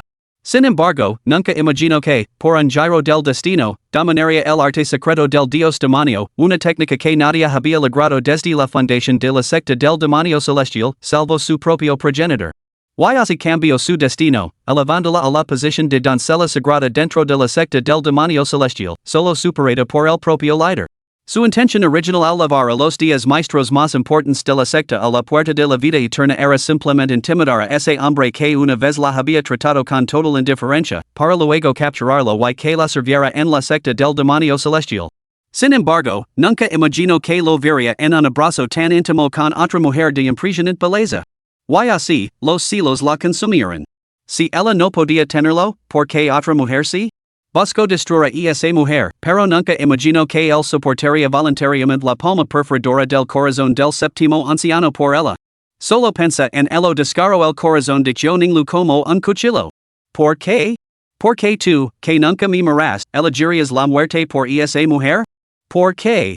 Chang Suling observaba a la doncella sagrada, murmurando para sí misma, con lágrimas corriendo por sus mejillas sin darse cuenta. Suspiró suavemente. En ese momento, no hacía falta ninguna respuesta, la verdad ya estaba clara. Colocando suavemente una mano en la espalda de la doncella sagrada, Chang Suling habló en voz baja, como se consolara a una niña, Laura, déjalo salir todo y te sentirás mejor. Ninglu, ya rebasante de tristeza y dolor, finalmente no pudo contener el dolor que se había acumulado en su interior durante las últimas 2 semanas al sentir este consuelo maternal. Sin embargo, justo cuando estaba a punto de romper a llorar, la voz urgente de un guardia resonó de repente desde fuera: Santa Doncella. Santa Doncella. Noticias. Noticias. Gu Chung sigu vivo. Capítulo 28, Aunque mil peligros me echen, seguir adelante. ¿Qué has dicho? Gu Chung sigu vivo? Xionglu golpeo con ambas manos la mesa que tenía el lado, con la mirada fija en el mensajero que tenía delante. Parecía como si fuera a matarlo en el acto se atrevía a mentir. El mensajero, al ver la ferocidad sin precedentes en los ojos de su santa doncella hacia ese miserable de Gu Chang, se sintió completamente aterrorizado. Rapidamente lo juro por mi vida, santa doncella. Es absolutamente cierto. Nuestros espías infiltrados en el Imperio Gran se informan de que hace 2 días, la secta de la espada celestial envió invitaciones a todas las sectas importantes del Imperio. Invitaron a representantes para presenciar la ceremonia de compromiso entre uno de sus discípulos y Gu Chang, el joven maestro de la secta de la vida eterna. Esta noticia ya se ha extendido por todo el Imperio. Crack. Con un fuerte estalido, la robusta mesa de obsidiana se hizo añicos bajo las manos de Xionglu. La idea de que su medio mes de ansiedad había sido en vano, que no solo estaba ileso, sino que ahora estaba organizando apresuradamente un compromiso con esa mujer, Morong Jianxiu, hizo que Xionglu recanara los dientes de forma audible. Chang Suling, al ver a la doncella sagrada caer una vez más en ese estado de frenesí, hizo señas apresuradamente al mensajero para que se retirara. Una vez que el discípulo se hubo marchado, Xionglu levantó inmediatamente la cabeza y se dirigió a Chang Suling, que estaba a su lado. Tía Chang, debo ir a la secta de la espada celestial. Habiendo previsto que Xionglu sería incapaz de mantener la compostura al oír esta noticia, Chang Suling negó rápidamente con la cabeza, eso no puede ser. La mente de Xionglu estaba completamente consumida por la noticia de que el hombre al que había servido fielmente durante 10 años iba a casarse con otra. Todo pensamiento racional la abandonó. ¿Por qué no? Exigió. Debo cuidarme de brazos cruzados y ver como ese miserable. No terminó la frase, pero Chang Suling la entendió perfectamente. Respondió directamente, los 10 ancianos que te acompañaron a la secta de la vida eterna la última vez ya te mostraron un favor considerable. Esto no puede repetirse una y otra vez. Además, la secta de la espada celestial es diferente de la secta de la vida eterna. ¿En qué es diferencia? ¿Podría la fuerza de la secta de la espada celestial superar a la de la secta de la vida eterna? Chang Suling miró a la doncella sagrada, que parecía ansiosa, y luego negó ligeramente con la cabeza. Aunque la secta de la espada celestial es una secta de primer nivel recientemente surgida, en términos de fuerza fundamental, honesta por debajo de la secta de la vida inmortal. Si ese es el caso, entonces ¿por qué? Interrumpida repetidamente, Chang Suling frunció ligeramente el seno. No pudo evitar extender la mano y presionar con ella a la impatient Xionglu. Doncella sagrada, por favor, comed y escúchame, ¿quieres? Santa doncella, serías tan amable de comerte y escucharme. Al ver el ligero fruncimiento de seno y la expresión de disgusto de Chang Suling, Xionglu finalmente se dio cuenta de que había sido demasiado precipitada. Respiró hondo para calmarse y se disculpó, perdóneme, tía Chang. He sido demasiado impatient. Ah, Nina Tanta, Chang Suling, naturalmente, no lugardo ningún renser. Con un suspiro fue directa al grano, aunque la fuerza de la secta de la espada celestial es inferior a la de la secta de la vida eterna, su ubicación no está tan elevada del imperio de Gracia como la de esta última. La secta de la espada celestial se encuentra a solo unos cientos de li de la capital del imperio. Si nos adentramos en su corazón y nos descubren, nuestras perspectivas serían realmente sombrías. Era la primera vez que Xionglu oía a la tía Chang expresar aprensión hacia cualquier facción. Después de todo, como doncella sagrada de la secta del demonio celestial, era muy consciente de la formidable fuerza de su secta. Se podía decir que, incluso frente a un poder de cultivo de primer nivel como la secta de la vida eterna, la secta del demonio celestial podía enfrentarse a 2 fuerzas de ese tipo, por no hablar de facciones menores. Sin embargo, ahora, la tía Chang había hablado de enfrentarse a un grave peligro. Desconcertada, no pudo evitar preguntar, tía Chang, ¿es la gran dinastía ser realmente tan formidable? Chang Suling esbozó una sonrisa amarga y miró la expresión de curiosidad en el rostro de la doncella sagrada. Como si recordara algo, suspiró una vez más. De verdad crees que lo que ocupa el corazón del continente de la fortuna inmortal, acaparando a sus recursos más abundantes, es este imperio Gracia que reprime sin piedad a innumerables sectas de cultivo dentro de sus fronteras, obligándonos a los cultivadores demoníacos a refugiarnos en los áridos desiertos occidentales y oprimiendo a cientos de millones de tribus demoníacas en el sureste, sin atreverse a avanzar en un solo paso? Xionglu nunca había considerado estas implicaciones antes. Ahora, al escuchar las palabras de Chang Suling, se quedó atonida, esto. ¿Es posible que realmente no tengamos ningún recurso? Al oír la pregunta de Xionglu, el espíritu de Chang Suling se agitó de repente. Sus ojos brillaron mientras los fijaba en Choninglu, por supuesto que lo hay. Cool? Si cultivas el arte del dios demonio hasta su máxima expresión, vuestra secta del demonio celestial podrá lanzar un contraataque contra el gran imperio si y desafiarlos una vez más. Este es tu destino como doncella sagrada. Choninglu se desanimó de inmediato. Frunció el seno y respondió, el arte secreto del dios demonio es demasiado profundo y difícil de comprender. No importa el noveno nivel, incluso el séptimo nivel, la espada demonio que mata dioses, sigo estando fuera de mi alcance.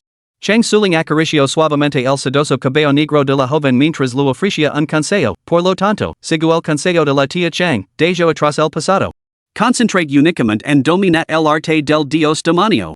Cuando lo hagas, te darás cuenta de que todos los problemas mundanos carecen por completo de sentido. Choninglu sabía que la tía Chang decía la verdad, pero sus pensamientos seguían siendo incontrolables. Asintió ligeramente y respondió, lo entiendo, tía Chang. Cultivaré con diligencia y olvidar este asunto. Creyendo que la doncella sagrada finalmente había prestado atención a sus palabras, Chang Suling exclamó con alegría, la tía Chang está muy contenta de que hayas llegado a esta conclusión. Tía Chang, estoy cansada. Deseo descansar unos días. Sin sospecar nada extraño, Chang Lingshu asintió suavemente. Muy bien. Descansa unos días entonces. Yo me encargo de los asuntos de la secta por ti. En ese caso, te doy las gracias, tía Chang. Tras intercambiar algunas palabras más, Chang Suling finalmente se marchó. Contemplando su figura mientras se alejaba, Choninglu sacudió ligeramente la cabeza y suspiró, lo siento, tía Chang. Te mentí. Hasta que no lo oiga de labios de esa persona, no estar satisfecha. Tras pronunciar estas palabras, dirigió su mirada hacia el imperio Gracia. A través de las barreras de montañas y ríos, le pareció ver el rostro absolutamente detestable de Guchang. Para lo que para, este viaje la secta de la espada celestial era algo que ella, Choninglu, debía emprender. Aunque esperaran mil peligros y peligros, seguiría adelante. No por ninguna otra razón, sino para dar cierre a su propio corazón. Capítulo 29, La princesa pavo real. Se dice que hace decenas de miles de años, el continente del destino inmortal estaba gobernado por las tribus demoníacas, y la humanidad era solo una pequeña raza oprimida entre los muchos clanes demoníacos. Hasta que un día, la humanidad descubrió el camino del cultivo. En solo 1000 años, toda la estructura de poder del continente del destino inmortal sufrió una transformación cataclísmica. Habiendo dominado poderes capaces de desafiar el cielo y la tierra, la raza humana ascendió rápidamente a la prominencia, involucrándose en una guerra prolongada y amarga contra las tribus demoníacas. Después de miles de años más de conflicto implacable, la humanidad finalmente erradicó a toda la cúpula de las tribus demoníacas. Durante este periodo, algunos humanos, impulsados por una insaciable búsqueda del poder supremo y dispuestos a recurrir a cualquier medio, incluso a perseguir a los de su propia especie, surgirán para asegurarse la victoria en el conflicto. Sin embargo, tras el establecimiento de la primera dinastía imperial, el emperador humano desterró a estos perseguidores a los desolados páramos y fríos páramos. Este grupo pasó a ser conocido como los cultivadores del camino demoníaco. Sin embargo, la raza demoníaca seguía siendo demasiado numerosa para que la humanidad pudiera aniquilarla por completo. Al final, ambas partes solo pudieron cesar las hostilidades y acordar una tregua. Como parte derrotada, la raza demoníaca se retiró naturalmente del corazón del continente inmortal, refugiándose en las selvas de la costa sureste para recuperarse y reconstruirse. Para evitar el exterminio humano, cientos de millones de demonios imitaron a la humanidad estableciendo una alianza unificada y eligiendo a un emperador demonio como su líder supremo. Todos los demonios deben obedecer las órdenes del emperador demonio sin cuestionarlas. Sin embargo, a diferencia de las monarquías humanas, la soberanía demoníaca se determina únicamente por el poder. Si alguien poseía el poder suficiente para sumar a todos los señores demoníacos, podía ascender como el nuevo emperador demonio, reinando supremo sobre todos los demonios. Fue precisamente esta dinámica la que impidió que estelara la segunda guerra entre humanos y demonios, a pesar del creciente número de cultivadores humanos. El palacio del emperador demonio, construido gracias a las ofrendas de innumerables seres demoníacos, era naturalmente opulento y lujoso más allá de toda medida. Se erigía como un magnífico edificio, rivalizando incluso con el palacio del emperador humano de la gran dinastía Xia. De hecho, se podría decir que el palacio del emperador demonio se inspiró esencialmente en el palacio del emperador humano. La principal diferencia radicaba en sus colores dominantes, el palacio del emperador humano irradiaba un tono dorado que simbolizaba la majestad imperial, mientras que el palacio del emperador demonio estaba envuelto en un imponente y dominante color negro. Más allá de esto, las dos estructuras eran prácticamente idénticas en todos los demás aspectos. En ese mismo momento, en una cámara en el corazón del palacio del emperador demonio, una doncella vestida de negro examinaba con evidente impaciencia una pila de informes de inteligencia sobre el escritorio. Varias doncellas vestidas con túnicas verdes se encontraban de pie a su alrededor con reverencia, conteniendo la respiración en un silencio solemne. De repente, la mirada de la doncella vestida de negro se congeló, fijándose intensamente en un informe en particular que tenía en la mano. El santo espadacan Morongiencio, nombrado personalmente por el emperador sea como guardián del reino, se casará en unos días con Gu Chang, el joven maestro de la secta de la vida eterna. Aunque solo era una línea, Congeling la examinó más de una docena de veces antes de convencerse finalmente de que no estaba viendo doble por leer con atención los informes de inteligencia demoníacos. Era, después de todos estos años, ese despreciable humano que la había mantenido encerrada como una mascota durante una década entera. Como princesa demoníaca, ¿cómo podría Congeling olvidar jamás un pasado tan vergonzoso? En un principio, había planeado esperar un poco más, hasta que se resolvieran los asuntos con su padre, el emperador, antes de liderar a sus fuerzas hacia la secta de la vida eterna. Solo entonces capturaría una vez más a ese detestable humano para que le sirviera como mascota personal. Sin embargo, inesperadamente, esta criatura se había revelado ante ella prematuramente. Y se atrevía a aparecerse con otra humana sin permiso. ¿Aparecerse sin el permiso de su amante? ¡Qué descaro! Naturalmente, Congeling estaba profundamente disgustada con este comportamiento no autorizado de su futura mascota. Levantándose bruscamente, ordenó a su doncella, Xiaomeng, avisa al emperador. Debo viajar a Gracias. Ya. Antes de que la doncella pudiera responder, estalló una carcajada, seguida de la voz atronadora de un hombre, que podría obligar a mi pequeña Gorian a viajar a Gracia? Dile a tu padre inmediatamente. Cuando las palabras se desvanecieron, un hombre de mediana edad vestido con una lujosa túnica negra entró por la puerta. Las servientes que estaban de pie en actitud de servicios arrodillaron inmediatamente al unísono, y con voces entremezcladas declararon, humildemente damos la bienvenida a su majestad, el emperador demonio. El hombre vestido de negro no prestó atención a su reverencia y se dirigió directamente hacia la doncella vestida de negro. Al mirar a su hija, cuyo rostro estaba retorcido por el resentimiento, no pudo evitar preguntarle de nuevo, ¿qué le preocupa a mi pequeño Gorian? ¿Alguien lo ha hecho daño? Dígaselo a su padre y ordenar su ejecución para calmar su ira. A pesar de la presencia de su padre, la doncella vestida de oscuro permaneció impasible, limitándose a negar con la cabeza. Padre, ¿a quién ha ofendido a tu hija? Probablemente no puedas intervenir. Dica esto, lo entregó el informe de inteligencia que tenía en la mano a su padre, que estaba delante de ella. El hombre vestido de oscuro tomó el informe de las manos de su hija y lo echó un vistazo. Tras estudiar el contenido, pareció comprender algo. Sonriendo, bromeó con su hija, Ferrisman competitiva, pequeño Gorian, y es posible que no esté satisfecha con esa mujer humana a la que el emperador se ha otorgado el título de guardiana santa de la espada? ¿Deseas desafiarla? Oh, padre, ¿a quién le importa esa mujer? Lo que esta hija busca ese hombre. Fue el quien me mantuvo encerrada como una mascota durante 10 años. Esta hija debe vengar este renser. ¿Qué? El hombre vestido de oscuro frunció el seno bruscamente. Volvió a examinar el informe de inteligencia, centrándose en el nombre de Gu Chang, y luego se volvió hacia su hija. ¿Estás segura de que es este hombre? Absolutamente. Gu Chang, joven maestro de la secta Changsheng. Te lo oculto antes para no distraerte. Ahora que padre ha unificado los clanes demoníacos, lo capturar y lo convertir en mi mascota. Al escuchar la decidida declaración de su hija, el hombre vestido de negro finalmente se tomó el asunto en serios. Reflexionó, si ese es el caso, entonces esta venganza debe ser llevada a cabo. Sin embargo, adentrarse en el imperio Gracia puede resultar peligroso. YSI. Antes de que el hombre vestido de negro pudiera expresar su YSI, la doncella vestida de negro rápidamente lo rodeó con sus brazos y le suplicó coquetamente, oh, padre emperador, por favor, déjame ir. Tu hija permite capturar solo a ese Gu Chang, sin complications. El emperador demonio, ligeramente exasperado por los tirones de su hija, finalmente sucumbió a sus halagos. La Polisco la delicada naras y dijo, basta, basta, deja de movrut. Tu padre concede tu deseo. De verdad?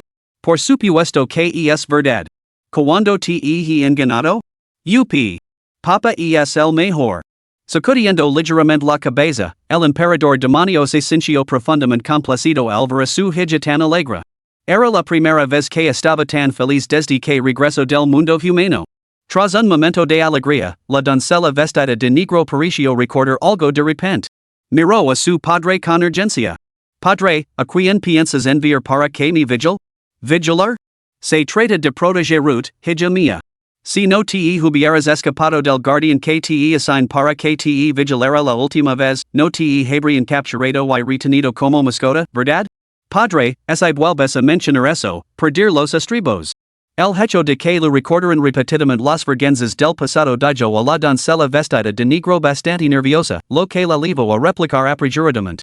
Muy bien, muy bien. No dirán ni una palabra más. Esta vez, leva el edicto de tu padre a la montaña lingho y es que el gran sabio Pingtian te acompañe.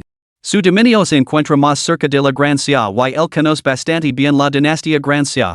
Al que su padre enviaría al gran sabio de Pingtian para que la acompañara, Congeling se sorprendió. Lo miró con urgencia. Pero el tío Pingtian detesta a los humanos más que a nada. Padre, ¿estás seguro de que enviarlo conmigo no causará problemas? El hombre vestido de oscuro se rió con ganas, como si recordara algo. Se inclinó hacia su hija. No temas. Acercate. Padre te enseñará un comando para atar demonios que garantizará que él no se atreva a desafiarte. Al que su padre tenía la intención de impartir un comando para atar demonios, Congeling se quedó completamente asombrada. Nunca imaginó que su padre emplearía tal comando incluso contra un gran sabio del plan de los demonios. Parecía que las ambiciones de su padre eran mucho mayores de lo que ella había imaginado. Capítulo 30, Imperatriz de Gracia. Bajo el mismo cielo nocturno, el Palacio Imperial de Gracia brillaba con una luz resplandeciente. Su Majestad, es hora de descansar. A instancias de su doncella personal, se huyó dijo a un lado los memoriales que tenía en las manos y se frotó las scenes, que la leían ligeramente. A pesar de haber recibido el verdadero chi del emperador humano de su padre, procesar decenas de miles de memorials el día la dejaba profundamente agitada. Este cansancio no era físico, sino una profunda fatiga mental. Sin embargo, no había alternativa. Como mujer heredera al trono, su ascensión al trono imperial ya desafiaba la tradición ancestral. Si no trabajaba con diligencia, tenía que su posición se volviera precaria. Solo ahora comprendía la inmensa dificultad que su padre debió haber soportado para mantener 1000 años de estabilidad dentro y fuera del imperio. Sacudiendo ligeramente la cabeza para disipar estos pensamientos que la distraen, se se volvió hacia la doncella que estaba a su lado, Luaner, ¿ha habido algún movimiento reciente en la puerta de la longevidad? La doncella, conocida como Luaner, no entendía por qué su majestad la emperatriz preguntaba a diario por la puerta de la longevidad. A pesar de su desconcierto, respondió obedientemente, su majestad, la secta de la vida eterna continúa como de costumbre. Sin embargo, ¿qué pasa? Hoy, la secta de la espada celestial ha enviado invitations a las principales sectas para que asistan a una ceremonia. Al saber que no había disturbios en la puerta de la vida eterna, se se tranquilizó. Cogió el elixir calmante del rocío de nieve que había dejado a un lado anteriormente, tomó un delicado sorbo y preguntó con curiosidad, ¿una ceremonia? ¿Y es posible que haya ocurrido algo trascendental en la secta de la espada celestial? La doncella la miró y asintió. Exactamente. El santo de la espada, a quien su majestad confirió personalmente el título, se viene a casar con el joven maestro de la puerta de la vida eterna. Por lo tanto, se han enviado invitations a todas las sectas importantes para que asistan y sean testigos. Crash. La taza de porcelana blanca se estrelló contra el pulido suelo de jade y se rompió al instante. El preciado elixir calmante del rocío de nieve, que valía 10,000 países de oro por sorbo, se derramó por las baldosas. Sin embargo, Xiao Wuyo no le prestó atención. Se puso de pie de un salto, con la mirada fija en Luaner, la doncella que la había servido durante años. ¿Qué has dicho? Preguntó. ¿Con quién se viene a casar el santo espadaquín del clan Morón? ¿Qué has dicho? ¿Con quién quiere casarse el santo espadaquín Morón? Casi al mismo tiempo, una adoradora imagen fantasmal de un dragón dorado se enroscó detrás de Xiao Wuyo. ¿Cómo podía la doncella Luaner soportar la imponente presencia del emperador humano? Al instant, sus piernas se doblaron y cayo de rodillas, sin poder articular palabra. A pesar de que los fragmentos de la taza de porcelana blanca rota le cortaban las rodillas, no se atrevió a gritar de dolor. Afortunadamente, se pudo recuperó rápidamente la compostura y colmó su ira. Solo entonces la imagen del dragón dorado detrás de él desapareció por fin. Se pudo ayudó al waner a ponerse en pie y le preguntó de nuevo, esforzándose por mantener la calma, ahora, dime. ¿Qué está pasando exactamente? Después de tal experiencia, la criada waner no se atrevió a demorarse más. Rápidamente contó todo lo que sabía, revelando la información en su totalidad sin ocultar nada. Mientras se pudo escuchaba, su expresión se volvió cada vez más sombría. Sin embargo, por muy furiosa que se sintiera, solo podía obligarse a reprimirlo. Muy bien, Gu Chang. Eres todo un personaje. Apretando los dientes para pronunciar estas palabras, la expresión de seu huellos oscureció hasta tal punto que parecía que se podía gotear agua de ella.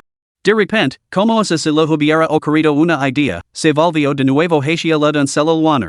¿Cuánto tiempo falta para que estos dos se comprometen? Su Majestad, la fecha concreta del compromiso está fijada para dentro de 10 días. Se pudo frunció ligeramente el seno al arresto, sabiendo que 10 días era tiempo suficiente para que la noticia se extendiera por todo el gran cielo.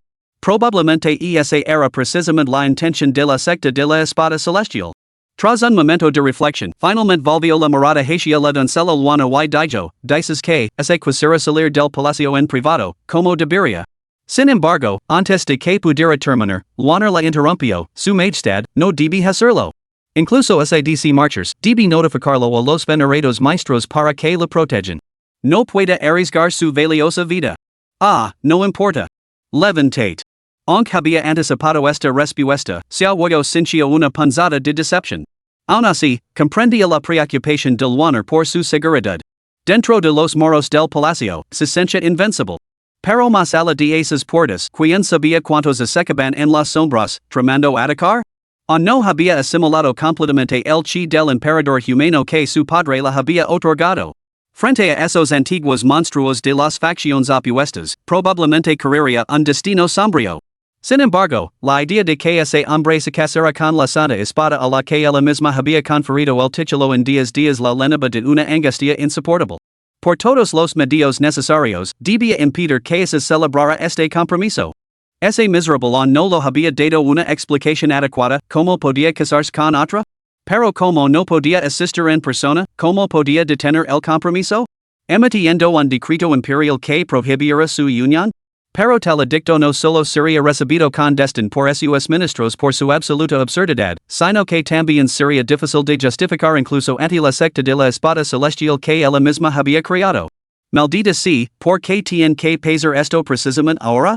Al ver a la emperatriz, con el seno fruncido, paseándose inquieta ante ella como consumida por una profunda preocupación, la doncella al waner comenzó a comprender la situación. Al ver el profundo seno fruncido de la emperatriz, waner finalmente se armó de valor para hablar, su Majestad, SADC impedir que el santo espadachín morón siques, waner tiene una idea. Al arresto, se huyó, que había estado paseándose, incapaz de idear un plan concreto para detener el matrimonio, se detuvo bruscamente. Miró al waner, que seguía arrodillada en el suelo, y dijo, levantate y habla. Si tienes éxito, esta soberana te otorgará una generosa recompensa. Al arresto, waner se levantó y se acercó a seu huyo, susurrando, su Majestad no puede salir del palacio, pero puede convocar a otros para que entren en él. Al oír estas palabras, los ojos de seu huyo se iluminaron. Por supuesto.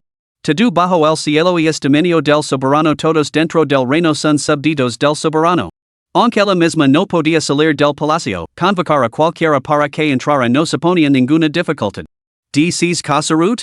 Te convocar directamente al palacio imperial. ¿Cómo te casarás entonces?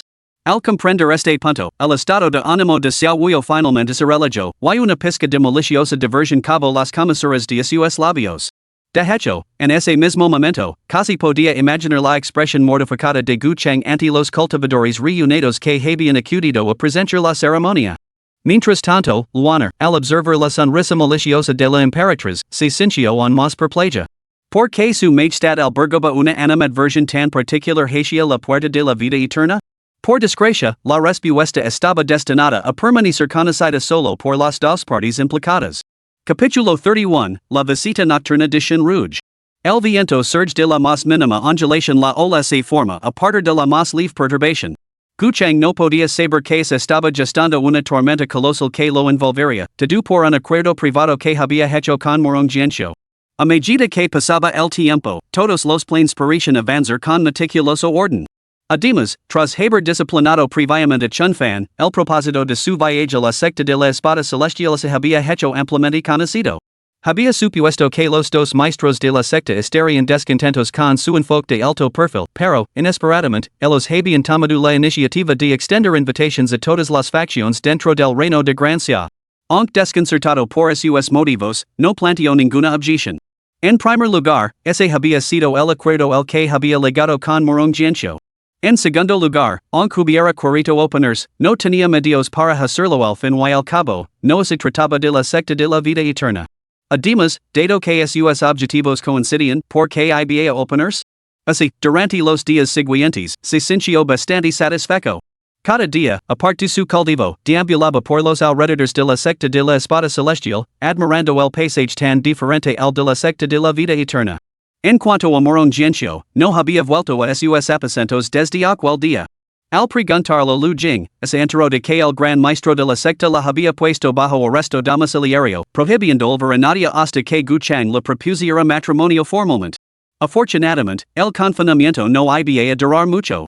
De lo contrario, Guchang temía sinceramente que Morong Jianxiu no pudiera soportar el próximo brote del veneno de la hierba Dragon Yang.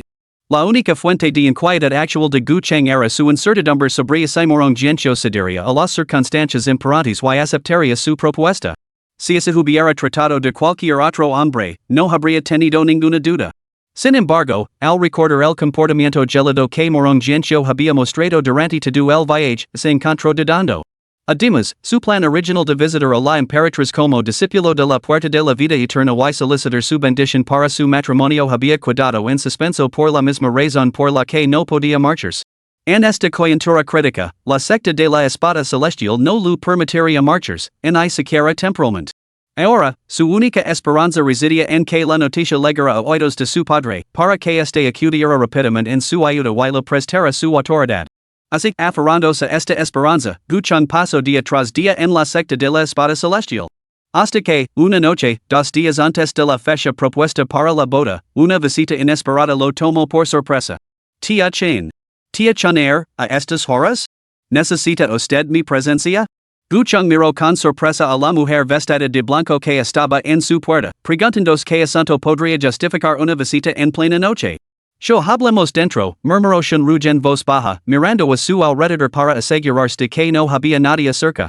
Satisfecha de que no hubiera moros en la costa, rápidamente hizo pasar a Guchang a la habitación y cerró la puerta tras ellos. Al observar la hora que había elegido y su actitud tan reservada, Guchang intuyo que algo no iba bien. No dijo nada más, solo aumentó su vigilancia mientras evaluaba con cautela a esta mujer, que, aunque era de la generación de su padre, conservaba unos rasgos sorprendentemente juveniles. Su postura era elegante, su figura alta y esbelta, su pecho lino y redondeado. Entre el cuello blanco ligeramente abierto, se vislumbraba una piel blanca como la nieve. Su cintura era tan delgada que se podía abarcar con una mano y, bajo el vestido blanco, dos largas piernas como de jade eran redondeadas y regorditas, exudando un encanto maduro lino de seducción y coquetería. Guchang no pudo evitar tragar saliva, sintiendo la garganta seca. Como si hubiera notado el sonido de su trago, la segunda patriarca de la secta de la espada celestial, Chien Rouge, se dio la vuelta después de cerrar la puerta. Abrió sus labios rojos cereza, esbozando una leve y ambigua sonrisa mientras miraba a Guchang. Guchang se sintió algo incómodo. Después de 120 años de celibato, una vez que se aflojaron las cadenas de su corazón, le resultó difícil contenerse. Especialmente después de revivir ese placer con Morong Jianxiu en aquella isla sin nombre, su autocontrol se había vuelto cada vez más frágil. Chen, sus labios se separaron ligeramente mientras comenzaba a ofrecer una explicación. En ese mismo momento, las delicadas cejas de Chien Rouge se fruncieron. De repente, se acercó y le tapó la boca con la mano para silenciarlo. Inmediatamente, su voz resonó con fuerza en su oído, en un ruido. Viene alguien. En realidad, una vez que uno se condensaba en forma de botella del tesoro, la comunicación entre el mar de la conciencia y el mar del chi se hacía posible. Extendiendo su sentido divino hacia el exterior, Gucheng detectó rápidamente dos discípulos de la secta de la espada celestial que se acercaban desde fuera. Gucheng sabía que estos dos eran discípulos responsables de las tareas de patrulha. Al darse cuenta de que Chenruj probablemente temía que él pudiera gritar su nombre y que alguien lo oyera, no opuso resistencia. Sin embargo, el frío glacial que emanaba de la mano de Jade que le cubría la boca lo dejó sorprendido y agradablemente excitado. Además, una fragancia tenue y seductora parecía flotar débilmente a través de sus fosas nasales. Si no hubieran estado tan cerca uno del otro, tal vez nunca la habría detectado. Gucheng estaba asombrado por dentro. No esperaba que esta tía Chen poseyera un aroma tan natural. Instintivamente, olfateó el aire. El momento pasó y se dio cuenta de que algo no iba bien. Efectivamente, tan pronto como los dos discípulos patrulleros de la secta de la espada celestial se marcharon, Chenruj dio un paso atrás bruscamente. Soltó la delicada mano blanca que había cubierto la boca de Gucheng y lo miró con furia. Insolent miserable. Ante la muerte, y on te atreves a ser tan descarado. Gucheng no se atrevió a protestar, limitándose a esbozar una sonrisa incómoda. Este sobrino ha sido discords. Le ruego a la tía Chen que me perdone. Al ver que la expresión de Chenruj seguía inquieta incluso después de su disculpa, Gucheng cambió de tema, mirando hacia arriba con auténtica sorpresa.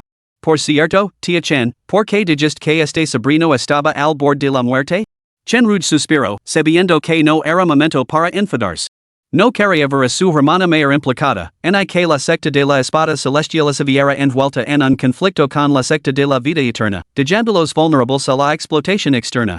Mirando el rostro que tenía ante ella, casi idéntico al de aquel hombre en su juventud, Chenruj negó ligeramente con la cabeza.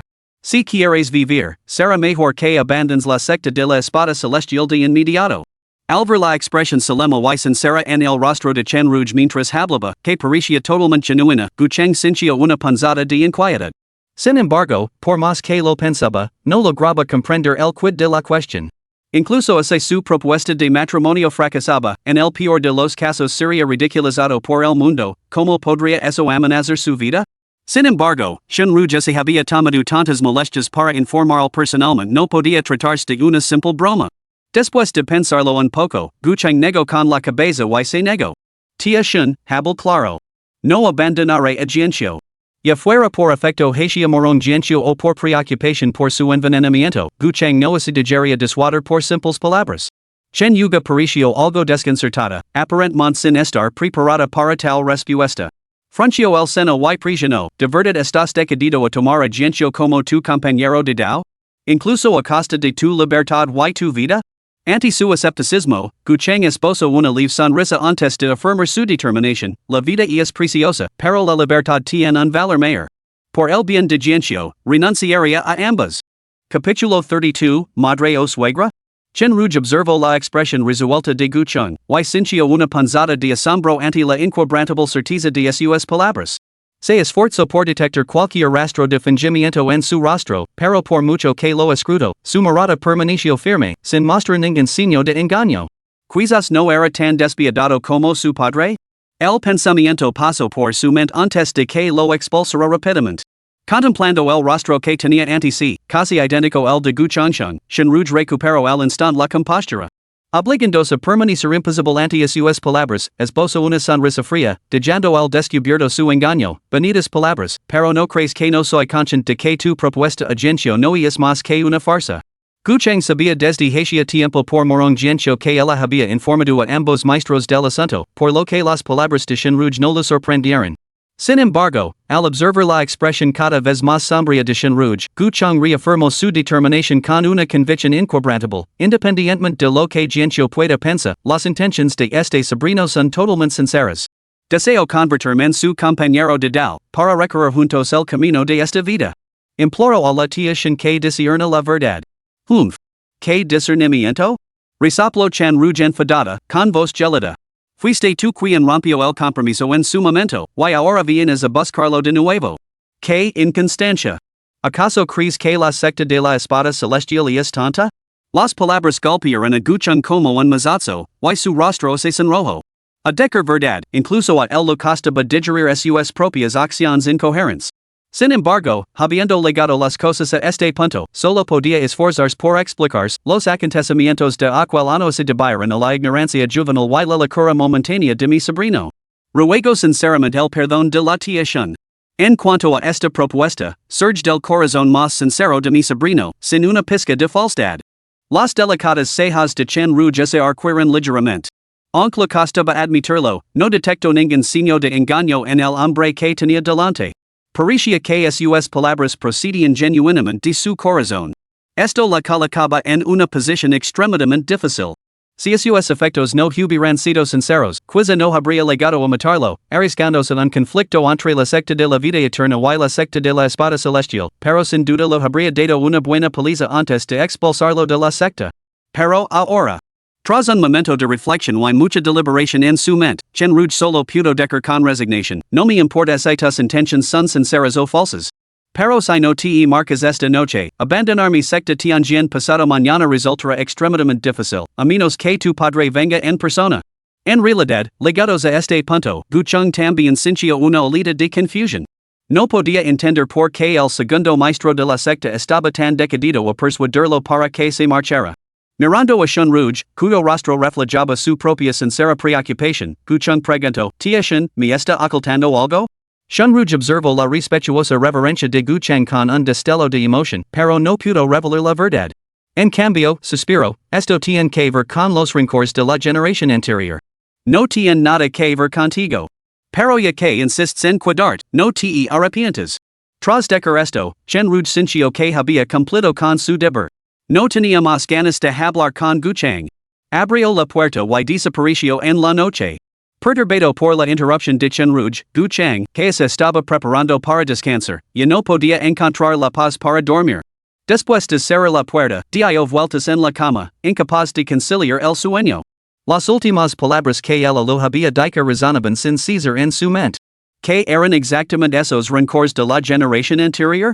Lógicamente hablando, dadas las relaciones amistosas que existen desde hacía mucho tiempo entre la secta de la espada celestial y la secta de la vida eterna, parecía poco probable que existiera una animadversión profunda entre ellas. De lo contrario, la alianza matrimonial entre las dos sectas nunca se habría concertado en primer lugar. Además, su padre había insistido repetidamente en la necesidad de tratar a los líderes de ambas sectas con el máximo respeto debido a los mayores, en particular al gran líder de la secta, Shinrongyue, a quien debía servir con la máxima cortesía y nunca menospreciar. Por eso, desde que se unió a la secta de la espada celestial, Gucheng siempre se ha dirigido a Shinrongyue y Shinrouge con el respeto debido a los mayores. Si se tratara del líder de cualquier otra secta, dada la posición y la destreza actuales de Gucheng, habría sido más que suficiente dirigirse a ellos como señor. Sin embargo, ahora Chen Rouge habla de agravios entre la generación anterior y insiste en que no lo conciernen.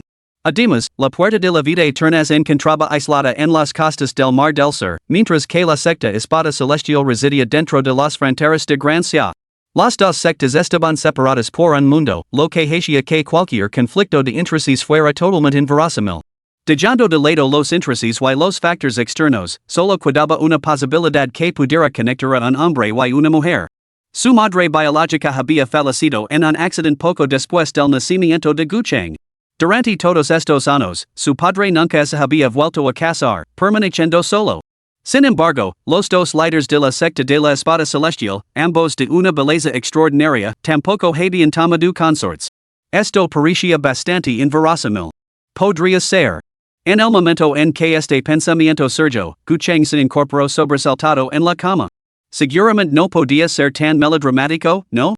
¿Podría ser su padre la versión del mundo de la cultivación de Duan Zhengchun? Y esa mujer, que claramente no tenía pareja pero lavaba a diario una horquilla de mujer, podría haber tenido una relación romántica con su padre? La sola idea le provocó un escalofrío a Gucheng, y se le erizaron los pelos. Este pensamiento se arraigó en su mente casi al instante, convirtiéndose en una espina clavada en lo más profundo de su corazón. Con esta consideración, Gucheng recordó su anterior visita al salón principal de la secta de la espada celestial. La mirada que la había dirigido el gran maestro de la secta, Shinrongyue, lo había parecido claramente extraña. Recordar esa mirada, casi aferrada a él, pero con un carácter inexplicable y ambiguo, hizo que un escalofrío recorriera el corazón de Gucheng. Sin embargo, en ese momento, su atención se había centrado por completo en la propuesta de matrimonio, por lo que no le había prestado mucha atención. Tras reflexionar detenidamente, esa posibilidad no era del todo inverosímil. Su padre, Gu Changsheng, aunque ahora tenía varios siglos de edad, conservaba la apariencia de un hombre de mediana edad. Incluso entre los inmortales de las sectas, se le podía llamar un inmortal Cato. En comparación con él, aunque era mayor, poseía un encanto maduro propio de los hombres de mediana edad.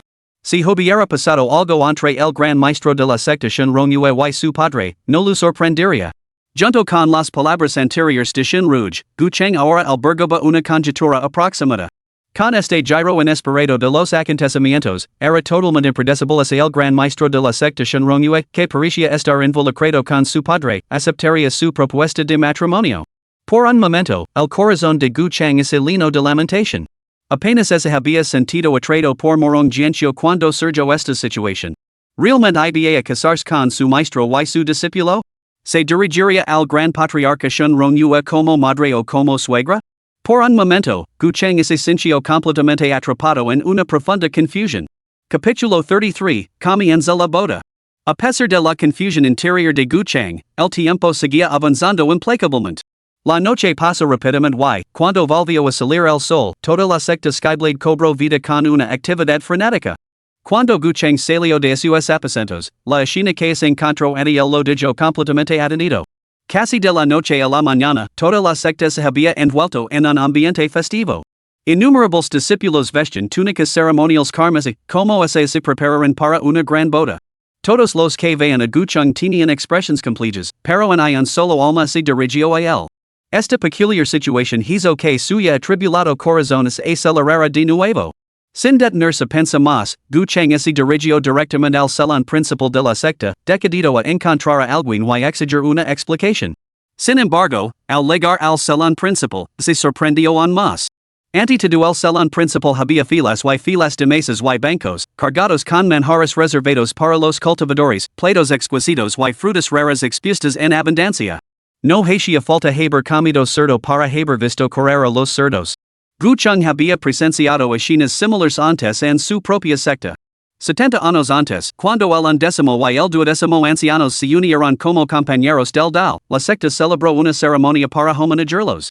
En última instancia, aunque los cultivadores poseían un poder que superaba con creces el de los mortales, su viaje de cultivo comenzaba como humanos. Antes de ascender al reino inmortal y trascender las preocupaciones mundanas, sus acciones seguían siendo en gran medida indistinguibles de las de los mortales comunes. Quizás la única diferencia radicaba en la mayor pompa y solemnidad, y en el estatus más elevado de quienes ofrecen sus felicitaciones. Más allá de eso, no había ninguna distinción. La escena que tenía ante sí indicaba claramente un matrimonio inminente. Pero no se había acordado que hoy era solo para su propuesta. Antes incluso de que se redactara el primer borrador del contrato matrimonial, se había desatado un espectáculo tan grandioso. Si Morong Jianxiu realmente se negaba, Gu Chang temía que su propia dignidad se viera totalmente comprometida. Además, no solo le haría quedar mal a él personalmente, sino que también ensombrecería a toda la secta Changsheng. Más allá de eso, esta situación tampoco podía considerarse favorable para la secta Tianjin. Después de todo, que una propuesta de matrimonio fracasara dos veces, por mucho que se le diera vueltas, simplemente no sonaba bien. No podía entender que pensaban estas personas, siguiendo un camino tan destructivo para ambas partes. Afortunadamente, los invitados no habían llegado. Gu Chang se apresuró a entrar en la sala principal de la secta Espada Celestial, decidido a persuadirlos para que detuvieran este espectáculo autodestructivo. Solo al entrar se dio cuenta de que la sala ya estaba llena. La mayoría eran los mismos ancianos con los que se había encontrado al llegar, aunque todos vestían túnicas nupciales carmesí y sus rostros irradiaban alegría. Junto al gran maestro de la secta, Shenrongyue, se encontraba una mujer vestida con un traje nupcial de color rojo brillante, con la cabeza cubierta por un velo y las manos juntas a los lados. No había necesidad de adivinar. Solo por la silueta de la figura vestida de carmesí, Gu Chang supo que la novia no era otra que Morong Jianxiu, a quien no había visto en varios días. Aunque la escena que tenía ante sí coincidía perfectamente con sus deseos, su corazón dio un vuelco, sintiendo que algo no estaba bien. Tragando saliva nerviosamente, Gu Chang se inclinó respetuosamente ante la gran patriarca Shenrongyue, sentada a la cabecera del salón y observándolo con una leve y ambigua sonrisa. Tiashun, una ceremonia tan elaborada. Podría ser. Antes de que pudiera terminar, Shenron Yue lo despidió con un gesto destinoso, con una leve sonrisa en los labios. ¿Qué? ¿Estás pensando en renegar de tu propuesta otra vez? En absoluto, tía. No me atrevería. Y es solo que Gucheng hizo una pausa y señaló los elaborados preparativos fuera del salón. Parece un asunto bastante grandioso para una simple propuesta, ¿no crees? Ya.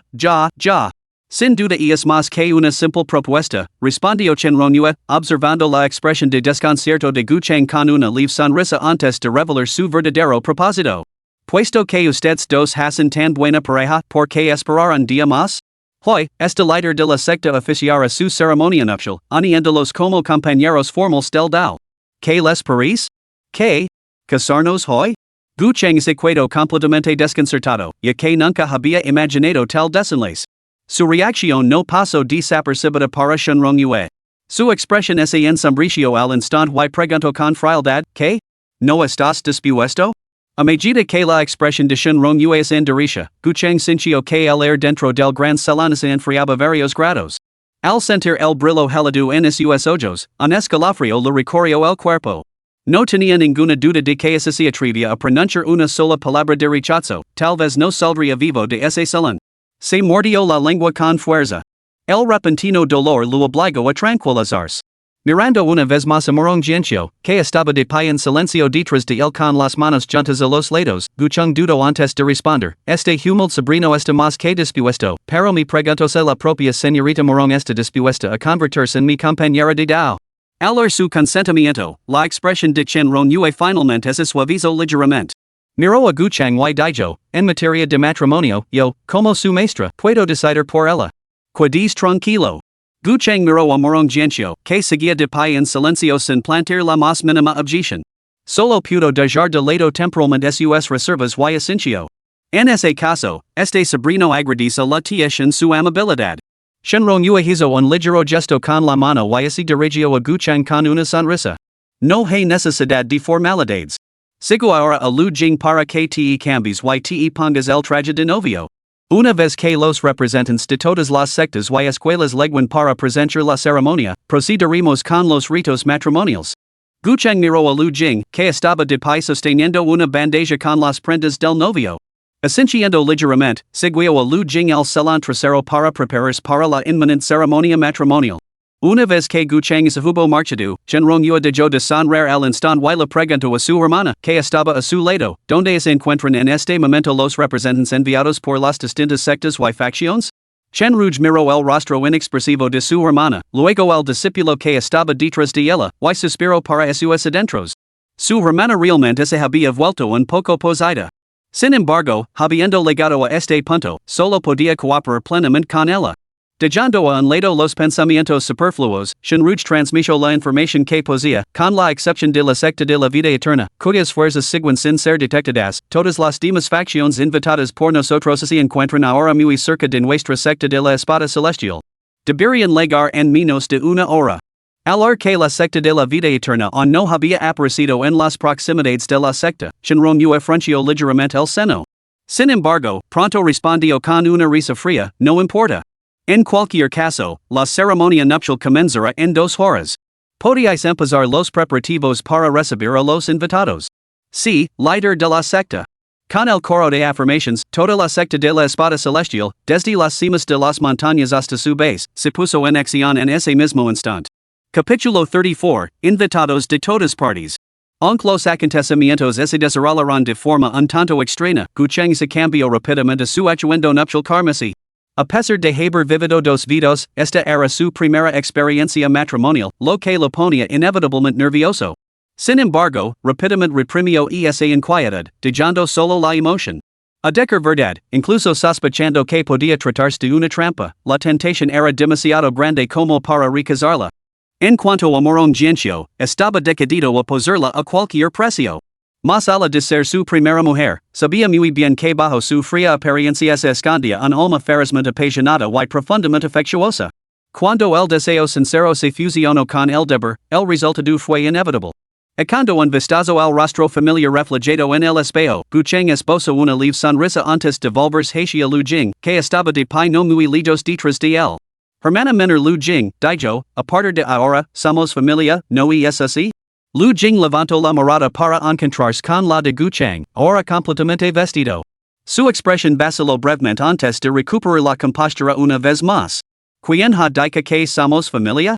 Replicó con un resoplido frío.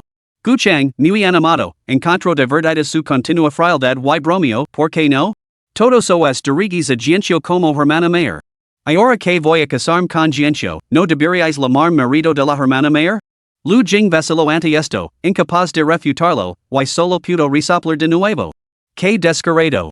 No te vuelvas demasiado arrogant hasta el último momento. Gucheng no le prestó atención, limitándose a reírse, ¿qué más de? Me atrevo a decir que nadie se atrevería a causar problemas en la secta de la espada celestial.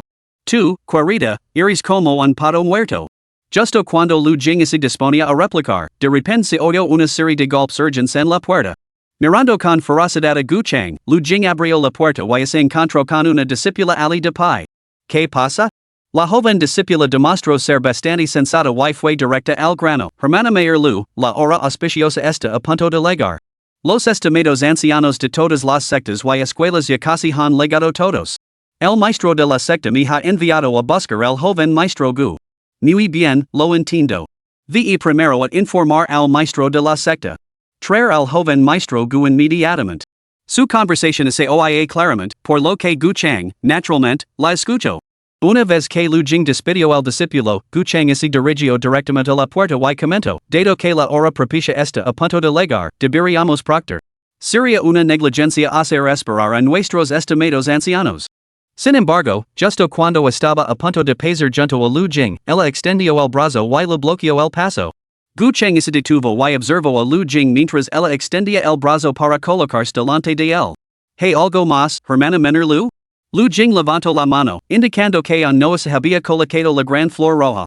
Gucheng inclinó ligeramente la cabeza, permitiendo que Lu Jing le prendiera en el pecho la flor de color rojo brillante que sostenía. Justo cuando Lu Jing se inclinó para atar la flor cerca de la oreja, le legó un leve susurro. La hermana mayor morón en realidad era. Lu Jing, ¿qué estás haciendo? Ha llegado la hora propicia. ¿Por qué estás aquí entretenida? Una voz repentina interrumpió a Lu Jing. Shenruj, también vestida con traje de novia y cagada de la mano de Morong Jianxiu, había aparecido en la entrada de la sala trasera sin que nadie se diera cuenta, con la mirada fija en ellos. Al oír la voz de su maestro detrás de ella, Lu Jing se sobresaltó. Sin atreverse a pronunciar otra palabra, retrocedió apresuradamente y se volvió para responder. Esta discípula estaba colocando la flor al joven maestro Gu. Ya está lista. Chen Rujeco un vistazo a la flor de color rojo brillante, símbolo de la unión eterna, que ahora adornaba el pecho de Gucheng.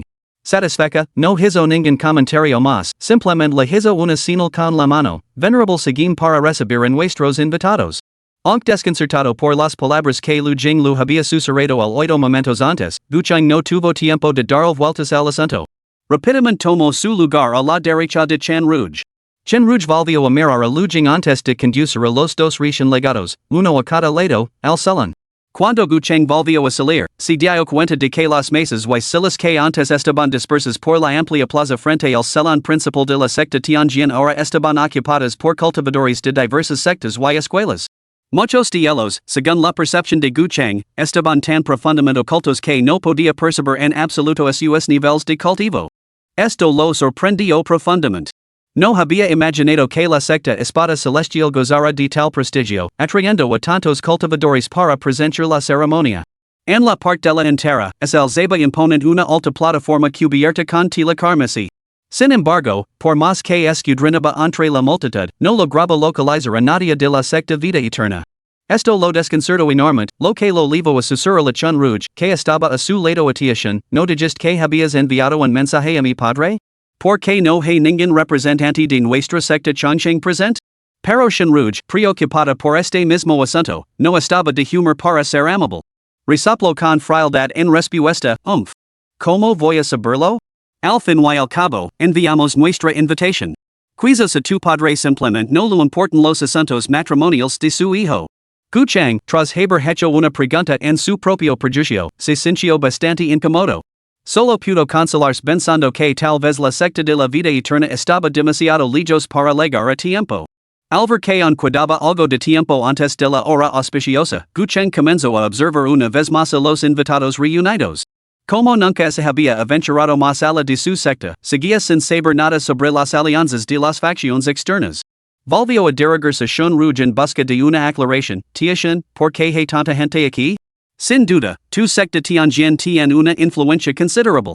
Shun Rouge negó ligeramente con la cabeza, reconociendo que Gucheng no estaba familiarizado con los asistentes de ese día. Para evitar una situación embarazosa más tarde, identificó pacientemente las distintas facciones presentes.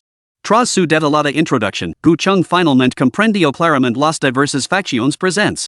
Se podía decir que prácticamente todas las sectas de cultivo del gran reino de Xia, grandes y pequeñas, habían enviado discípulos o ancianos de la secta para presenciar el acontecimiento. Después de todo, se trataba de una alianza matrimonial entre dos sectas de primer nivel, un asunto de gran importancia para estas facciones. Más allá de las sectas sin igual de la puerta que sondea el cielo, la secta de las 100 flores y la puerta de la estrella Aza, incluso el pabellón que perfora el cielo y la ciudad del trueno y el fuego, facciones algo enfrentadas con la secta de la espada celestial, habían enviado a dos expertos de nivel anciano. De hecho, habían legado ancianos de sectas justas aún más lejanas que la secta de la vida eterna, la montaña del sonido místico, la secta del maestro de la medicina, el templo del gran sabio y la secta del Fénix divino. Se podría decir que hoy, dentro de la secta espada celestial, se habían reunido casi todos los poderes más importantes de las sectas justas.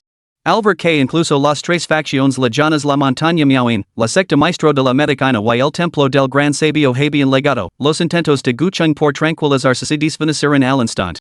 En ese mismo instante, una profunda ansiedad se apoderó de él. ¿Qué demonios estaba haciendo su padre? ¿Acaso no podía siquiera llegar a tiempo a su propia boda? Justo cuando Gucheng reprendía en silencio a su padre, llegó por fin la hora auspiciosa.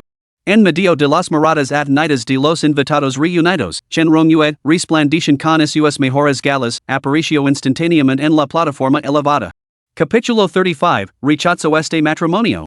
Dentro de las fronteras de Gracia, la secta que más atención había acaparado y mayor conmoción había causado durante el último siglo era, sin duda, la secta de la espada celestial. Más allá de su notable ascenso desde una secta menor a una de las principales potencias de Gracia en tan solo 100 años, lo que cautivó aún más la imaginación del público fueron los dos líderes de la secta, de impresionante belleza. En ese preciso momento, cuando la gran líder de la secta espada celestial, Jin Rongyue, apareció vestida con un traje de corte carmesí, casi todos contuvieron la respiración. Alto y esbelta, su cabello negro azabache estaba recogido en un moño alto. Su tez era tan clara como el jade, sus ojos tan oscuros como la tinta y sus labios tan rojos como las flores de cerezo, una belleza sin igual. Su escote, suavemente enmarcado por el cuello, albergaba dos picos linos y pesados que parecían a punto de derramarse, absolutamente cautivadores. Debajo se encontraba una cintura lo suficientemente delgada como para agarrarla, flexible y seductora como las ramas de los sauces a la orilla del río. Desde esta delicada cintura, las cavas se desplegaban, con las caderas notablemente más anchas que sus estrechos hombres. Sus piernas eran largas y bien formadas, atrayendo innumerables miradas incluso cuando estaba de pie sobre el estrado. Era una mujer de belleza sin igual, la doncella de hielo más fría y altiva dentro de las fronteras de Gracia. A lo largo de los años, innumerables ancianos y maestros de la secta habían intentado casarse con ella como compañera del Dao, solo para ser rechazados. Entre ellos, el pabellón Lincoln era el que más renser legardaba a la secta Tianjin. Precisamente porque la maestra de la secta había rechazado una vez la propuesta del maestro del pabellón, Zhang Tianlin, el jefe del pabellón Lincoln, se había propuesto como misión oponerse a la secta Tianjin. Tal era la belleza de esta gran maestra de la secta Tianjin. Hoy, aunque la recién coronada Santa Espada del Reino, nombrada personalmente por la emperatriz de Gracia, no se dejó ver, el mero hecho de presenciar la presencia de la gran maestra de la secta Chen Rongyue hizo que muchos sintieran que su viaje no había sido en vano. Por no hablar de la posibilidad de vislumbrar más tarde el verdadero rostro de ese santo de la espada y verificar los rumores que rodean al prodigio sin igual que, a una edad tan temprana, se dice que ha alcanzado el cuarto nivel del reino de la realización del Dao, Gucheng, el joven maestro de la secta Changsheng. Chen Rongyue, naturalmente, sintió las intensas miradas dirigidas hacia ella desde todos los lados, pero estaba acostumbrada a ella y no le dio mayor importancia. Sus ojos, todos los hombres de este mundo no eran mejores que cerdos, salvo la mirada de aquel hombre. El único propósito de invita a esos cerdos hoy era obligar a ese hombre a salir a la luz. Sin embargo, parecía que aún no había aparecido. Frunciendo ligeramente el seno, Shunrongyue no dijo nada más. Simplemente miró a su hermana menor, que esperaba en la entrada del salón, antes de anunciar con voz solemne bienvenidos, distinguidos invitados, a presenciar las nupcias de Jianxiu. La ceremonia comenzará ahora. Con estas palabras, Shenruj tomó rápidamente de la mano a Guchang y Morong Jianxiu, subiendo juntos al estrado bajo la mirada de todos los presentes. En comparación con la altiva y distante Shenrongyue, Shenruj parecía considerablemente más cortés. Después de colocar a Guchang y Morong Jianxiu en sus puestos, no procedió inmediatamente con la ceremonia. En su lugar, volvió a expresar su gratitud a los numerosos discípulos y invitados de diversas sectas y escuelas que habían sido invitados. Solo después de recibir el entusiasta aplauso de la multitud volvió a centrar su atención en Guchang y Morong Jianxiu. De pie entre los dos, Shenruj tomó primero la mano de su discípula Morong Jianxiu y le preguntó a Jianxiu, tu maestra te pregunta, ¿estás dispuesta a convertir en la compañera del dao del caballero Guchang que tienes ante ti, para permanecer unidos por toda la eternidad, sin separaros nunca? Bajo el velo carmesí, ella asintió ligeramente con la cabeza para indicar su consentimiento, pero permaneció en silencio. Aunque algo desconcertado, Guchang no le dio más vueltas, atribuyendo su silencio a la timidez habitual de la novia. Muy bien, soltando la mano de su discípula, Shenruj se volvió hacia Guchang y le preguntó, Guchang, ahora te toca responder. ¿Estás dispuesto a convertir en el compañero del dao de la doncella que tienes delante, a compartir un solo corazón durante toda esta vida y a ascender juntos por el camino hacia la inmortalidad? Aunque lamentaba un poco que su padre aún no hubiera aparecido, Guchang no dudó y respondió con determinación inquebrantable, estar al lado de Jianxiu es la mayor bendición de mi vida. Su rotunda declaración fue recibida con un aplauso inmediato por parte de la multitud reunida. A decir verdad, la mayoría de los espectadores se habían quedado profundamente asombrados al presenciar la entrada de Guchang y Morong Jianxiu. En particular, aquellos que sabían que este joven maestro de la secta de la vida eterna había derrotado por sí solo al santo espadachín guardián, otro prodigio sin igual, sentían una intensa curiosidad por él. En cuanto a la disputa anterior sobre el compromiso anulado, nadie en su sano juicio se atrevería a mencionarla en esta ocasión, por temor incurrir en la ira de la secta de la espada celestial y la secta de la vida eterna, dos de las sectas más formidables. Al ver lo joven que era este joven maestro de la secta de la vida eterna, la curiosidad inicial de la multitud se transformó en admiración. Después de todo, alcanzar el reino de la iluminación en apenas 100 años era verdaderamente la marca de un prodigio bendecido por los cielos. En cuanto a su prometida, Morong Jianxiu, de quien se rumorea que fue derrotada de un solo golpe por el joven maestro Guchang, seguía siendo una presencia formidable como la santa guardiana de la espada de la nación. Por lo tanto, cuando Guchang habló, fue inevitable que la multitud rompiera en aplausos. Solo después de que los aplausos se calmaron, Shenruj se volvió hacia la asamblea y declaró con voz resonante gracias a todos por vuestro apoyo y bendiciones. Con esto, declaró que Guchang y Morong Jianxiu, a partir de este día, quedaron formalmente unidos como. Bajo la mirada de todos los presentes, la voz firme de Shenruj resonó en toda la plaza de la secta Tianjin. Sin embargo, justo cuando se disponía a pronunciar la última palabra, una voz femenina furiosa irrumpió de repente desde detrás de la multitud. Alto. Ni niego a dar mi consentimiento a esta unión. El tiempo pareció detenerse. Todos los presentes en la plaza se quedaron paralizados, convencidos de que habían oído mal. Quien en su sano juicio se atrevería a causar disturbios en la secta Tianjin en este momento crítico, ofendiendo simultáneamente tanto a la secta Changshan como a la secta Tianjin? ¿Acaso ese habían cansado de vivir? Todas las miradas se dirigieron instantáneamente hacia el origen de la voz. Casi al instante, se abrió un estrecho camino entre la multitud. Al final de este camino, despejado sin importar las conexiones, apareció ante ellos una joven vestida con un traje carmesí. Sin inmutarse por las miradas, la figura vestida de carmesí avanzó directamente por el camino despejado hasta la base de la plataforma. Luego levantó lentamente la cabeza y se encontró con la mirada atenida de Guchang mientras repetía sus palabras anteriores, pronunciando cada sílaba deliberadamente, este acuerdo matrimonial. Ni niego a dar mi consentimiento. Capítulo 36, La Santa Demonio Celestial. A decir verdad, en el momento en que sonó esa voz repentina, el corazón de Guchang dio un vuelco, casi convencido de que había oído mal. Sin embargo, la prueba era clara, sus oídos no lo habían engañado. Cuando Joninglu, vestida de carmesí y con el rostro marcado por una furia obstinada, se acercó a él, intuyo que se avecinaban problemas. Efectivamente, el nuevo arrebato de Joninglu despertó al instante la curiosidad de muchos. Después de todo, una mujer irrumpiendo en la boda de otra para declarar su oposición al matrimonio lo decía todo. El espectáculo de dos mujeres compitiendo por un hombre era siempre un pasatiempo favorito, incluso entre los cultivadores. Además, en comparación con la novia, suya verdadera apariencia permanecía oculta bajo su velo, esta mujer vestida de carmesí posía una belleza igualmente deslumbrante. Ante este giro de los acontecimientos, aquellos entre la multitud que nunca habían tenido buenas relaciones con la secta de la espada celestial comenzaron a reírse. Via, parece que esta boda está a punto de dar un giro inesperado. Exacto. ¿Por qué la señorita Moromo no ha hecho nada? Permitiendo que otros interrumpan su boda? ¿Podría ser que se sienta insegura por su aspecto? Naturalmente, mientras algunos intentaban hundirla cuando estaba queda, otros leales a la secta de la espada celestial intervinieron para defenderla. ¿Qué tonterías estás diciendo? Con ambos maestros de secta presentes, ¿cómo podrían permitir otro percance? Exacto. ¿No es más que una simple mujer, realmente puede causar un alboroto? No solo los dos líderes de la secta, sino que incluso la propia señorita Morón probablemente no se preocupa por ella. Esperemos a ver qué pasa. Esos alborotadores. ¿De verdad nadie cree que la secta espada celestial es débil? Cuando se enfrentan a las consecuencias más tarde, no me culpen por no haberles advertido. El alboroto a su alrededor no lo afectó lo más mínimo a Gucheng. Su mente se aceleró mientras observaba a su alrededor. Puede que los demás no lo supieran, pero él conoce la verdadera identidad de esa mujer. Se negaba a creer que se hubiera infiltrado sola en la secta espada celestial. Detrás de todo esto, debía de estar atacando la élite de la secta demonio celestial. Si desplegaban la misma fuerza que había venido a por la secta de la vida eterna aquel día, lo más probable era que el asunto de Hoya cabra en desastre. Justo cuando pensaba en su respuesta, Chen Ruja se acercó rápidamente a la plataforma elevada. Mirando a la mujer vestida de carmesí que estaba abajo, frunció el seno. Jovencita, hoy es un día feliz para nuestra secta de la espada celestial.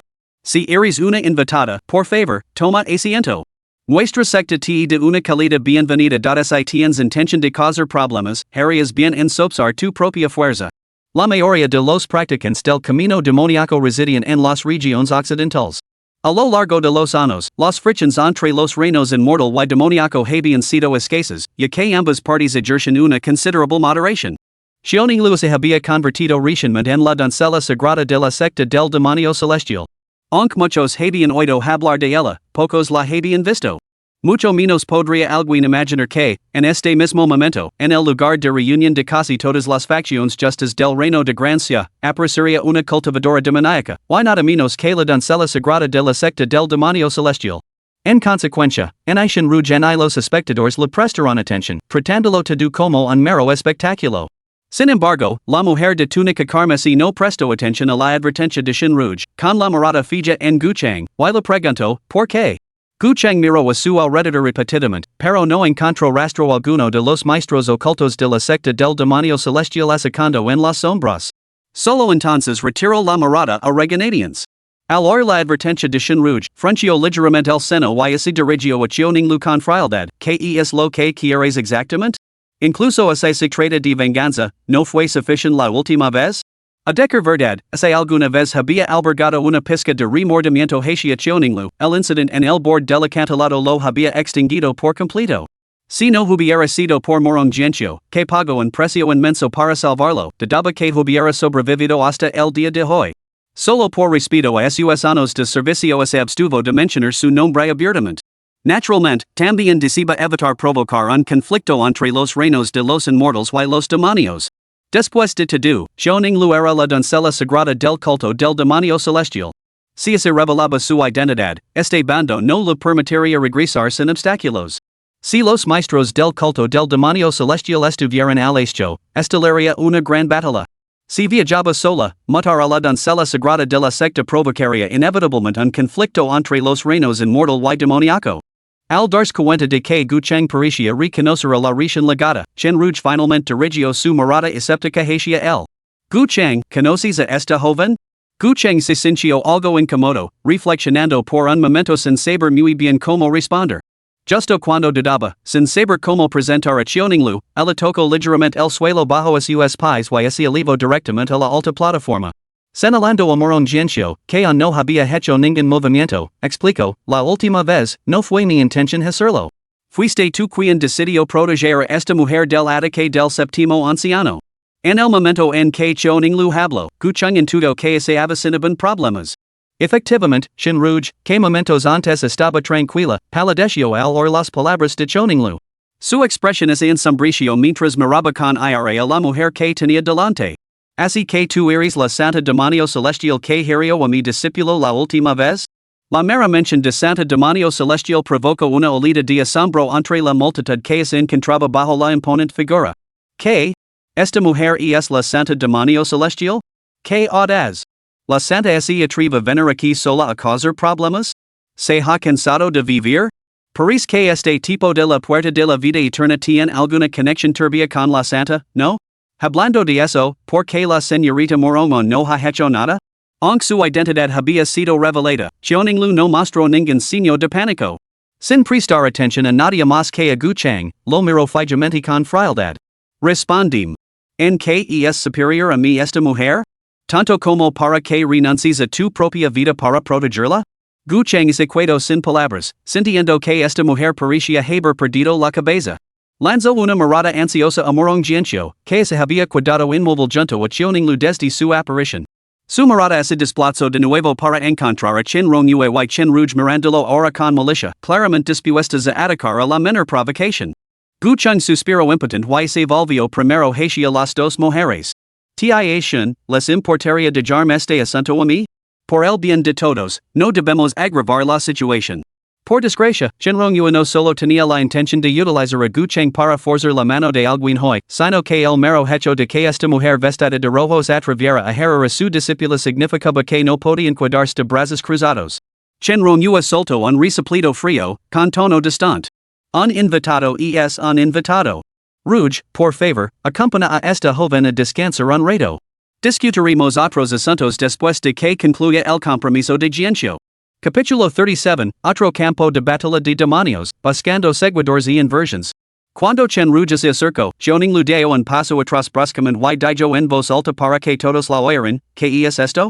¿Acaso vuestra secta de la espada celestial solo sabe intimidar a los débiles?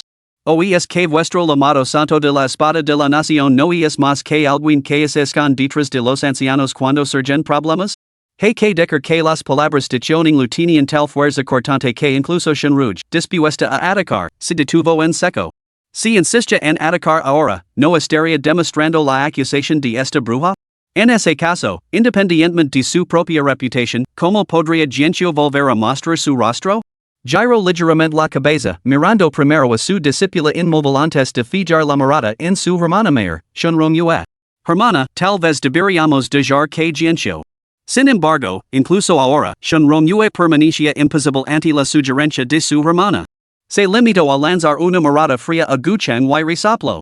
Humfkia que ha venido a buscar el joven maestro Gu, digamos que el joven maestro Gu se encargó de ello. A estas alturas, Gu Chang estaba realmente desconcertado. Lanzó una mirada interrogativa a Morong Jianxiu, envolada bajo su pañuelo rojo, con la mente llena de dudas. Lógicamente hablando, Morong Jianxiu había estado a punto de ser asesinada por los hombres de Cheoninglu la última vez. Sin embargo, ahora, ante la descarada provocación de Cheoninglu, no mostraba la más mínima reacción. Esto no era normal. Las peculiares reacciones de Chen Rongyue y Shinruj no hicieron más que profundizar esta impresión. Sin embargo, a pesar de sus crecientes sospechas, no encontraba la manera de verificarlas a la vista de todos los presentes. Volviéndose hacia Cheoninglu, que también lo observaba, Gu Chang dijo en voz baja, Señorita Chiu, ¿podríamos discutir lo que le preocupa después de hoy? Por desgracia, Cheoninglu había venido específicamente para impedir que Gu Chang se casara con otra persona. ¿Cómo iba a abandonar su propósito ahora? Al ver que Gu Chang seguía negándose a dirigirse a ella directamente, Cheoninglu soltó una risa fría. Puesto que no me respondes, encontraré la respuesta yo misma.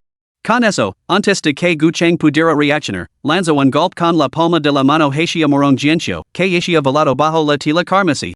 Gucheng apenas podía creer que, rodeada de tantos maestros, esta santa demonio celestialis atreviera a atacar a morón gencio. Afortunadamente, no lo preocupaba demasiado. Con la destreza actual de morón gencio, incluso una respuesta tardía podría prevalecer. Por lo tanto, se limitó a sacudir ligeramente la cabeza, sin intervenir. Quizás le vendría bien a morón gencio darle una lección a esta mujer. Sin embargo, al presenciar esto, la expresión de Chen Rongyue se ensombrició abruptamente. Grito urgentemente a Gucheng, deténla. Pero su advertencia legó una fracción de segundo demasiado tarde. Para cuando Gucheng reaccionó, la palma de Chioning Luya había golpeado a morón gencio directamente en el pecho. Al presenciar esto, no solo Gucheng, sino incluso la propia agresora, Chioninglu, se quedaron paralizados. Habiendo chocado anteriormente con este discípulo superior de la secta de la espada celestial, el golpe de Chioninglu nunca había tenido realmente la intención de impactar. Era más bien una estratagema para forzar a Gucheng a una posición. Sin embargo, para su sorpresa, este golpe, que nunca debería haber tenido éxito, por una vez, había dado en el blanco. Afortunadamente, como solo se trataba de un movimiento de sandio, se había contenido, dejando margen de maniobra. De lo contrario, ese salido golpe habría sido suficiente para acabar con la vida de la persona que tenía delante. But, una bocanada de sangre brotó de su boca y el velo carmesí que ocultaba el rostro de la novia finalmente se deslizó con el viento. Sintiendo que las restricciones dentro de su cuerpo se habían roto con ese único golpe, morón gencio se detuvo justo antes de caer de la alta plataforma. Limpiándose la sangre de los labios, morón gencio levantó lentamente la cabeza en medio de las miradas atendidas de la multitud, haciendo un gesto con la mano para detener a Gucheng cuando se acercaba. Su mirada se detuvo primero en su maestro con una expresión compleja. Al ver su expresión ahora vacía y indiferente, como si no le importaran en absoluto los acontecimientos que se estaban desarrollando. Suspiró para sus adentros. Recuperando la compostura, morón gencio centró su atención en la doncella sagrada de la secta del demonio celestial, con quien se había enfrentado momentos antes. Aunque su cultivo había sido cedido anteriormente, su conciencia seguía siendo aguda, lo que le permitía comprender los acontecimientos que se estaban desarrollando. Aunque la boda de hoy la había sido impuesta por su maestro, y no era su verdadero deseo. El hecho de que esta santa demonio celestial se atreviera a interrumpir la ceremonia en ese momento demostraba que no la tenía en ninguna estima, en ella toda la secta espada celestial. Sus dos maestros, como ancianos, no se atrevían a golpear a una discípula más joven, y los demás discípulos no eran rivals para esta mujer. Por lo tanto, como discípula mayor de la secta espada celestial y objetivo de la provocación de hoy, si no lograba derrotar a esta mujer, después de este día, toda la secta espada celestial, o de hecho toda la secta inmortal, se convertiría sin duda en el hazmorer de todos. Bajo ninguna circunstancia podía permitir que eso sucediera. Con este pensamiento, morón gencio abrió su mano derecha y pronunció una orden clara, espada, ven. En ese instante, el cielo es agitado con vientos y nubes arremolinados. Ante las miradas atendidas de todos los presentes, una resonancia zumban emanó de repente del gran salón detrás de la plataforma. Cuando un destello de luz blanca atravesó el aire, una espada de acero azul de un metro de largo se materializó abruptamente en la mano derecha de morón gencio, que antes estaba vacía. Levantando la mirada hacia la doncella sagrada de la secta del demonio celestial que tenía ante sí, suya expresión finalmente se había vuelto grave al presenciar esto. Morón gencio habló lentamente, articulando cada sílaba, morón gencio, de la secta de la espada celestial. Solicito humildemente más instrucciones de la señorita Chio. Sin conocer las verdaderas intenciones de morón gencio, Chioninglu, al escuchar su desafío, no mostró ningún temor. Respondió con un resoplido frío, Entonces déjame ver qué habilidades poses para que ese tipo, Gucheng, te tradase. Mientras hablaba, no mostró ningún signo de debilidad. Sus palmas se cerraron abruptamente y una larga espada formada por niebla negra condensada apareció en sus manos. La espada, formada a partir de la niebla oscura, irradiaba una maldad tan intensa que parecía casi tangible, lo que sorprendió a los presentes. Esta visión provocó inmediatamente exclamaciones de asombro entre los que estaban al tanto. Es una espada demoníaca de verdad. ¿Cómo es posible? En efecto, esta joven es realmente la doncella sagrada de la secta del demonio celestial. ¿No os resulta extrañamente familiar la forma en que ha desenvainado esta espada? Ahora lo recuerdo. ¿No se decía que el fundador del culto del demonio celestial, el patriarca demonio celestial, masacró al mundo con una espada demoníaca? Parece que el resultado sigue siendo incierto. Ahora esto permite ser realmente emocionante, ya. Una sola piedra provocó ondas en el estanque. Con la espada demoníaca apareciendo en las manos de Choninglu, su identidad como doncella sagrada de la secta demonio celestial quedó finalmente confirmada sin lugar a dudas. En ese preciso momento, al presentar como estos dos jóvenes excepcionales de los reinos inmortal y demoníaco estaban a punto de enfrentarse por un hombre, la multitud contuvo la respiración y observó con atención mientras la batalla pendía de un hilo. Gu Chang, al darse cuenta finalmente de que las dos estaban dispuestas a luchar a muerte, sintió una punzada de inquietud. No podía soportar verlas matarse entre sí. No era que se sintiera abrumado por la compasión santa, sino que se sentía profundamente en deuda con ambas mujeres por sus acciones pasadas. Sin embargo, a la vista de la multitud, no podía expresar estos pensamientos. Por un momento, se sintió tan frenético como una hormiga en una olla caliente. Justo cuando el duelo a vida o muerte entre Morong Jianxia y Chioninglu parecía a punto de estallar, una voz traviesa y infantil resonó desde más allá de la multitud. Tío Pingtian, ¿cómo se compran estas dos mujeres mortales con esta princesa en cuanto a fuerza? Capítulo 38, Gu Chang, baja de ese escenario. Para los cultivadores reunidos invitados a presenciar la ceremonia, el viaje de hoy ciertamente no había sido en vano. Además de deletar sus ojos con las dos impresionantes líderes de la secta, se habían encontrado inesperadamente con la doncella sagrada de la secta del demonio celestial, que había venido a causar problemas. Por desgracia, esta doncella sagrada de la secta del demonio celestial parecía bastante torpe, atreviéndose a buscar un enfrentamiento en territorio enemigo, y aparentemente por el novio de hoy, nada menos. Estos acontecimientos no hicieron más que aumentar la emoción de la multitud. Lamentablemente, justo cuando todos se concentraban intensamente en presenciar este enfrentamiento entre las jóvenes élites de los reinos inmortal y demoníaco, llegaron dos invitados no deseados. Los dos combatientes, que estaban listos para atacar, se detuvieron al oír las palabras arrogantes y presuntuosas de los recién legados, y dirigieron su mirada hacia el origen de la voz. Su Alteza, princesa, portadora de la noble estirpe de su majestad el emperador demonio, ¿cómo podrían estos simples mortals ser rivals para usted? Un anciano diminuto y barbudo, apenas más alto que un niño, iba adelante, apartando con decaro a cualquier cultivador que se atreviera a obstaculizar su paso. Detrás de él, como hiena al alboroto, una doncella vestida con una túnica verde caminaba tranquilamente por el pasillo despejado. Pronto, bajo las furiosas miradas de la multitud, el anciano y la joven llegaron al frente del gentío. En el extremo izquierdo de la alta plataforma, un anciano del pabellón Lincoln, un cultivador en la cima del octavo reino, los vio. Especialmente al anciano bajo y delgado que estaba junto a la joven vestida de verde, y no pudo evitar soltar un suspiro ahogado, el gran sabio de la paz celestial, Sun Shagwa. Aunque había contenido su asombro, ninguno de los presentes tenía un cultivo bajo, por lo que no había razón para que no lo oyeran. Al instante, los rostros palidecieron. Nadie cuestionó las palabras del anciano del pabellón Lincoln. Después de todo, el pabellón Lincoln había compartido frontera con las tribus demoníacas durante milenios, por lo que su conocimiento de las razas demoníacas era inevitablemente más claro que el de los demás. Casi en el instante en que el anciano del pabellón Lincoln reveló esta verdad, el anciano diminuto y demacrado que había permanecido al lado de la doncella de túnica verde lanzó una mirada penetrante. Fijando su mirada en el anciano del pabellón Lincoln, declaró, joven, vuestro patriarca fundador nunca se comportó con tanta furtividad como vosotros ahora. Al darse cuenta de que efectivamente había legado un gran sabio de la raza demoníaca, Shenrong Yue y Shenruj, en lo alto del estrado, palidecieron visiblemente.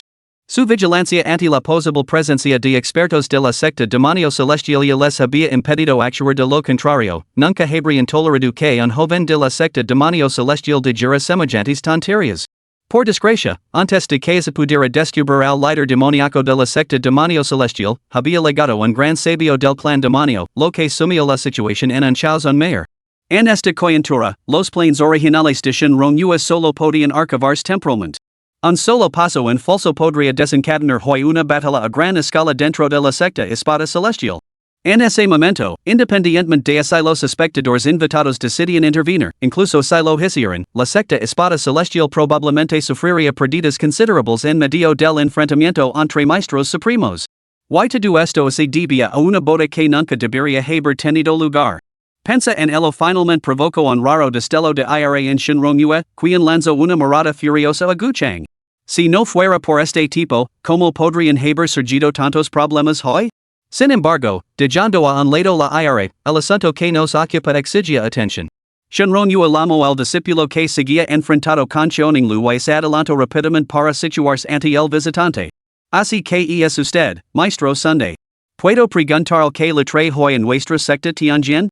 Aunque las relaciones entre humanos y demonios se habían mantenido en general pacíficas, era extremadamente raro que un cultivador humano de alto nivel se aventurara en territorio demoníaco, o que un gran sabio demoníaco visitara tierras humanas.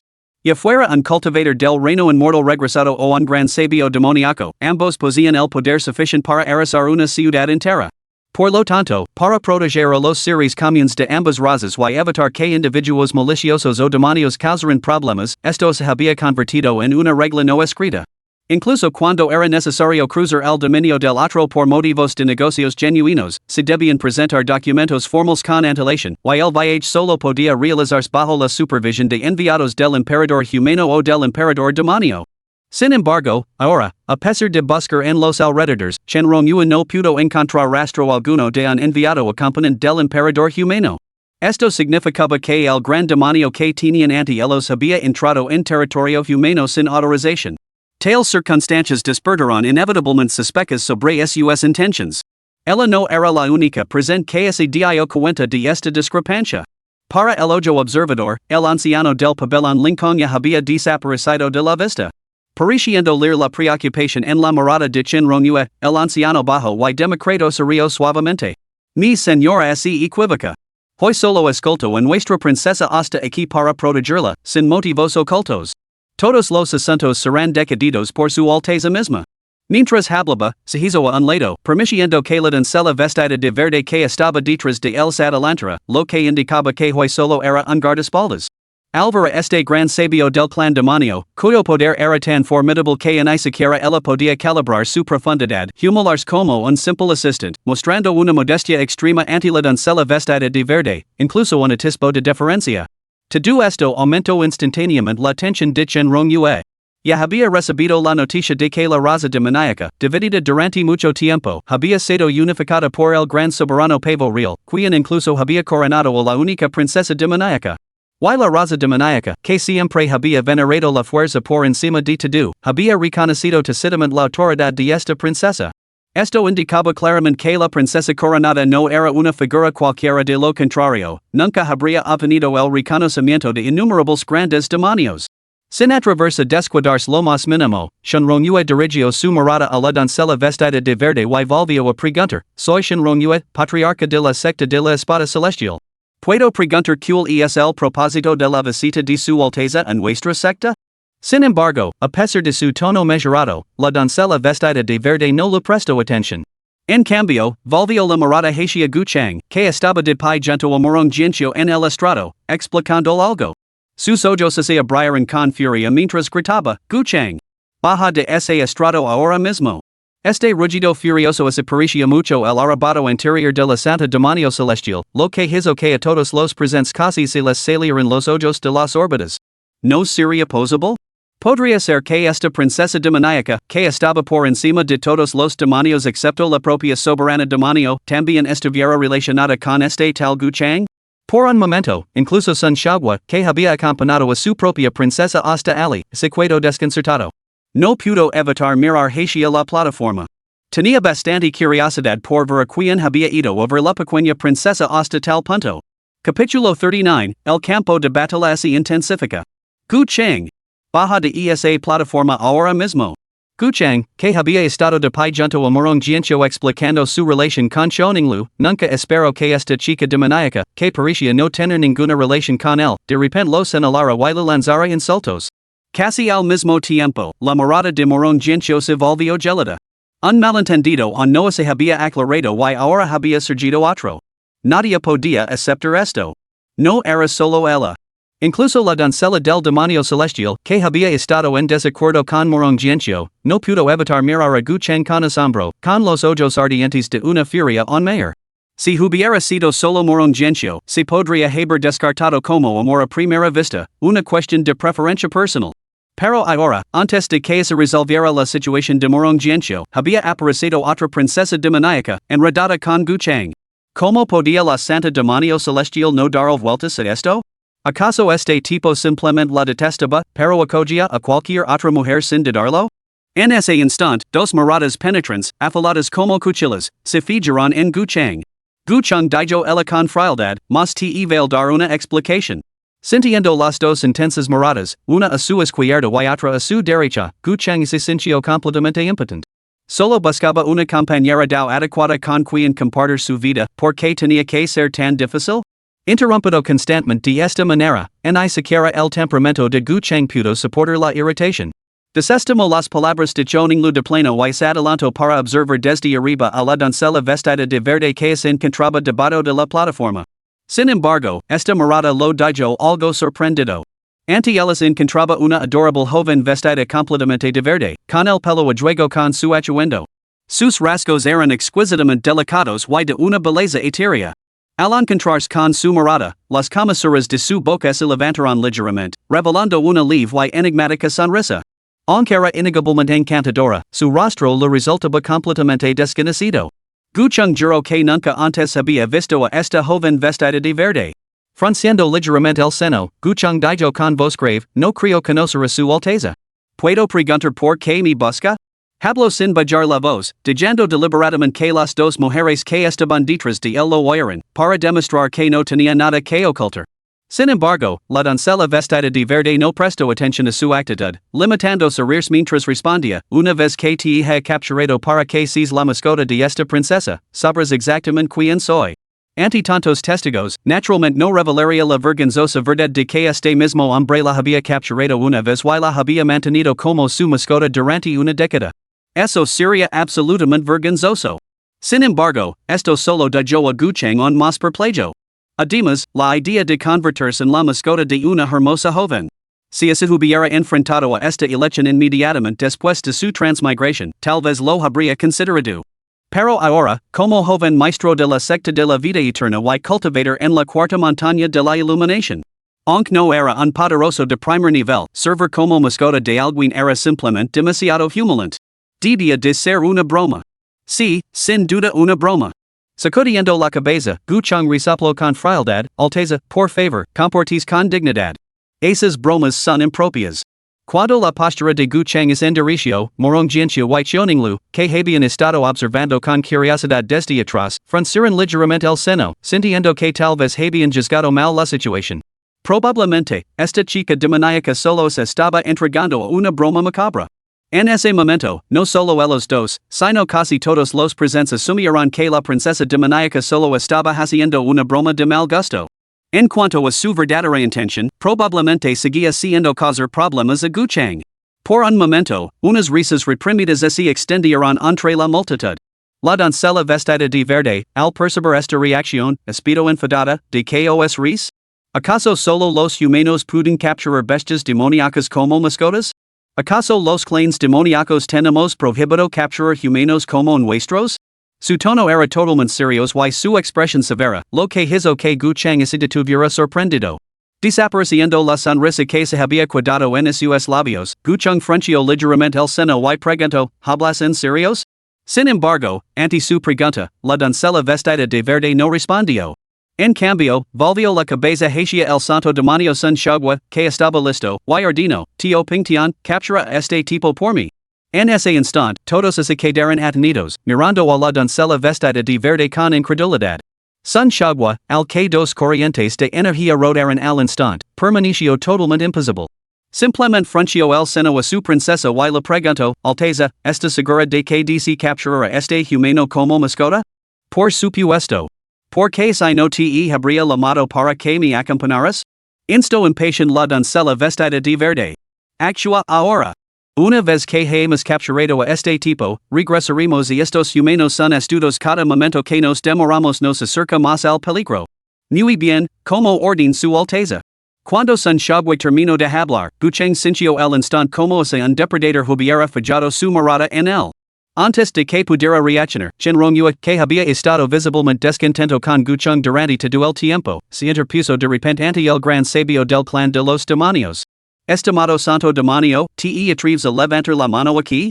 ¿No temes desencadenar otra guerra entre humanos y demonios? Apartate. Una vez que captura este humano, me marchar. De lo contrario, no me culpes por destrozar tu secta. Aunque el fragile y diminuto anciano habla con fingida calma, los presentes conocen muy bien el poder destructivo de un santo demonio. Al ver la inminente amenaza de batalla, la multitud finalmente recobró el sentido común y no se atrevió a quedarse. En un instante, se dispersaron en todas direcciones. Nadie quería ser enterrado con la secta de la espada celestial. En cuestión de segundos, la plaza, antes abarrotada, quedó vacía, dejando solo a los discípulos de la secta de la espada celestial. Tal era la imponente presencia de un santo demonio. Sin embargo, incluso así, frente a este ser formidable y sabiendo muy bien que no tenían ninguna posibilidad. La maestra de secta más fría, elegante y altiva dentro de las fronteras de Gracia no mostró ningún temor.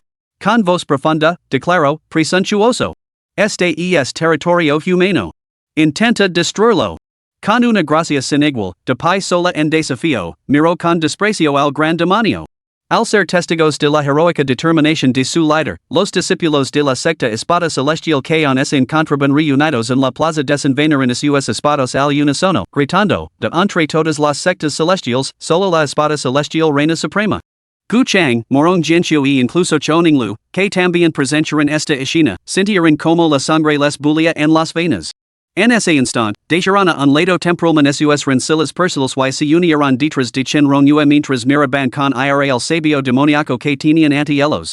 Ante tal demostración, el sabio demoníaco permaneció totalmente indiferente y se limitó a reírse. Esto es bastante divertido. Siendo así, este anciano os dejará golpear primero, para que no me acuses de intimidar a las generaciones más jóvenes. Capítulo 40, El demonio interior de Chenron Yue. Aunque la secta de la espada celestial había surgido de orígenes humildes, como la única secta dedicada exclusivamente al camino de la espada en aquellos días, era naturalmente inflexible. No importaba que la figura que tenían ante ellos fuera solo un gran santo de la raza demoníaca, incluso si el mismísimo emperador demonio hubiera legado hoy, Shinron Yue no habría mostrado el más mínimo temor ni habría retrocedido.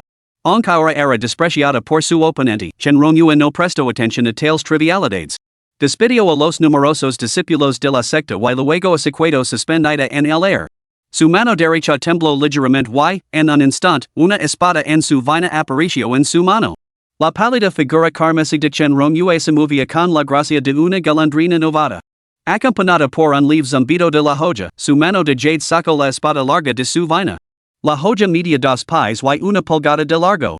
Fragada con hierro negro celestial, su cuerpo era excepcionalmente delgado y irradiaba un tenue brillo helado. La empuñadura tenía un motivo de dragón dorado intrincadamente talado, que exudaba una inmensa autoridad. El filo era afilado como una navaja, haciendo honor a la descripción de una joya tan fría como la escarcha autumnal. Chenron Yue se puso en pie empuñando la espada, girando ligeramente la muñeca mientras la joya jalada emitía una serie de silbidos resonantes. Bajó ligeramente la cabeza y miró a Morong Jianqiu, que estaba de pie en el suelo. Jianqiu, dijo, la técnica final de las nuevas celestiales de la espada. Hoy, tu maestra te la impartirá. Observa con atención. Antes de que Morong Jianqiu pudiera responder, su mirada se desplazó hacia la frágil figura anciana. Sus ojos eran claros, pero estaban llenos de intención asesina. En un instante, su forma cambió. La espada en su mano estaló con una luz divina cegadora. Se convirtió en uno con la joya, transformándose en un rayo de luz azul que atravesó los cielos.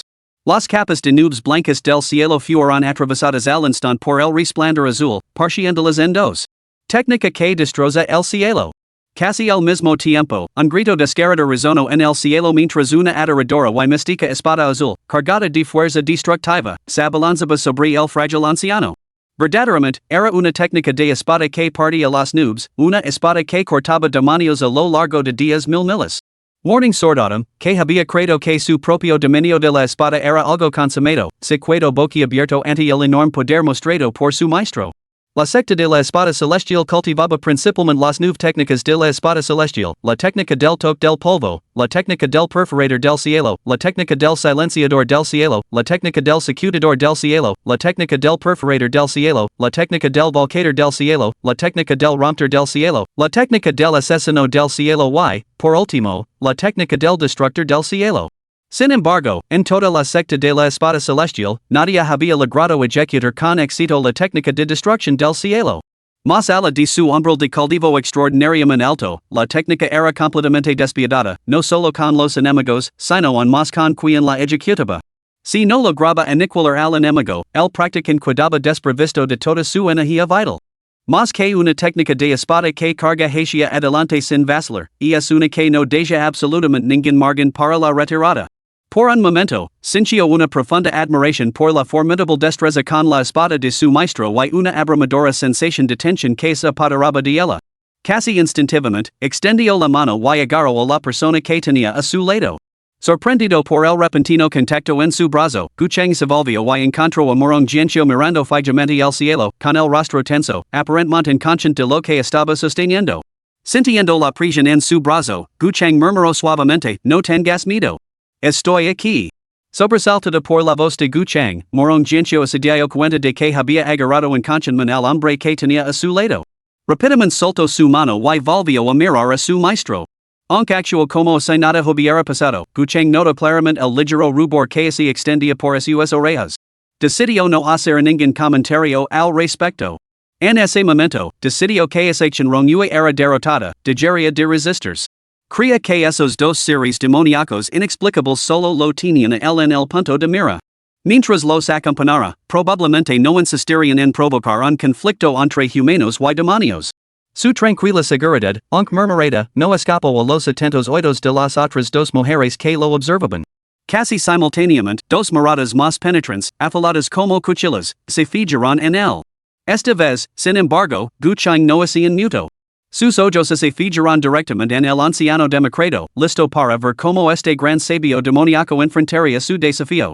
Por otro lado, al ser testigo del enorme poder de ese golpe de espada, incluso el anciano diminuto, normalmente sereno, ahora tenía una expresión grave, y todo rastro de su anterior tranquilidad había desaparecido.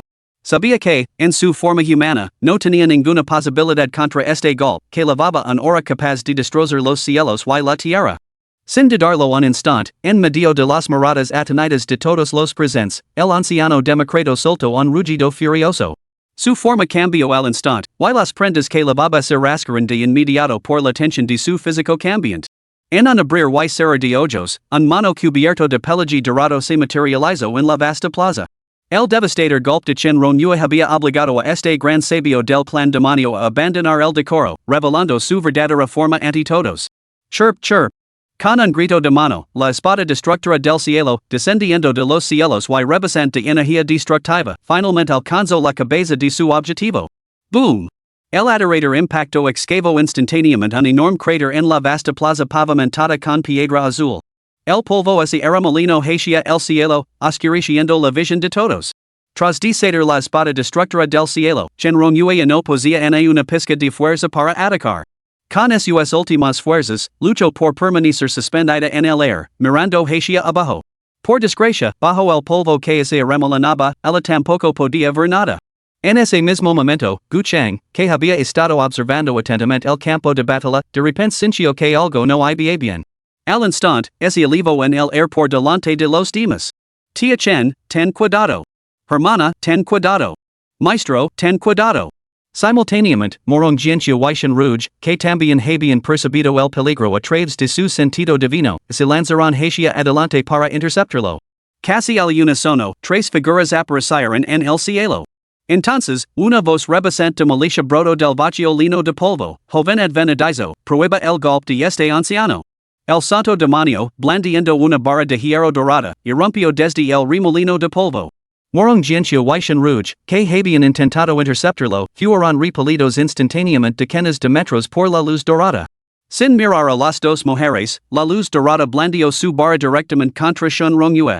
Aprovechando este momento de retraso, Gucheng, el primero en reaccionar, se lanzó ante Chenrongyue. Con un repentino movimiento de muñeca, la envió a cientos de metros de distancia. Sin embargo, para entonces, el golpe del santo demonio se había acercado, sin dejar a Gucheng espacio para evadirlo. Levando el elixir de la inmortalidad a su límite absoluto, una luz divina de color blanco lacoso lo envolvió. Gucheng juntó las palmas de las manos, preparándose para recibir el golpe de frente. Sabía muy bien que absorber este golpe lo dejaría gravemente herido, si no muerto. Sin embargo, ahora no había vuelta atrás. Solo entonces reachonaron los demás, mirando con incredulidad atenida a Gu Chang, que permanecía rigidamente suspendido en el aire. Todos comprendieron que un golpe lanzado por un gran santo demonio enfurecido no era algo que este hombre, que acababa de entrar en el reino de la iluminación, pudiera soportar. Especialmente Chen Rongyue, como la cultivadora de más alto rango presente, comprendía muy bien el poder devastador del ataque de este furioso santo demonio. Este tipo estaba condenado sin duda. Mientras su cuerpo volaba hacia atrás, miró al joven que la había empujado a un lado. En ese momento, sintió como si hubiera sido transportada años atrás, a cuando entró por primera vez en el mundo para entrenar y se encontró con esa persona. En ese instante, el corazón que había permanecido inactivo, aislado de toda emoción durante años, finalmente se agitó una vez más. Una hora exquisitamente profunda la envolvió al instante, reponiendo rápidamente la energía vital agitada por el golpe de espada anterior.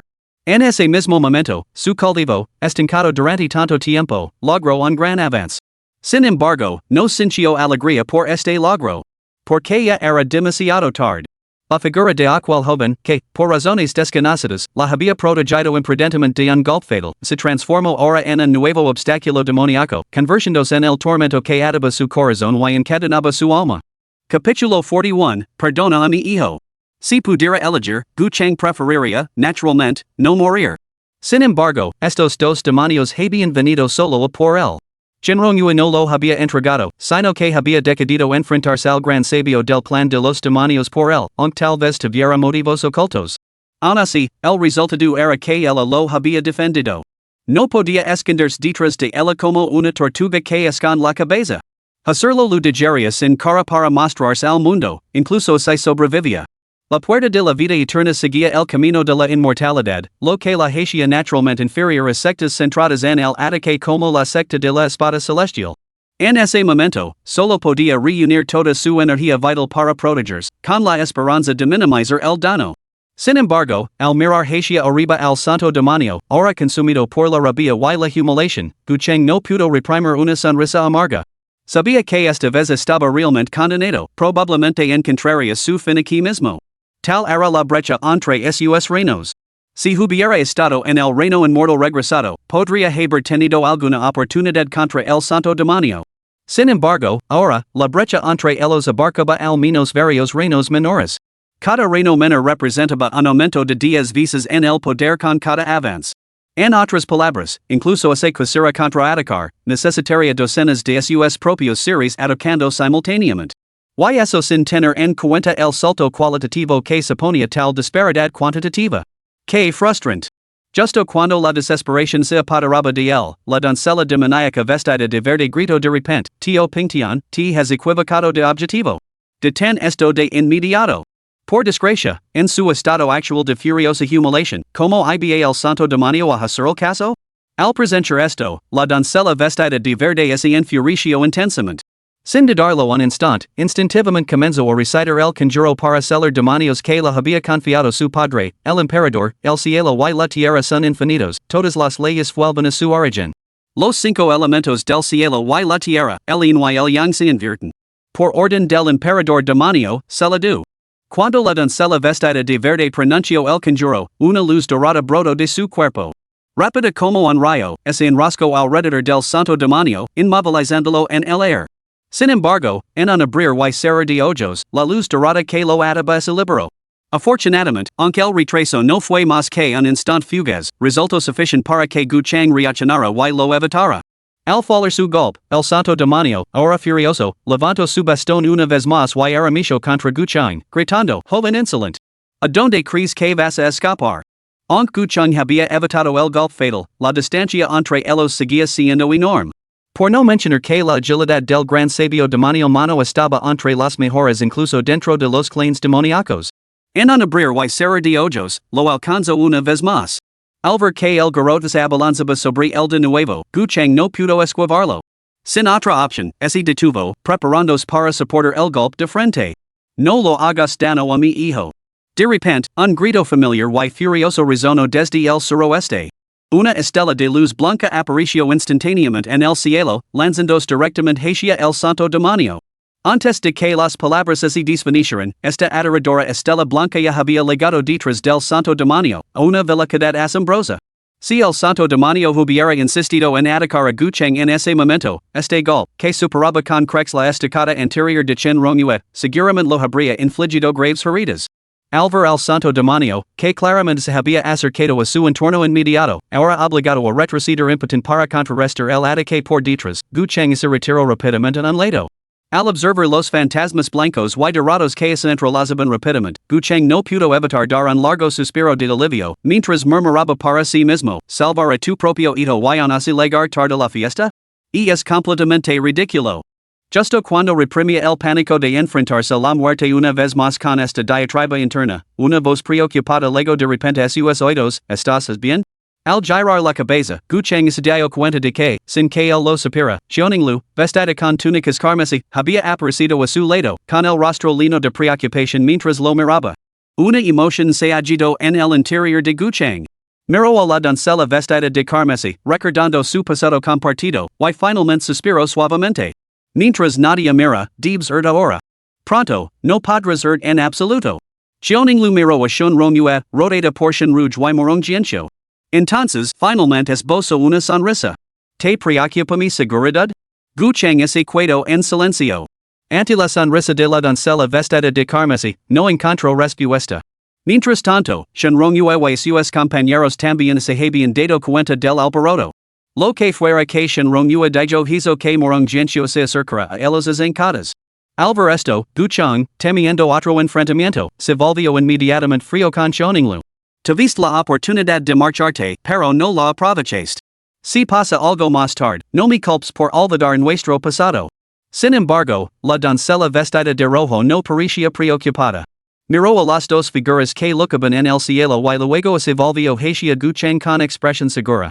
Ya que lo dices, esta doncella sagrada también te considera una oportunidad. No te atacar más tarde. Gucheng negó ligeramente con la cabeza, observando a la doncella vestida de carmesí que de repente se había vuelto inexplicablemente segura de sí misma, con un toque de desconcierto en su mirada. No pudo evitar mirar a su alrededor, buscando cualquier señal de su ventaja. En ese momento, Morong Jianxiu finalmente se acercó a ellos. Al notar que Gucheng examinaba los alrededores, la mujer que hasta ahora se había mantenido distante le ofreció una leve sonrisa. Mi maestro me pidió que te preguntara, ¿estás bien? Gucheng notó la fugaz preocupación en su rostro y la calidez en su tono, que finalmente había perdido su habitual frialdad. Su corazón se conmovió ligeramente, reconociendo esto como un progreso significativo. Al mirar hacia las figuras distantes de los dos líderes de la secta enzarzados en un furas come contra el cielo, se dio cuenta de que probablemente se trataba solo de una excusa. Sin embargo, decidió no insistir en el tema y se limitó a negar ligeramente con la cabeza. Gracias por tu preocupación. Estoy bien. ¿Tu maestra está bien? Me alegro de oírlo, Morong Jianxiu asintió ligeramente antes de continuar, mi maestra también está ilesa. Por extraño que parezca, incluso logró romper su barrera de cultivo. Aunque su chi no se ha recuperado por completo. Una vez que se haya recuperado por completo, aquellos que vinieron hoy a causar problemas en nuestra secta Tianjin sin duda permanecerán aquí. Mientras hablaba, la mujer lanzó una mirada fría a la doncella vestida de rojo que estaba junto a Gucheng, con un significado claro. Ante el comentario mordaz de Morong Jianxiu, la doncella vestida de rojo, naturalmente, se negó a dar marca atrás. Devolviendo la frialdad con la misma medida, se burló, No hables demasiado pronto. Pronto aprenderás lo que significa cuando la mantis echa a la cigarra, sin darse cuenta del pájaro que hay detrás. Ya veremos si son palabras vacías o no. Ya lo veremos. ¿De verdad crees que te temo? Al ver a las dos mujeres a punto de enfrentarse de nuevo, Gucheng sujetó rápidamente la mano de Morong Jianxiu cuando esta iba a empuñar su espada. Señaló la feroz batalla que aún se libraba en lo alto y les instó, commons. La situación sigue sin estar clara. Debemos conservar nuestras fuerzas. Después de dirigirse a Morong Jianxiu, Gucheng se volvió hacia la doncella vestida de carmesí y espido, ¿por qué no te has marchado todavía? Y es necesario que te quedes aquí. Antes de que pudiera terminar su reprimenda, la voz autoritaria de un hombre de mediana edad resonó de repente a sus espaldas, Santa doncella, y es este joven al que buscabas a pesar de tu partida no autorizada? Capítulo 42, la rama de olivo del líder de la secta demoníaca. Aunque fue interrumpido abruptamente, Gucheng no sintió ira. En cambio, los pelos de la nuca se le erizaron al instante. Había registrado minuciosamente la zona momentos antes y no había detectado presencia alguna. Sin embargo, ahora alguien se había acercado por detrás sin que él se diera cuenta, lo que por sí solo lo decía todo. Si el intruso hubiera atacado sin previo aviso, no se atrevía a imaginar cuál habría sido su destino. Mientras el terror se apoderaba de su corazón y se preparaba para reaccionar, una mano enorme se posó sobre su hombro. En ese instante, una fuerza colosal se abalanzó sobre él. Gucheng sintió como si una montaña hubiera caído sobre su hombro, aplastándolo tan severamente que apenas podía respirar. Justo cuando se preparaba para reunir su energía para resistir, la amable voz del hombre de mediana edad sonó junto a su oído. Joven amigo, sería prudente que obedeciera. Aunque el tono era tranquilo, y incluso transmitía cierta amabilidad, Gucheng no pudo evitar detectar la amenaza subyacente en esas palabras. En ese momento, Morong Jianxiu, que también había percibido que algo no iba bien, instintivamente desenvainó su espada. Miró con recelo al hombre de mediana edad que había aparecido de repente detrás del grupo y lo exigió, ¿quién eres? Suelta a Gucheng inmediatamente. El hombre de mediana edad miró a Morong Jianxiu, luego a Gucheng, incapaz de reprimir un murmullo de admiración. Vaya, vaya. Encontrar a dos jóvenes adeptos al reino de la realización del Dao dentro de los modestos confines de la secta de la espada celestial. Parece que vuestras sectas inmortales realmente producen prodigios en abundancia en estos días. Solo entonces el hombre dirigió su mirada a la doncella de túnica carmesí que estaba a su lado y la reprendió. Santa doncella, desquitas tu cultivo día tras día. ¿Cómo vas a representar en nuestra secta frente a semejantes prodigios? Xiongling reprimida por el hombre de mediana edad, no se atrevió a replicar. Se limitó a inclinarse respetuosamente y respondió, el líder de la secta habla con sabiduría. Ninglu quien ha sido negligente. Sus palabras causaron conmoción tanto en Gucheng como en Morong Jianxiu. Durante casi 10 milenios, el continente inmortal había sido testigo de una sucesión interminable de prodigios y talentos excepcionales. Sin embargo, aquellos que realmente alcanzaron la inmortalidad y permanecieron inquebrantables fueron muy pocos. Entre ellos, solo el monje del norte, el fénix del sur, el demonio del oeste, el demonio del este y el emperador humano del centro se erigían como los 5 maestros supremos de la época. Cada uno dominaba su respectivo reino con una autoridad casi absoluta. El demonio del oeste se refería a Tiandao, el emperador demonio de la secta demonio celestial, que había vivido más de 7,000 años, una potencia sin igual en la cima del noveno reino, quinto nivel. Tras las sucesivas muertes del anterior emperador demonio y del emperador humano, sus sucesores no habían demostrado una fuerza equivalente. Con el monje de la nieve del norte aislado del mundo y el fénix divino del mar del sur alejado de los asuntos, Tiandao, del demonio occidental, se erigía ahora como la figura más destacada de la era sin rival.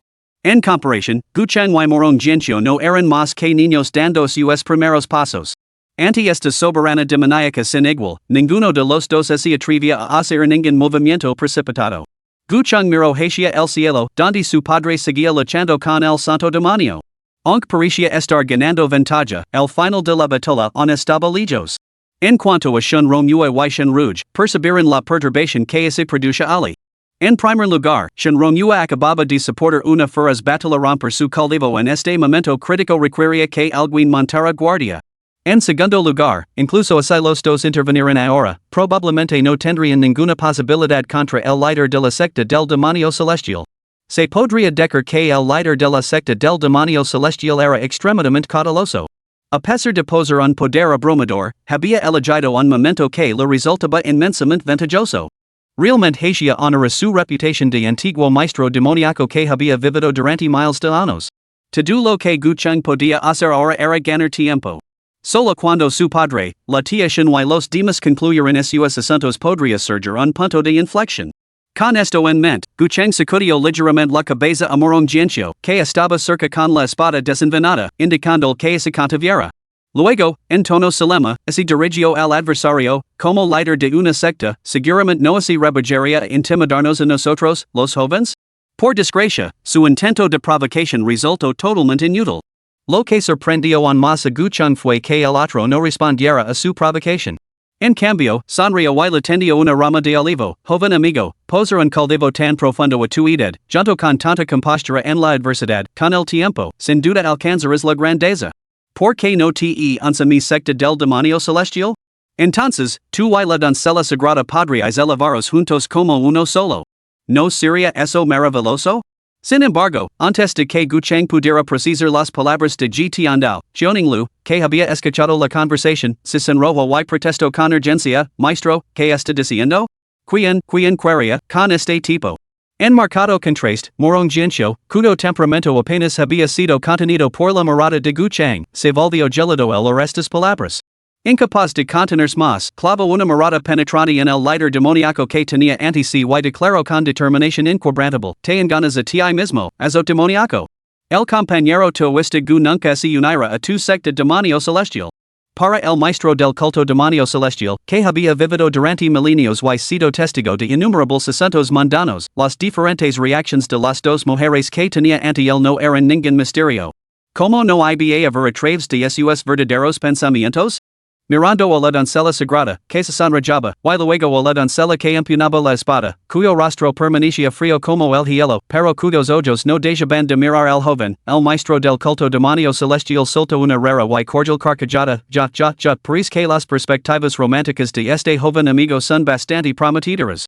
No solo la doncella sagrada de mi secta ha puesto su corazón en ti, sino que incluso este joven prodigio de la secta de la espada celestial te encuentra muy a su gusto. Guchang tenía la intención de ganar tiempo.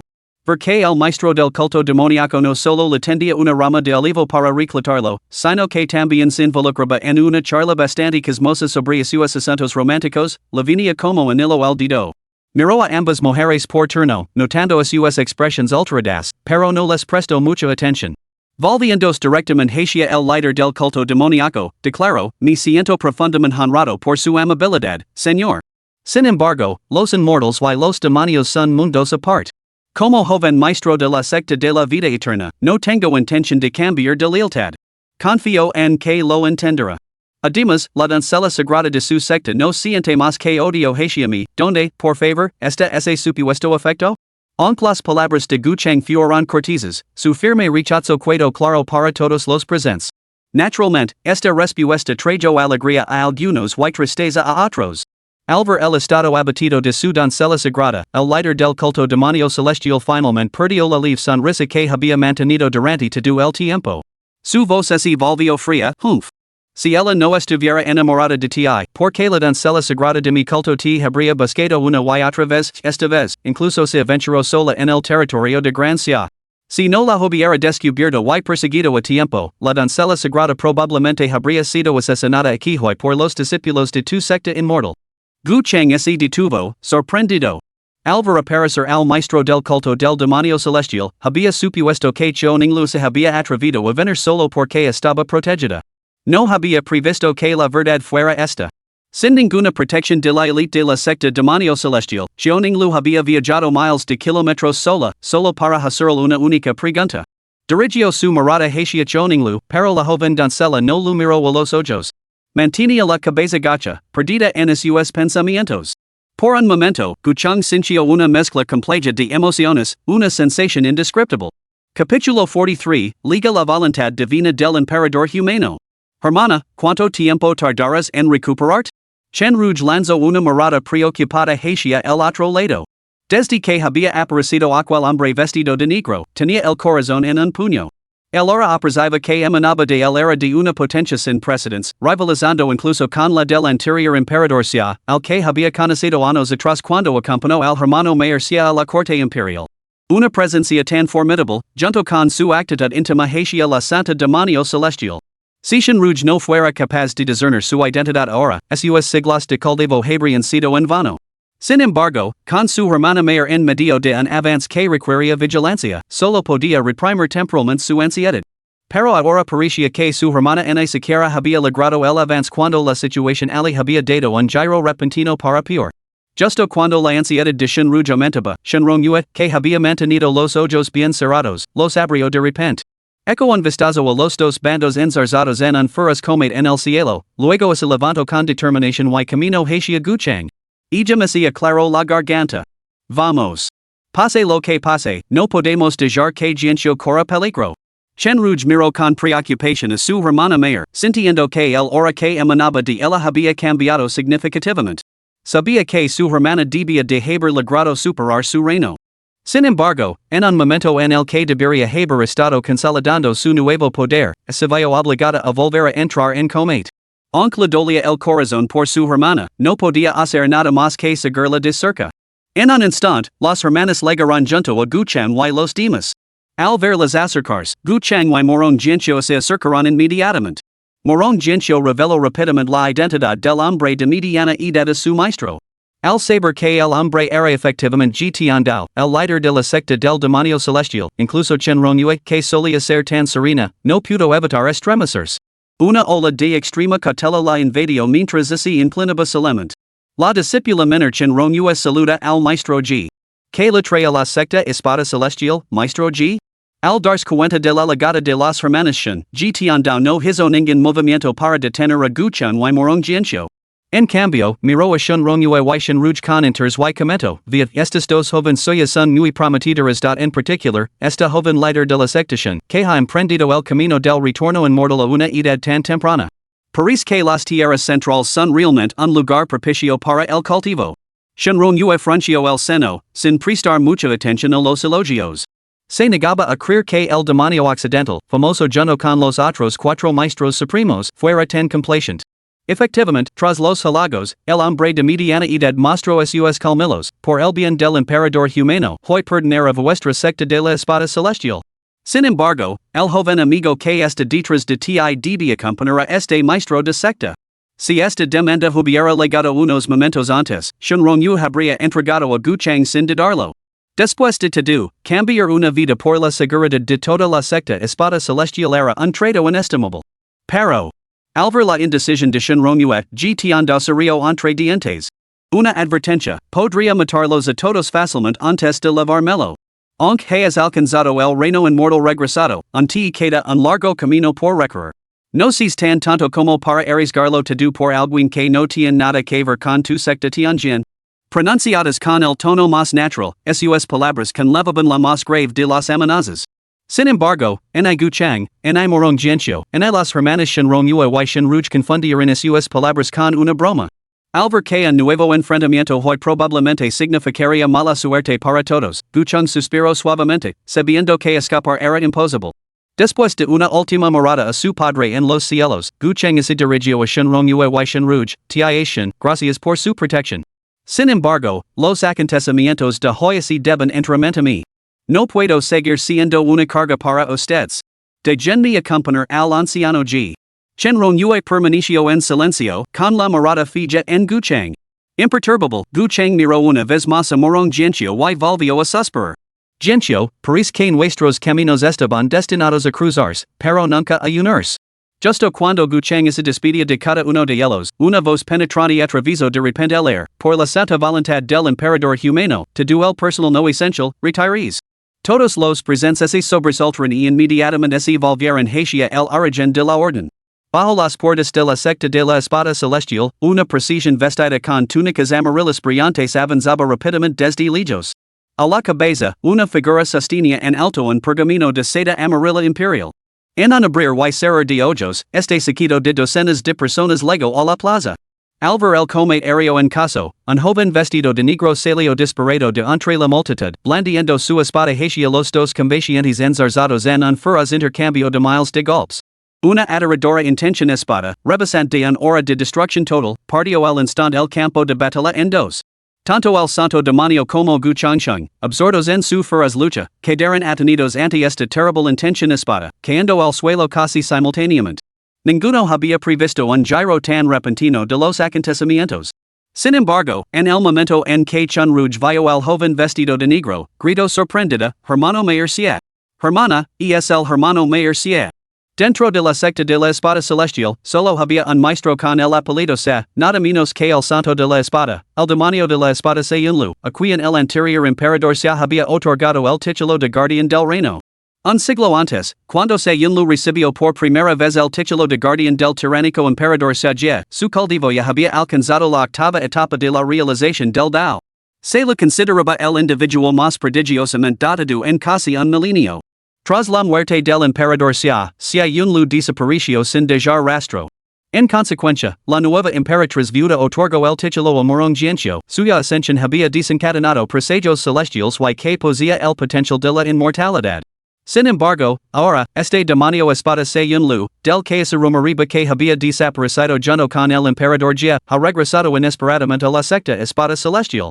Además, intervino inmediatamente con una fuerza abrumadora en el enfrentamiento entre dos maestros supremos, poniendo fin a su confrontación. ¿Cómo no iba a llamar esto la atención de todos? En ese momento, tanto Gu Changsheng como la facción del Santo Demonio, al contemplar a este joven vestido con túnicas negras, perdieron todo deseo de seguir con el conflicto. El joven vestido de negro, al observar el cese de las hostilidades, se abstuvo de intervenir más y se reintegró en la procesión. Bajo la mirada colectiva de todos los presentes, la procesión vestida con resplandecientes túnicas amarillas imperiales finalmente se detuvo. El anciano de cabello blanco que iba a la cabeza, portando un pergamino de seda amarilla imperial, carraspio y declaró, por edicto del emperador humano. ¿Dónde está Gu Chang? De un paso al frente para recibir el decreto. Gu Chang se sintió completamente desconcertado, y su confusión se hizo aún mayor. La reunión estaba repleta de maestros y dignatarios, todos ellos muy superiores a él tanto en estatus como en posición social. Sin embargo, ahora este supuesto edicto imperial iba dirigido a él. Pero es ni siquiera conoce a este emperador de la humanidad. Por un momento, dudó, y su mirada se desvió hacia su padre, Gu Changsheng, que estaba cerca. ¿Debía dar un paso al frente para recibir el decreto? Gu Changsheng estaba igualmente perplejo, pero al ver que su hijo lo miraba, solo pudo asentir ligeramente con la cabeza, indicando que procediera. Después de todo, la secta Changsheng estaba nominalmente bajo la jurisdicción de la corte imperial. Capítulo 44, Te nombró consort imperial. A la señal de su padre, Gu Chang se adelantó rápidamente hacia el portador del edicto del emperador. Al observar al enviado principal, vestido con suntuosas túnicas, se inclinó respetuosamente con las manos juntas, saludos, su santidad. ¿Puedo preguntar qué orden trae? La figura más destacada no era otra que Cui Ju, un venerado maestro del gran palacio Xia. Habiendo servido al anterior emperador Xia durante muchos años, poseía una vasta experiencia y podía ver la situación que se desarrollaba ante él con total claridad. Al ver aparecer simultáneamente al Santo Demonio y al maestro de la secta Demonio Celestial en la secta Espada Celestial, inmediatamente surgió en él una pizca de cautela. Afortunadamente, ninguna de las dos facciones había recurrido a la violencia, lo que le permitió sentir cierto alivio. Cuando Gu Chang dio un paso adelante, Cui Ju lo examinó de pies a cabeza. Un vestido con sus ropas nupciales, el joven tenía unas cejas afiladas como espadas y unos ojos estrelados, lo que le confería una figura imponente que claramente heredaba el porte del maestro de la secta Changsheng. Además, habiendo alcanzado el reino de la iluminación a una edad tan temprana, no mostraba el más mínimo atisbo de miedo al enfrentarse a Cui Ju y su séquito. Esto le valió un cierto respeto. ¿Eres Gu Chang, el hijo de Gu Changsheng? Cui Ju no se apresuró a anunciar el edicto imperial, sino que primero quiso confirmar la identidad del joven. Gu Chang, sintiendo naturalmente que el hombre que tenía ante sí no era una figura común, respondió respetuosamente, efectivamente, soy Gu Chang, como usted ordena, señor. Tras confirmar la identidad del joven, Cui Ju no pudo evitar asentir ligeramente. Muy bien. Verdaderamente un buen ejemplar. No es de extrañar que su majestad te tenga en tan alta estima. Mi halaga, señor, respondió Gu Chang sin excesiva modestia, pues tenía una gran confianza en su propio aspecto. Tras intercambiar algunas frases corteses, Cui Ju se puso serios.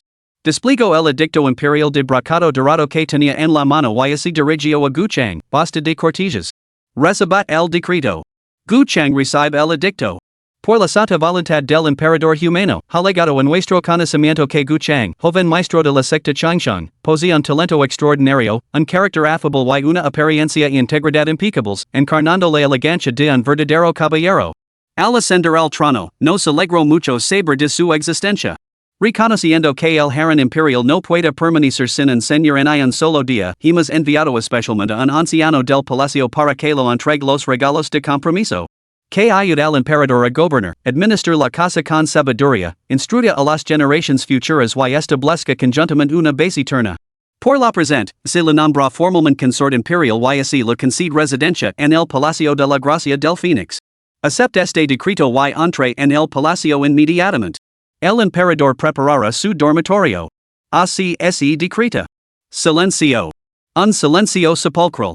A través de la vasta plaza de la secta de la espada celestial, ese podía orquear un alfiler. Y fuera Guchang, el hombre en el centro de todos los dos seres demoníacos que observaban con suma vigilancia Ocean sus compañeras, incluso el maestro de la secta del demonio celestial, que se enorgullece de haber vivido miles de años y haber superado todas las tormentas, quedo atenido por el contenido de este decreto imperial. Tomar una consorte imperial tan precipitadamente? Y este tipo es realmente tan solicitado. En ese momento, todas las miradas se volvieron hacia Guchang, con la boca abierta, mientras trataban de discernir qué secretos se escondían dentro de este hombre. Chui Ju no prestó atención a sus pensamientos. Tras terminar de leer el edicto, frunció ligeramente el seno ante la falta de respuesta del hombre que tenía delante. Sin embargo, consciente de la estima que su majestad lo profesaba, finalmente le preguntó con cierta cortesía, joven maestro Gu, ¿tiene alguna objeción al decreto del emperador? Mirando al hombre, que ahora tenía el seno profundamente fruncido mientras observaba el pergamino, Guchang estuvo a punto de maldecir en voz alta. Preguntando-me si tengo objeciones? ¿No ves las vestiduras ceremoniales de novio que llevo puestas? ¿Y qué demonios está llegando este emperador? Primero, otorgó los recursos destinados a la puerta de la vida eterna a la secta de la espada celestial. Ahora, me convoca de repente para ser su consorte imperial? Es totalmente desconcertante. Durante un siglo, nunca he puesto un pie fuera de mi patio interior, dedicado exclusivamente al camino de la inmortalidad. ¿Cuándo llamé la atención del emperador? Las preguntas se remolinaban en su mente como un enjambre de moscas y, por un momento, Guchang ni siquiera supo por donde empezar a descargar su frustración. Mirando a Morong Jianxiu, que estaba de pie con las dos tías Chen, Guchang rechazó la oferta con tono solemne, agradezco a su majestad este honor, pero estoy a punto de casarme con la señorita Morong. No puedo servir al emperador. Ruego a su majestad que lo comprenda. Dejando a un lado que no reconoce a este emperador sea, incluso si lo hubiera hecho, toda la idea le resultaba totalmente repugnante. La oferta sonaba grandiosa, incluso le otorgaba el título de consorte imperial, pero la mera idea de tener que servir junto a otros favoritos masculinos para atender a una sola mujer le provocaba una olida de repulsión. Incluso si esa mujer fuera la actual emperatriz humana, la gobernante suprema de la gran dinastía sea. La riqueza y el honor podían tener un gran valor para otros, pero para él eran totalmente prescindibles. Si tal esplendor exigia el sacrificio de su libertad o de su propio cuerpo, prefería viajar de la mano de su amada, cultivando juntos les inmortales para alcanzar la vida eterna. Por lo tanto, su negativa fue rotunda. Sin embargo, a pesar de ello, el anciano que había venido a entregar el decreto imperial no prestó atención a la postura de Guchang, limitándose a reír suavemente. No importa en opinión de este anciano, joven maestro, parece que aún no ha completado los ritos. On debía acompañar a este anciano al palacio para servir a su majestad. Tras dejar esto, no prestó atención a la respuesta de Guchang, sino que ordenó al sequido que lo acompañaba, vamos, escolten a la consorte imperial al palacio. Al terminar de hablar, cuatro hermosas doncellas del palacio con trajes ceremoniales se adelantaron entre la multitud que lo rodeaba y se acercaron a Guchang. Al ver que estas cuatro mujeres poseían una gracia sobrenatural, diferente a la de los mortales comunes, el corazón de Guchang dio un vuelco. Instintivamente, trató de retroceder hacia su padre. Sin embargo, antes de que pudiera cambiar de postura, cuatro mangas revoloteantes se lanzaron hacia él como un rayo. En un instante, se enroscaron a su alrededor como cadenas, salando todas las vías de escape por delante, por detrás y a ambos lados. Sin otra opción y sin tiempo para reaccionar, Guchang se impulsó ligeramente con los dedos de los pies y instintivamente se elevó hacia el cielo. Antes de que pudiera respirar aliviado, la advertencia de su padre resonó una vez más en sus oídos, hijo mío, ten cuidado. Estas son las cuatro estaciones divinas de la primavera, el verano, el otoño y el invierno. No las subestimes. El corazón de Guchang dio un vuelco al oír estas palabras. El emperador humano estaba protegido día y noche por ocho estaciones divinos, primavera, verano, otoño y invierno, junto con viento, flor, nieve y luna. Primavera, verano, otoño y invierno servían abiertamente, mientras que viento, flor, nieve y luna opraban en las sombras. Los ocho fueron elegidos entre los miles de millones de plebeyos de gran ciudad y entrenados personalmente por la corte imperial. Su lealtad era incuestionable incluso si el emperador les ordenara quitarse la vida, lo harían sin dudarlo. Lo que Guchang nunca hubiera imaginado era que el emperador estuviera dispuesto a desplegar a la mitad de estos asistentes divinos a la vez por su bien. Realmente, no se escatimó en gastos. Mientras la conmoción se extendía por su mente, las cuatro mujeres vestidas con trajes palaciegos que estaban detrás de él, tras faller su primer golpe, plantaron ligeramente los pies. Cuatro mangas, como les celestiales, se enrolaron alrededor de sus extremidades. En un instant, Guchang sintió que sus extremidades se tensaban de repente, y atadas por las cuatro mujeres. Cuatro poderosas fuerzas golpearon simultáneamente, haciendo que el cuerpo de Guchang se precipitara como un peso de 1000 libras hacia el suelo. Una vez que tocara el suelo, inevitablemente sería rodado por las cuatro mujeres, lo que haría casi imposible escapar. En ese momento, los gritos agudos de tres mujeres resonaron casi al unísono, soltadlo. Capítulo 45, Cuádruple asalto, la partida del santo demonio. Si hubiera sido un enfrentamiento uno contra uno, Guchang habría tenido toda la confianza en manjar a estas asistentes divinas. Sin embargo, nunca podría realmente poner la mano encima a los enviados sagrados enviados por el emperador humano. Su único objetivo ahora era evitar su persecución. Porque atacar a los enviados sagrados del emperador humano sería desafiar la autoridad de su majestad. Las consecuencias de tal acto, ya fuera para las hermanas Chen, Guchang o incluso el santo demonio, exigirían una cuidadosa consideración de las repercusiones de enfurecer por completo el emperador humano. De hecho, incluso la princesa demonio occidental Tiandao, que había vivido durante milenios, dudaría antes de intervenir. Además, estos asistentes divinos no eran enemigos comunes. Cada uno poseía una fuerza que superaba el quinto nivel del reino de la realización del Dao. Con los cuatro combinando a sus esfuerzos contra Guchang, eran más que un rival para él. Sin embargo, en esta situación desesperada, Guchang nunca imaginó que alguien vendría en su ayuda. Por el rebelo del ojo, vio a Morong Jianqiu clavar su espada directamente en el asistente divino a su izquierda, obligándolo a retirar las mangas de agua que ataban a Guchang. Simultáneamente, el asistente divino a su derecha fue repelido por un rayo dorado. Si bien la intervención de Morong Jianqiu Huichioninglu había estado dentro de las expectativas de Guchang, la intervención de la doncella vestida de verde, de la que no tenía ningún recuerdo, fue totalmente inesperada. De su frente, anteriormente lisa, surgió de repente un ojo vertical. Una ráfaga de luz divina multicolor se disparó, haciendo retroceder instantáneamente a otro asistente divino. En ese instante, tres de las cuatro restricciones desaparecieron. El cuerpo de Guchang se relajó abruptamente. Inmediatamente golpeó hacia abajo con un golpe de palma, haciendo tambalear el último asistente divino. Mientras tanto, las otras tres mujeres también habían hecho retroceder temporalmente a sus oponentes y se habían reunido alrededor de Guchang.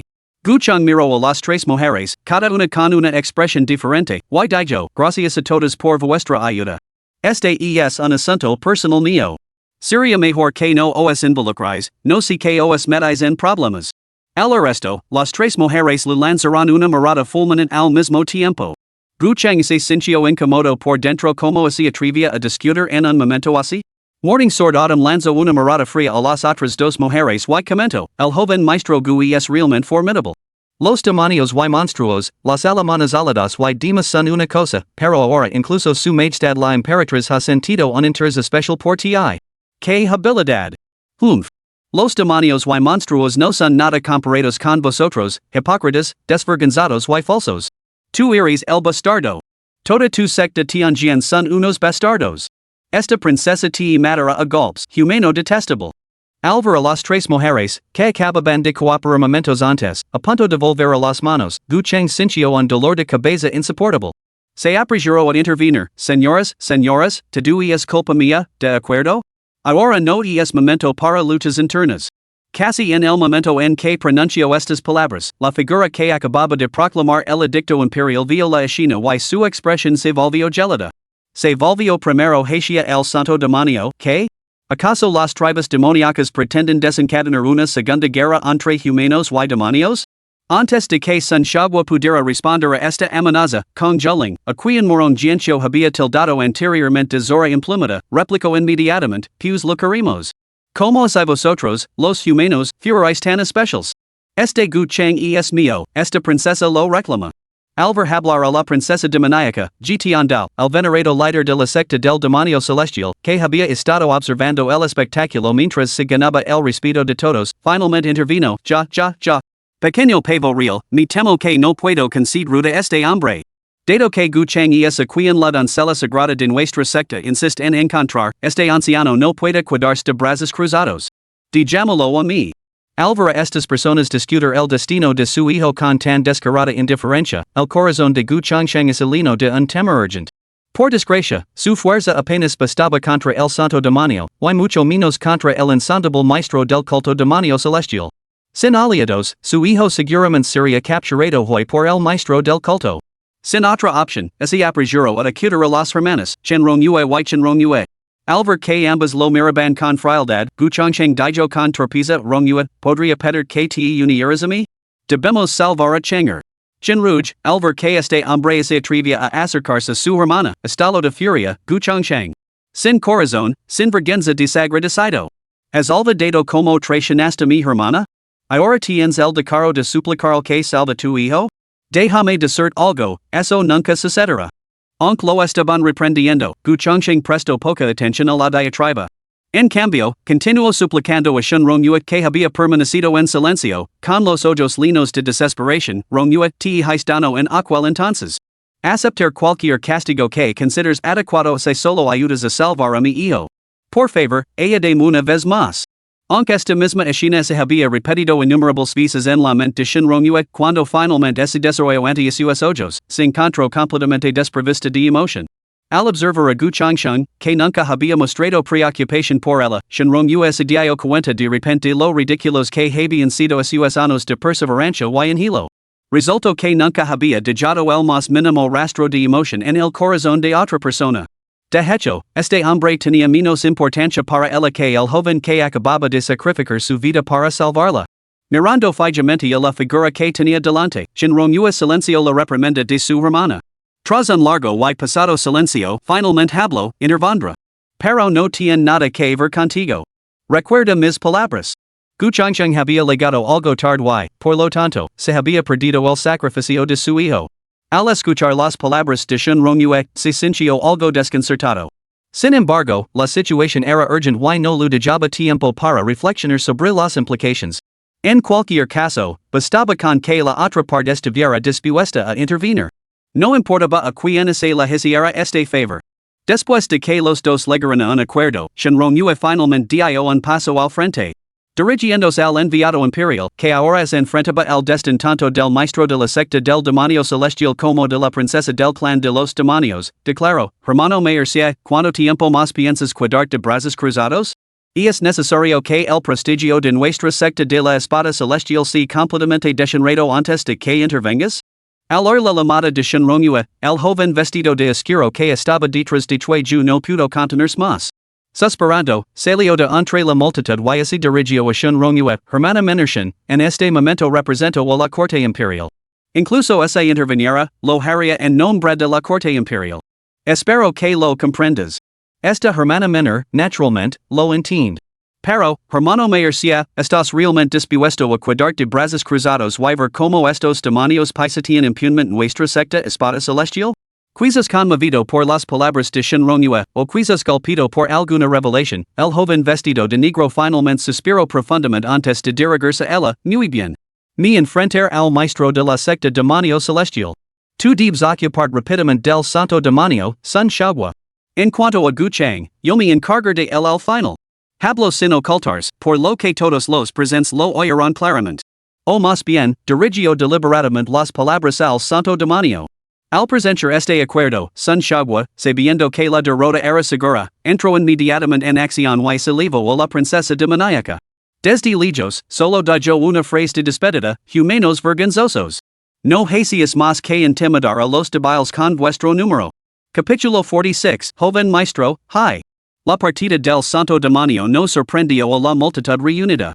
Después de todo, había luchado por hacer frente a Gu Changsheng solo, y mucho menos con la recién incorporada Shenrong Yue. Al fin y al cabo, esto era dentro de las fronteras de Gracia, el dominio de la secta de la espada celestial.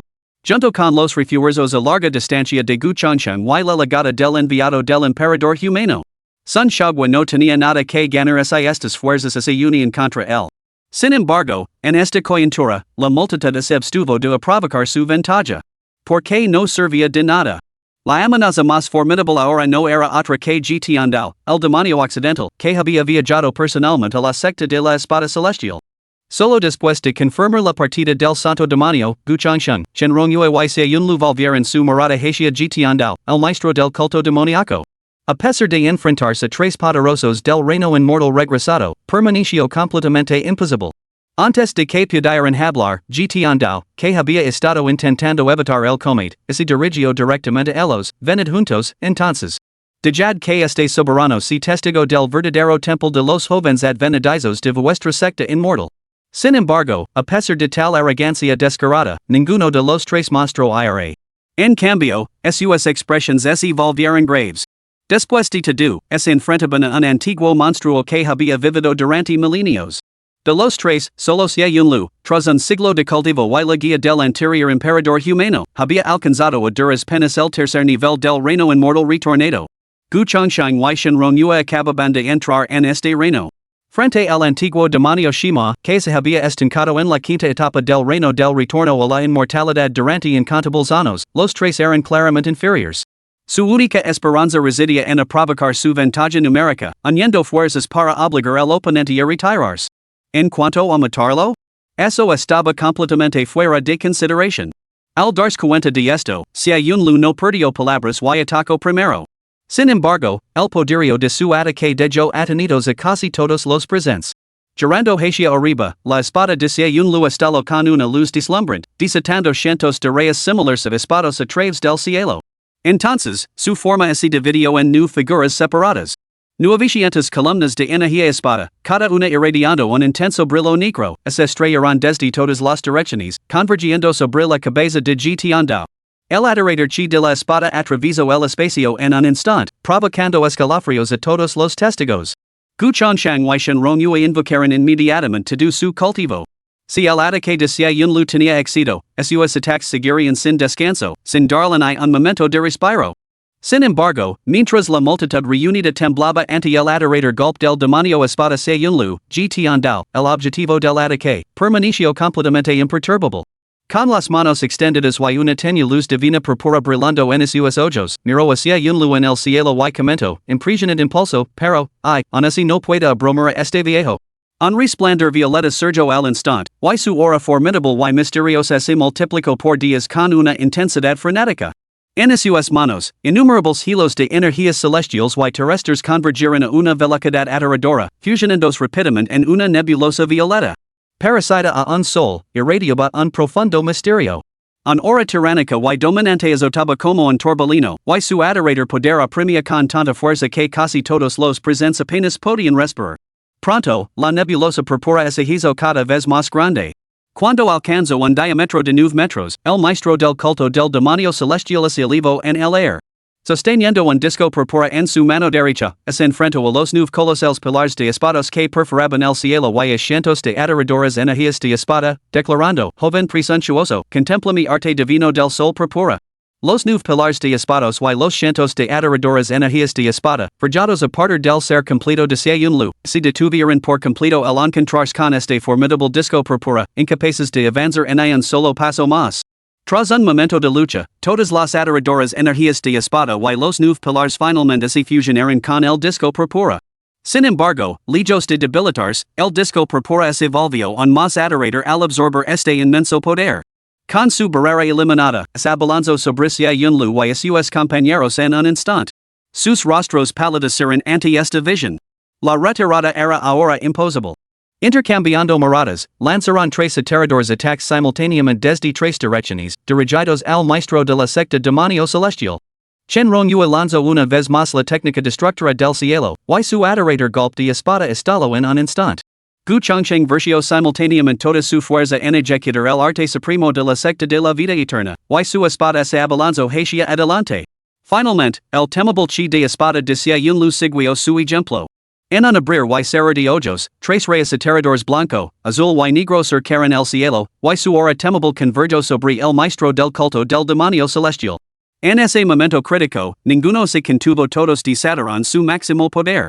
Sin embargo, ninguno se percató de la sonrisa siniestra que se dibujaba en los labios del maestro del culto.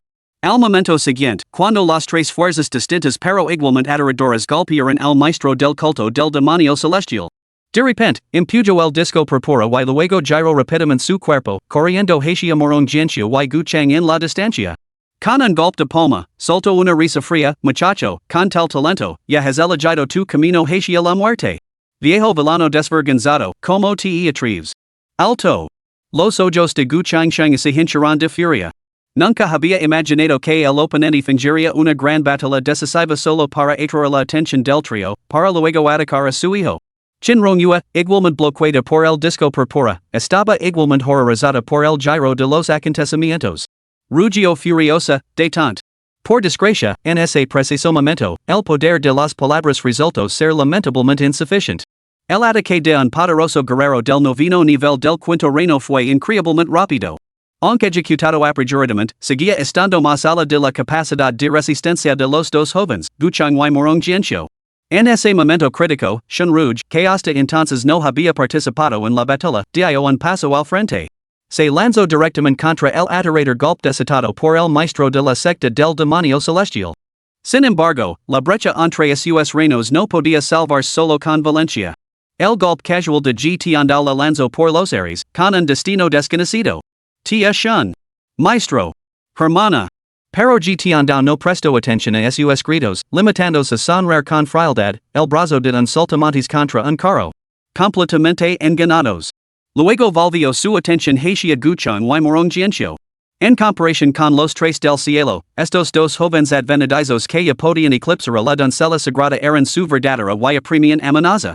De ahí su estrategia de finger un caso mientras secretamente perseguía otro, pretendía golpear a estos jóvenes excepcionalmente dotados con la velocidad del rayo y luego partir inmediatamente con la doncella sagrada. Después de todo, es encontraban dentro de las fronteras de Gracias. Prolongar el enfrentamiento suponía arriesgarse a complicaciones imprevistas. Sin embargo, gracias al retraso de Shunruj, Guchang finalmente recuperó el sentido. Ante el aterrador ataque del maestro del culto del demonio celestial, su único recurso era empujar a Morong Jianxiu a un lado. Sus ojos ardían en carmesí mientras miraba fijamente al viejo demonio, reuniendo al instante toda su verdadera esencia para una última resistencia desesperada. Incluso en la muerte, lo arrancaría un trozo de carne este antiguo demonio. Por desgracia, aunque Tiandao vio a través de la intención de Guchang, ¿por qué debería importar la agonía de un simple junior? Un genio que aún no había madurado por completo era completamente inútil, por muy formidable que fuera. Las nebulosas purpuras se fusionaron una vez más en su palma. Justo cuando Tiandao atacaba, una figura se materializó abruptamente ante Guchang. Al mismo tiempo, mientras Guchang se preparaba para su última resistencia, una voz que le resultaba muy familiar resonó: "Joven maestro, Huda." Al instante siguiente, una fuerza colosal lo lanzó violentamente hacia atrás. Capítulo 47, Despedida amorosa. Joven maestro, Cora. El grito familiar devolvió instantáneamente los pensamientos de Guchang 30 años atrás. Eres una vez, cada vez que se avecinaba el peligro, la criada que su padre la había impuesto siempre lo protegía con su propio cuerpo, instándolo a huir. Incluso entonces, ella no era más que una simple mortal incapaz de cultivarse. Y lo que ella consideraba peligroso lo parecía a él totalmente insignificante, apenas tan amenazador como sus persistentes intentos de compartir su cama. En aquel entonces, su corazón solo albergaba la obsesión por la inmortalidad, lo que la hacía indiferente a todo y a todos los que lo rodeaban. Así se desarrolló la cadena de acontecimientos que siguió. Reflexionando ahora, cuando Choning Lewis enfrentó a él con la elite del culto demoníaco, aunque sus palabras fueron feroces, nunca le puso realmente la mano encima. Incluso su última herida la sufrió al dar un paso adelante para proteger a Morong Jianxiu. Y esta vez, sabiendo muy bien que se trataba de un lugar de reunión de los maestros del camino recto, ella había venido sola, sin miedo. No podía comprender qué impulsaba a esta mujer a actuar así.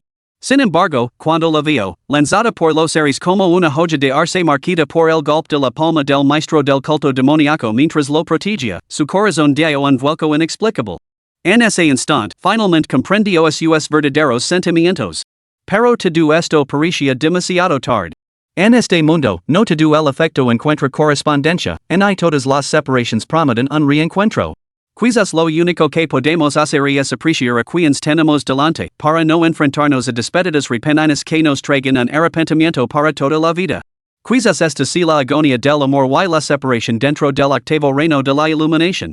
Guchang volvió a emanar un aura de profundo misterio. En esta coyuntura crítica, había superado inesperadamente otro reino. Sin embargo, en ese momento, no sintió ni una pizca de la alegría que debería acompañar a tal avance. Ninglu, estás siendo tonto.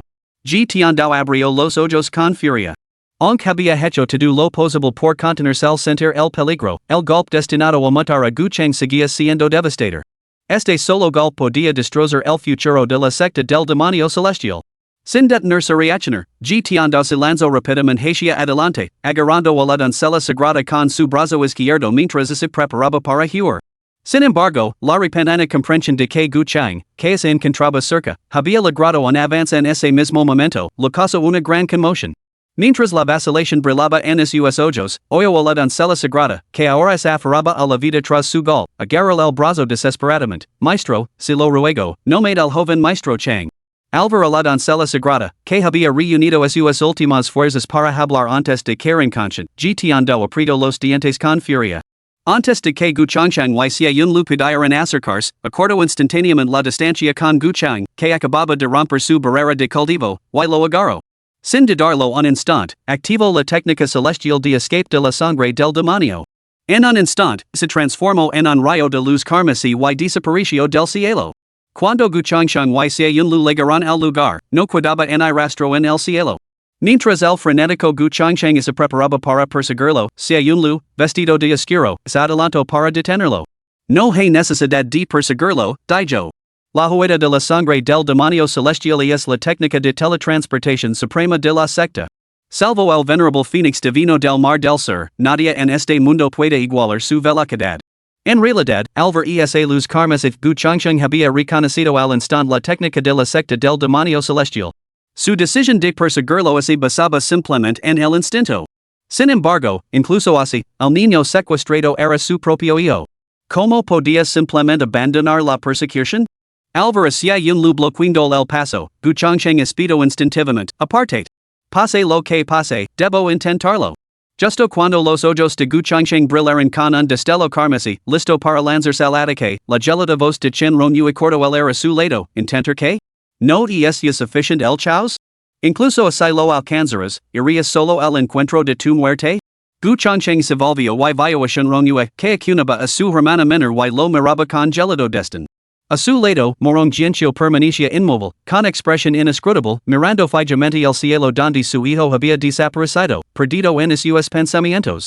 Al observar la escena, la plaza de la secta Tianjin yacía completamente devastada. La feroz batalla había devastado por completo toda la plaza. Al presenciar esta escena, la agitación que sentía Gucheng por el secuestro de su hijo finalmente se calmó un poco. Miró a Shun Rongyue que sostenía a Shun Rouge en sus brazos, y le preguntó, Rongyue, Rouge. Dirigid a mí como líder de la secta Shun. Lo interrumpió Shun Rongyue con frialdad antes de que pudiera terminar de expresar su relación. Además, a juzgar por la situación anterior, mientras la doncella sagrada de la secta del demonio celestial sigue viva, Gucheng también debería sobrevivir. No hay necesidad de tanta prisa. Sería mejor que volvieras para idear un plan, considerando la mejor manera de rescatar a tu hijo de las garras de la secta del demonio celestial. El repentino giro de los acontecimientos se había desarrollado rápidamente, pero todos los presentes lo habían presenciado con claridad. La doncella sagrada de la secta del demonio celestial parecía tener a Gucheng en especial consideración, un hecho igualmente obvio para todos. La intensa preocupación de Gucheng lo había hecho pesar por alto este de tal solo ahora, al recordárselo, se dio cuenta. Como única persona, además de Gucheng, que conoce la verdad, Gucheng sintió que se le quitaba un peso de encima. Aunque percibió un sutil cambio en la actitud de Chen Rongyue hacia él, decidió no darle importancia. En cambio, asintió con la cabeza, tienes toda la razón. En ese caso, volveré a la secta para consultar con los ancianos un plan de rescate. Si necesitas ayuda aquí, solo tienes que decirlo. Aunque hacía tiempo que había perdido la esperanza en el hombre que tenía delante, Shen Rongyue se sintió herida por su total indiferencia. Esto solo endureció su determinación de vengarse. Tras lanzar una última mirada gelada, lo despidió secamente, que te iba bien. Gucheng negó ligeramente con la cabeza. Ya se sentía incómodo, por lo que no se atrevió a mirarla a los ojos. Tras una breve despedida, emprendió el vuelo y regresó a la secta. En cualquier caso, sabía que no podía rescatar a su hijo solo. Ya fuera intencionadamente o no miro en una sola vez hacia atrás a la delegación del enviado imperial durante todo el encuentro. Por otra parte, ¿por qué alguien en su sano juicio abandonaría la vida de un venerado heredero de una secta para convertirse en consorte de una emperatriz? Parecía que esta nueva emperatriz albergaba una considerable animadversión hacia la secta Changshan, ¿por qué si no los atacaría repetidamente? Quizás había parecido demasiado débil en sus relations con los demás? Capítulo 48, El Pilar Divino del Mar, Sia Yunlu, Suplemento. La ceremonia nupcial se vio interrumpida repetidamente por incidentes imprevistos. No solo se dispersaron los invitados, sino que el propio novio fue secuestrado por la secta del demonio celestial. Para la secta de la espada celestial, o más bien para Morón Jianxiu personalmente, este incidente supuso nada menos que un segundo golpe devastador. Una vez que la figura de Gu Changsheng desapareció, Shenrongyu evolvió su mirada hacia los enviados del emperador humano reunidos. Estos individuos no habían participado en la batalla anterior aparte de los cuatro asistentes divinos, la mayoría poseía una destreza limitada en el combate. Incluso los cuatro asistentes divinos, aunque formidables en su cultivo, eran incapaces de participar en un conflicto de tal magnitud. Después de todo, incluso alguien tan formidable como Shenrouge había resultado gravemente herido, incapaz de resistir un solo golpe del maestro de la secta del demonio celestial. Ahora que la batalla había concluido y la persona que el emperador les había ordenado recuperar había sido capturada por el maestro de la secta del demonio celestial, no tenía mucho sentido que se quedaran allí. Chui Ju reunió a sus fuerzas, luego llamó a Xia Yunlu y le susurró algo al oído. Xia Yunlu miró a Shenrongyu que se apresuraba a entrar en la sala principal de la secta de la espada celestial con su hermana, y asintió ligeramente con la cabeza. Chui Ju volvió a guiar al grupo de enviados. En cualquier caso, los acontecimientos que se habían desarrollado al ese día debían ser comunicados a su majestad sin demora. Tanto la repentina aparición del santo demonio como la audacia del maestro del culto demonio celestial al infiltrarse en las fronteras de Gracia eran amenazas que requerían vigilancia. Intuyo que bien podría estar gestándose una convulsión que sacudiría los cimientos del mundo. En una sala situada en la parte trasera de la secta espada celestial, Shenrongyu examinó las heridas de su hermana. Aunque parecían graves, en realidad solo eran el resultado de una violenta conmoción interna que había afectado a sus órganos vitales y lo provocaba dificultad para respirar. Bajo el atento cuidado de un anciano de la secta Tianjin versado en artes médicas, y después de tomar algunas píldoras curativas, Shenrongyu utilizó su propia energía interna para regular el flujo de energía vital de su hermana. Solo cuando vio que su hermana finalmente relajaba el seno y que en un sueño tranquilo, respiró aliviada. Cerró la puerta, llamó a un discípulo para que atendiera a su hermana y regresó al salón principal, con el rostro marcado por el agotamiento. Los acontecimientos del día se habían desarrollado con tal rapidez que, a pesar de haber superado con éxito su barrera de cultivo, ahora le costaba mantener la compostura. Sin embargo, descansar no era una opción. Con la secta destruida, debía convocar rápidamente a los ancianos para discutir su reconstrucción. Y sus pasos vacilaron momentáneamente al recordar aquella figura, casi idéntica al hombre, que se había presentado ante ella. Quizás debería encontrar una forma de rescatarlo de las garras de la secta del demonio celestial? Aunque esa esperanza parecía realmente débil. Hoy, en estas circunstancias, ella y los demás ni siquiera habían logrado salvar a ese joven. Mucho menos aventurarse en lo profundo del territorio de la secta demonio celestial para rescatar a alguien. Suspiró suavemente. De todos modos, tenía que intentarlo. Justo cuando pensaba en cómo rescatarlo mientras caminaba hacia el salón principal para reunir a los discípulos, una voz familiar de un viejo conocido llegó a sus oídos. ¿Cómo está la hermana menor Rouge? Hermano mayor Xia, ¿no te has marchado? Shenrongyu levantó la vista sorprendida hacia el joven vestido de oscuro que se encontraba en el camino que conduce al vestíbulo principal, incapaz de ocultar su asombro. Antes, mientras atendía urgentemente a su hermana, un discípulo había venido a informar de que los enviados imperiales se habían marchado. Sin embargo, no había previsto que Xia Yunlu, que había acompañado a los enviados imperiales, no se hubiera marchado. Xia Yunlu negó ligeramente con la cabeza y miró a Shenrongyu mientras lo explicaba, a decir verdad, el plazo de 100 años ha concluido. Una vez que Jianxiu entre en la corte imperial, ser libre de marchar. Por eso precisamente he acompañado a la delegación del enviado en su regreso. Al oír las palabras de Xia Yunlu, Shenrongyu exclamó con asombro, ¿la corte imperial está dispuesta a liberar, hermano mayor? Su asombro era comprensible. A lo largo de la historia, aquellos aquians se les concedía el título de guardianes del reino, independientemente de su secta o lineage original, estaban obligados a servir a la corte imperial de por vida una vez que entraban a su servicio. Este acuerdo reforzó de manera constante la fuerza general de la dinastía Gracias. Aunque las sectas apoyadas crecieron en poder, su influencia seguía siendo insignificante en comparación con el poderío de la dinastía. Desde la fundación de la Gracia, innumerables talentos prodigiosos se habían visto obligados a servir a la corte imperial de por vida debido a este mismo acuerdo. Estas personas solían ser sustituidas cada 100 años. Con el tiempo, se había vuelto imposible saber con exactitud cuántos antiguos prodigios estaban ahora consagrados en el Palacio Imperial de la Gracia. Este mismo sistema sustenta el poder duradero de la gran dinastía Xia, lo que le permite suprimir innumerables sectas, grandes y pequeñas. Fue precisamente este entendimiento lo que hizo que Shenrongyue se sorprendiera tanto por las palabras de Xia Yunlu. Xia Yunlu negó ligeramente con la cabeza, sonriendo a su perpleja hermana menor. Este es un acuerdo que hice con el nuevo emperador. Una vez que Jianqiu entre en la dinastía, recuperar mi libertad. Morong Jianqiu siempre había tenido la intención de unirse al imperio, un hecho que no sorprendió a Shenrongyue. Aunque ella misma era reacia a separarse de una discípula tan prodigiosa, privilegian dos realidades. En primer lugar, el poder del imperio superaba con creces lo que una secta recién establecida como la secta de la espada celestial podía soportar. En segundo lugar, la secta realmente necesitaba el patrocinio continuo del imperio para su desarrollo. Por lo tanto, independientemente de las circunstancias, la entrada de Morong Jianqiu en el imperio para convertirse en guardiana del reino era beneficiosa para ambas partes. De hecho, resultaría ventajoso para el propio Morong Jianqiu. Después de todo, en comparación con los profundos cimientos de la corte imperial, la secta espada celestial apenas podía igualar su profundidad. Shenrongyue miró hacia Yunlu y asintió ligeramente. En ese caso, hermano mayor, puedes regresar a la secta. En cuanto a Jianqiu, una vez que este asunto haya pasado, ella entrará naturalmente en la corte imperial para servir. Hacia Yunlu no lo sorprendieron las palabras de Shenrongyue, y se limitó a responder con una leve sonrisa, y esa era precisamente mi intención. Pero que quid claro, solo intervendrá esa la secta se enfrenta a un peligro. Más allá de eso, no me ocupar de ningún otro asunto. Shenrongyue entendió perfectamente lo que quería decir. Sabía que él no tenía ningún deseo de competir con ella por el puesto de líder de la secta, de ahí su declaración preventiva de neutralidad.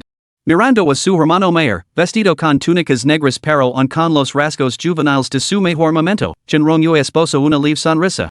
Por supuesto. Los asuntos mundanos de la secta no te preocuparan, hermano mayor. Una vez resueltos estos asuntos, los dos se dirigieron juntos al salón principal. Shenrongyue volvió a reunir a varios ancianos y convocó a todos los discípulos una vez más. Afortunadamente, había despedido a los discípulos al comienzo de la ceremonia, dejando el lugar a los invitados reunidos. Así, aunque la plaza de la secta estaba completamente devastada, los discípulos, salvo unos pocos que supervisaban el preciso y que sufrieron heridas por el caos, permanecieron ilesos. Esto podía considerarse una bendición disfrazada. Después de reunir a todos los discípulos, Shenrongyue anunció primero la noticia del regreso de Xia Yunlu a la secta. Tal y como se esperaba, esta noticia levantó al instante la moral, que antes estaba por los suelos. ¿Quién no conoce el nombre del demonio espada, Xia Yunlu? Era la figura más famosa del gran imperio Xia en casi un siglo. A diferencia de algunos discípulos que lo adoraban ciegamente, los ancianos eran muy conscientes de las implicaciones más profundas. Tomando solo los acontecimientos de hoy, si no hubiera sido por la aprensión que rodeaba a Xia Yunlu, un cultivador del noveno reino, tercer nivel, GTAndo podría no haberse marchado tan fácilmente. Ahora que un maestro tan supremo había regresado finalmente a la secta, naturalmente todos los miembros de la secta de la espada celestial se llenaron de inmensa alegría. Por lo tanto, cuando Shenrongyue anunció a Xia Yunlu como el anciano supremo, aunque sorprendidos, ninguno se opuso al contrario, se llenaron de alegría. Después de todo, el título de anciano supremo no solo significaba una alta antigüedad, sino, lo que es más importante, un símbolo de formidable fuerza. Para evaluar la fuerza de una secta, hay que observar el estatus de sus miembros dentro de la orden. Cuanto más baja es la posición del maestro de la secta, mayor es el número de maestros capaces de superarlo. Por el contrario, es el jefe de la secta y es su máxima autoridad, entonces el techo de la secta lo establece únicamente ese maestro. Se podría decir que Xia Yunlu era la base de la secta espada celestial.